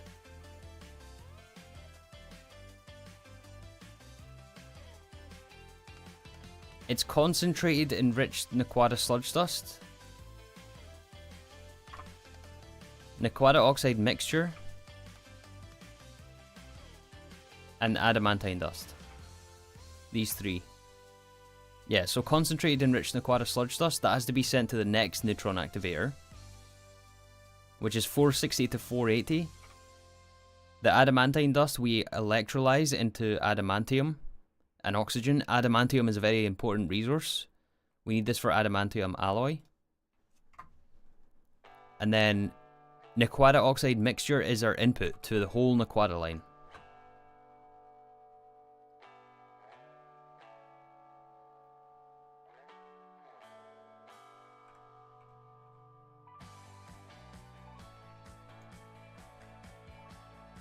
So I'm going to send all these back to mainnet. No, I'm going to send Naquadah oxide mixture back to mainnet. And then request it back in here. Just so it's properly recycled, and so that we don't end up with a big backlog here. And so it should maintain 64. Oh, we already requested it, okay. Yeah, that's normal. And we also want to send chrome dust back to mainnet, because that's recycled out of this distillation tower. Concentrated enriched will keep on the subnet. And then Naquadah oxide, no wait, what was the other one? Adamantine dust we have to electrolyze, so we'll also keep this here. And we'll deal with these tomorrow when we set up the electrolyzers.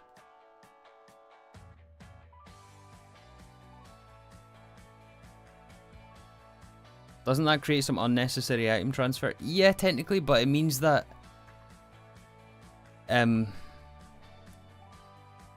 it can properly prioritize, because let's say this machine keeps running, right, and makes us oxide mixture, but the blast furnace only takes the oxide mixture from mainnet. I suppose we can get around that with a priority, but this should be on high priority already. Oh yeah, I guess it is on high priority, but I don't want it buffered here. Basically, I want it buffered on mainnet storage.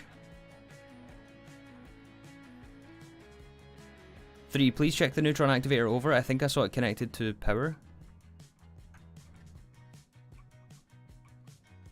No, we're good. We're good. The gallium is not being processed? Yeah, I know. We have to electrolyze that. I know.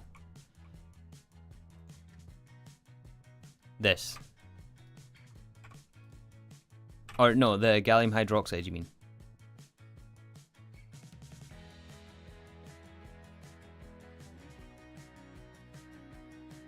Oh yeah, gallium hydroxide. Did we not get a...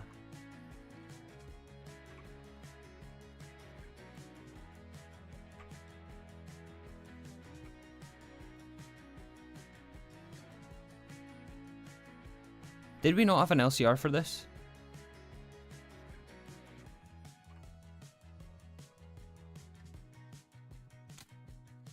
Oh yeah, it's this one.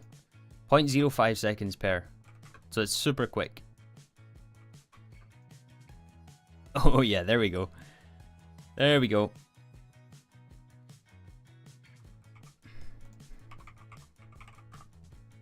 Yeah, we're swimming in gallium now.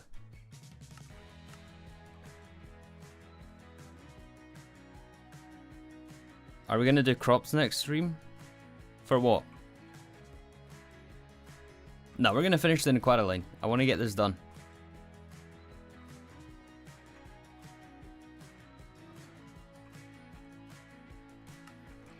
Alright, should we try to finish off Naquadah?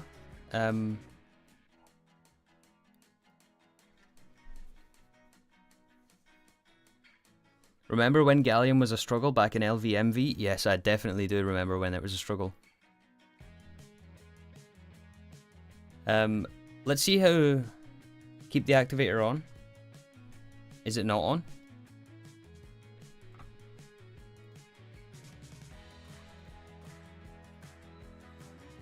Oh yeah, it wasn't on. The sound is still there though, unfortunately. You might not be able to hear it anymore. In fact, you won't be able to because I switched the scene over, but... We'll leave it on. Okay, how much more... Attempt to finish Naquadah first, ignore enriched Naquadah, then get coils. Maybe. In fact, you know what? That's probably not a bad idea because those are blast furnace recipes to make the coils. So, let's see. We have 1, 2, 3, 4, 5, 6 machines left.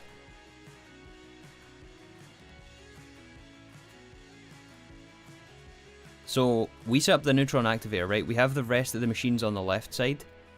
We need to set up an autoclave to give us our P507 fluid pack, which goes back to the first LCR we set up today.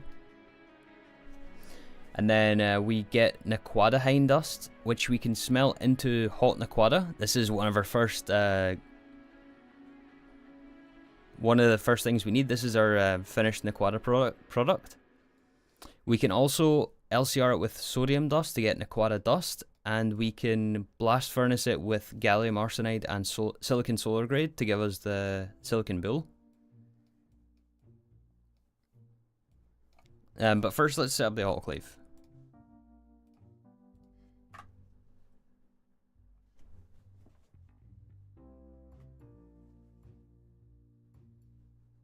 You won't need Naquadah for a while, but for completionist sake, yeah, we're gonna do it just because we have all this set up. We're in the mindset for it.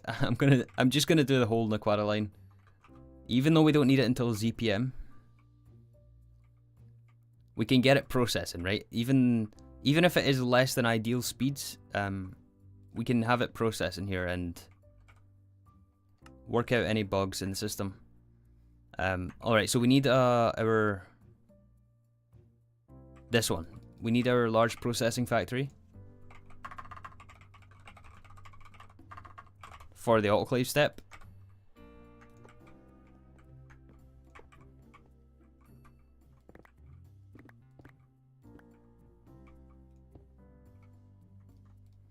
So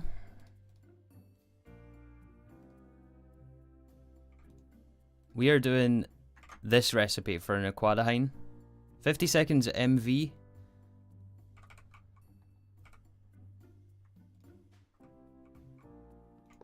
So stocking bus for sodium hydroxide.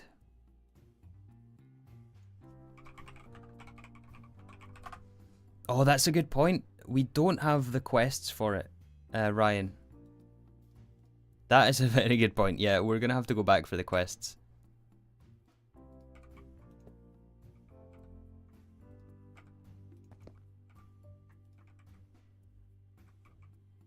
Alright, that goes there. Naquadah rich solution.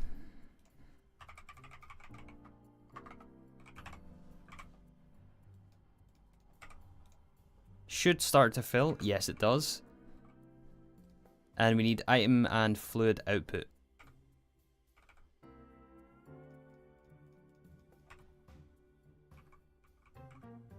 So fluid, item. I can still hear that neutron activator. Oh yeah, we need energy as well. Let's do energy.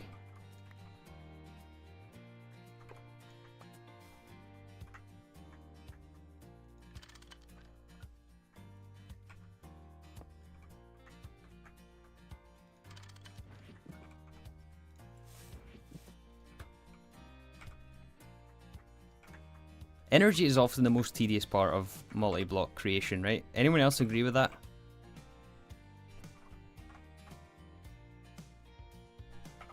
I hate setting up energy.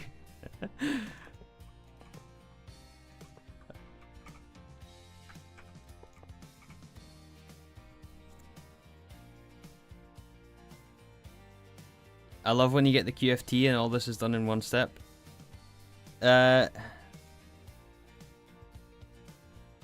Yeah. Ain't gonna happen.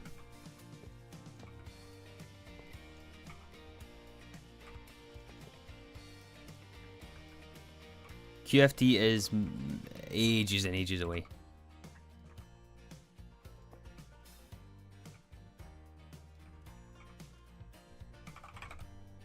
Alright, we need some anchors.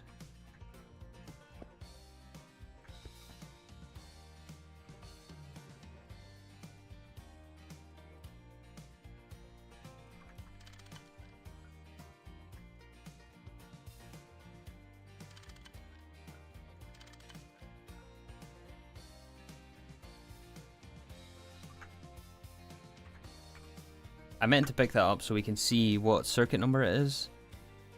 We want it on machine type C autoclave.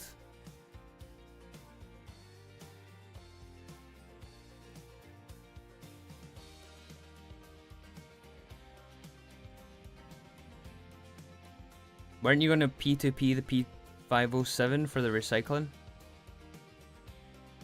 Were we? Were we not? Did we not set up a fluid storage destination for it? No, yeah, we have a fluid storage cell for it. It's fine. The ME output hatch should be able to handle it. Yeah, so we want machine type C.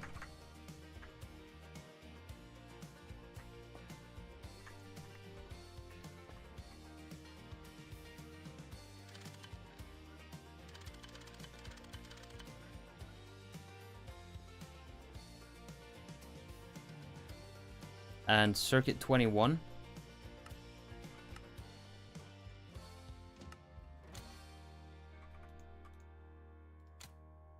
Yeah, there we go. So we're making Naquadah dust and P507. 7 seconds, that's not too bad. Isn't it 21, 22, 23? No, I think it's 20, 21, 22. Success! Great success.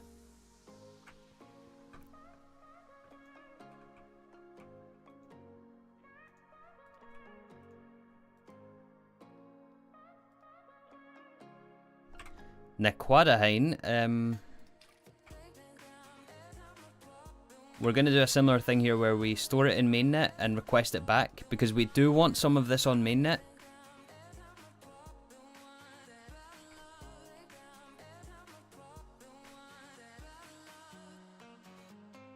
Mm-hmm. How is our sodium hydroxide doing now? Oh, it's 38k. We might have to address that. Would one of you guys remind me to address that? Tomorrow, probably. As maybe one of the last things we do.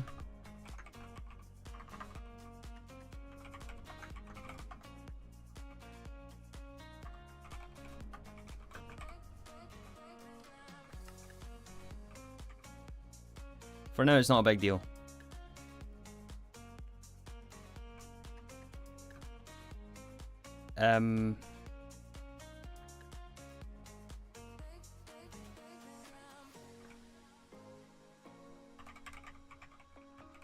Alright, so Naquadah is the thing that can be turned into Naquadah dust, Naquadah ingots, and also silicon bull.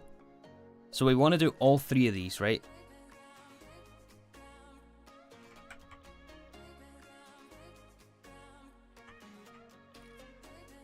So I think to finish off the stream here, we're gonna set up the last blast furnace. Oh, please tell me we have coils. We don't have coils. Alright, let's craft some coils. We're gonna set up one more blast furnace today, and then we'll do the rest tomorrow.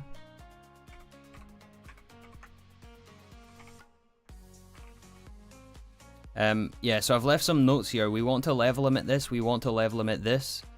And the rest of the Naquadah we'll send back for bulls. So that LCR in front of us is this recipe here for Naquadah. We want to keep a certain amount of this in stock. We want to smelt some of it. And then the rest we'll send back to make silicon bulls on demand.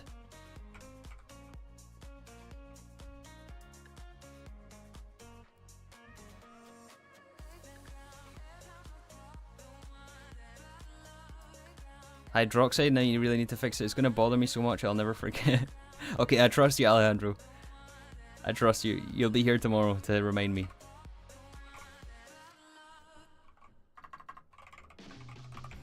Alright, let's get this last blast furnace going. And then we'll call it a day here.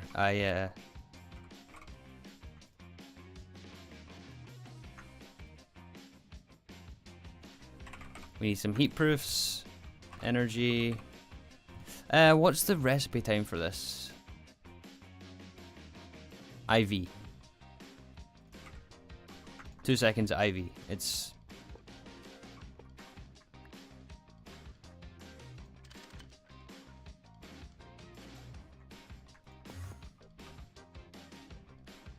And yeah, we have some IV cable right here.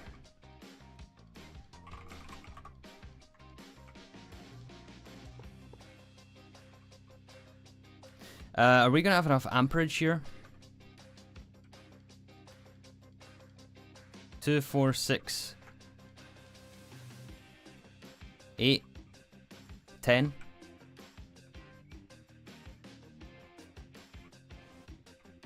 Yeah, we'll have enough. We'll have enough.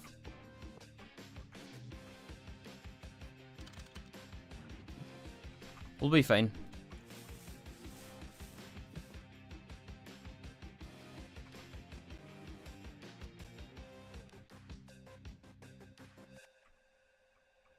Did he check miners? We have not checked miners for 2 days actually. They might still be running. That's a good question. They're still running. And I suspect that's because their range is much greater because it's ore drill tier 3 now, since we upgraded 2 streams ago. So their range is 12 by 12 chunks, I think, up from 9 by 9. So it has to mine much larger radius of ores. 30 chunks left, yeah, still got a bit to go. But that's good, that means we've been generating resources in all this time as well. I'm curious to see if ore processing is backed up, but I'm not going to look at that right now, because if I get started on that, the stream is going to be another hour, and we need to wrap things up here, so. Alright, stocking boss. Output boss. Do we need No, we just need carbon. Yeah. Carbon dust, Naquadah hind dust.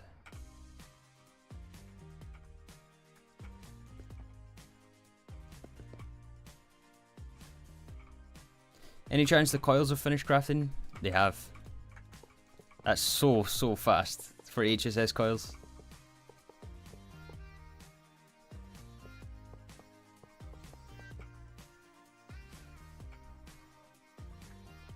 CO2 gas? Yeah, no, it's output. It's fine.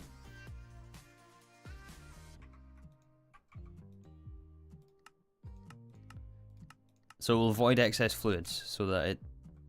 Oh wait, is it an input?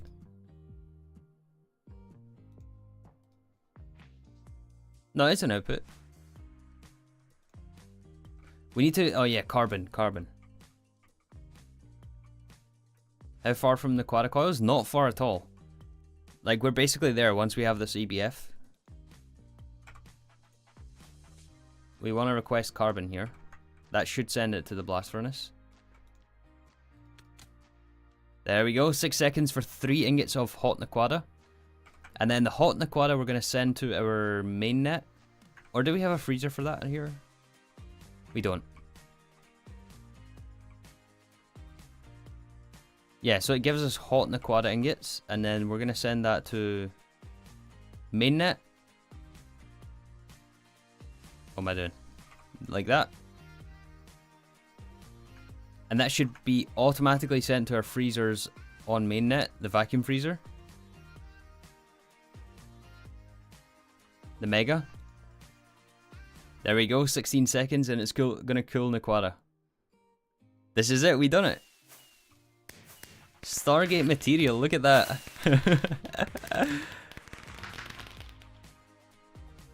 Nice. It's working. We got ourselves Naquadah. Now, we still need to get enriched Naquadah and Naquadria. But that'll be for tomorrow. And yes, we do want to level limit this. Thanks, guys. Thanks, guys. We did it. Oh, I put that away. I didn't mean to put that away.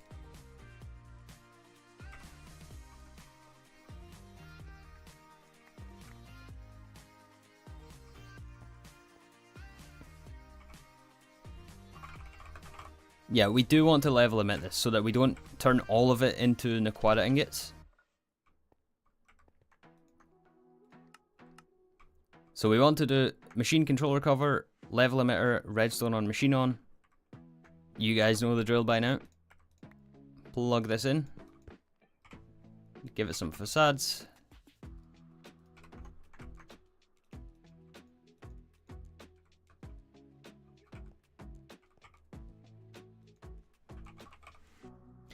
I've just had an idea. Maybe we should put like that. Yeah, I'm not hating that idea. Just so we can see there's a level emitter here. I might go and implement that in the plat line because there's a few machines like this where we have level emitters under, and I kind of want to be able to see it. So I might go and do that later. Is there a reason to do level emitters over maintainers? Yes, because maintainers means that it takes crafting CPUs and level emitters doesn't, because this is fully passive. So we just want to be able to turn the machine off, and it's on by default, pretty much, is the way I like to think about it. So we're going to set this for Naquadah ingot. That's actually a bit dangerous though.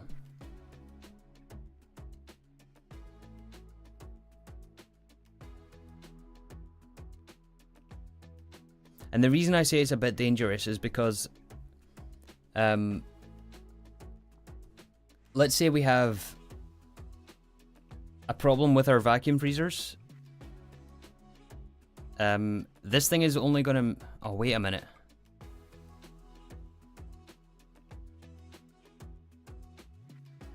Oh, wait a minute. This is not gonna work here, is it?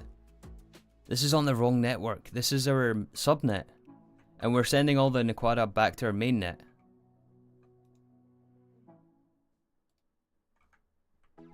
Oh, dang it, this is not gonna work.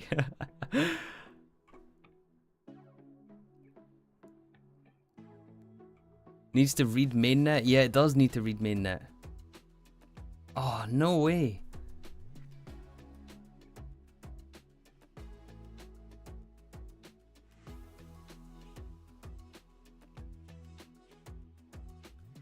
Read Naquadah dust on subnet? Can you level limit the number of input materials instead? No, because it's all going to be stored on mainnet. Tear it down, time for a redesign. Alright, that's it. Vajra to it all. Craft Naquadah on demand.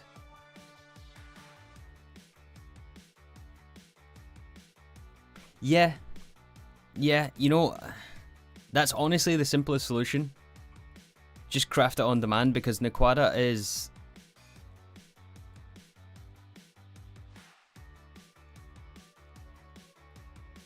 is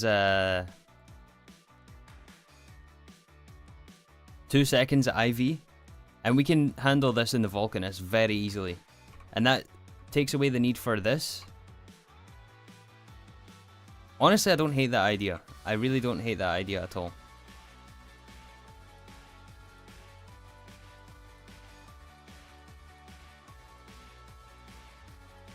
That's a good idea. It won't take long to smelt. Yeah. Now that I see the recipe time, I think that's what we'll do actually. So this was kind of irrelevant.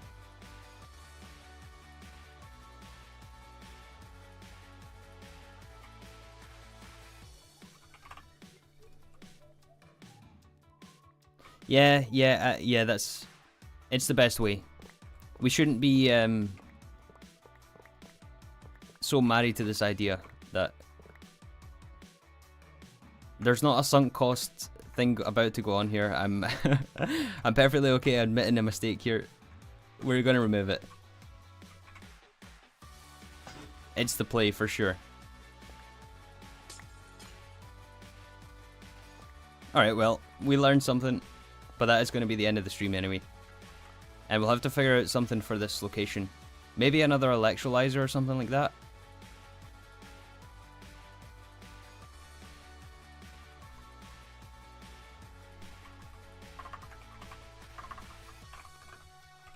I'll do that so I remember for tomorrow.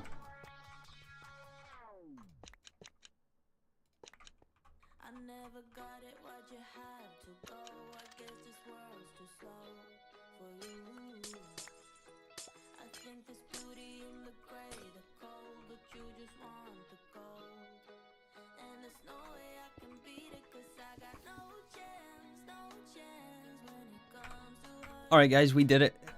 We have Naquadah. The first part of Naquadah. Our neutron activator is still going.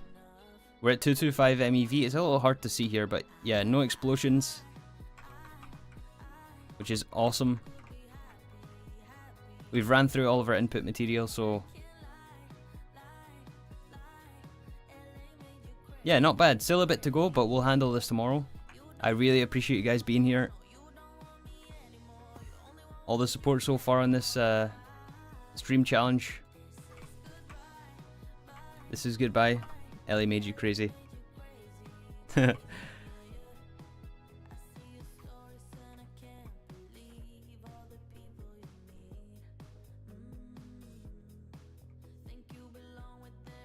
Oh yeah, well I remember.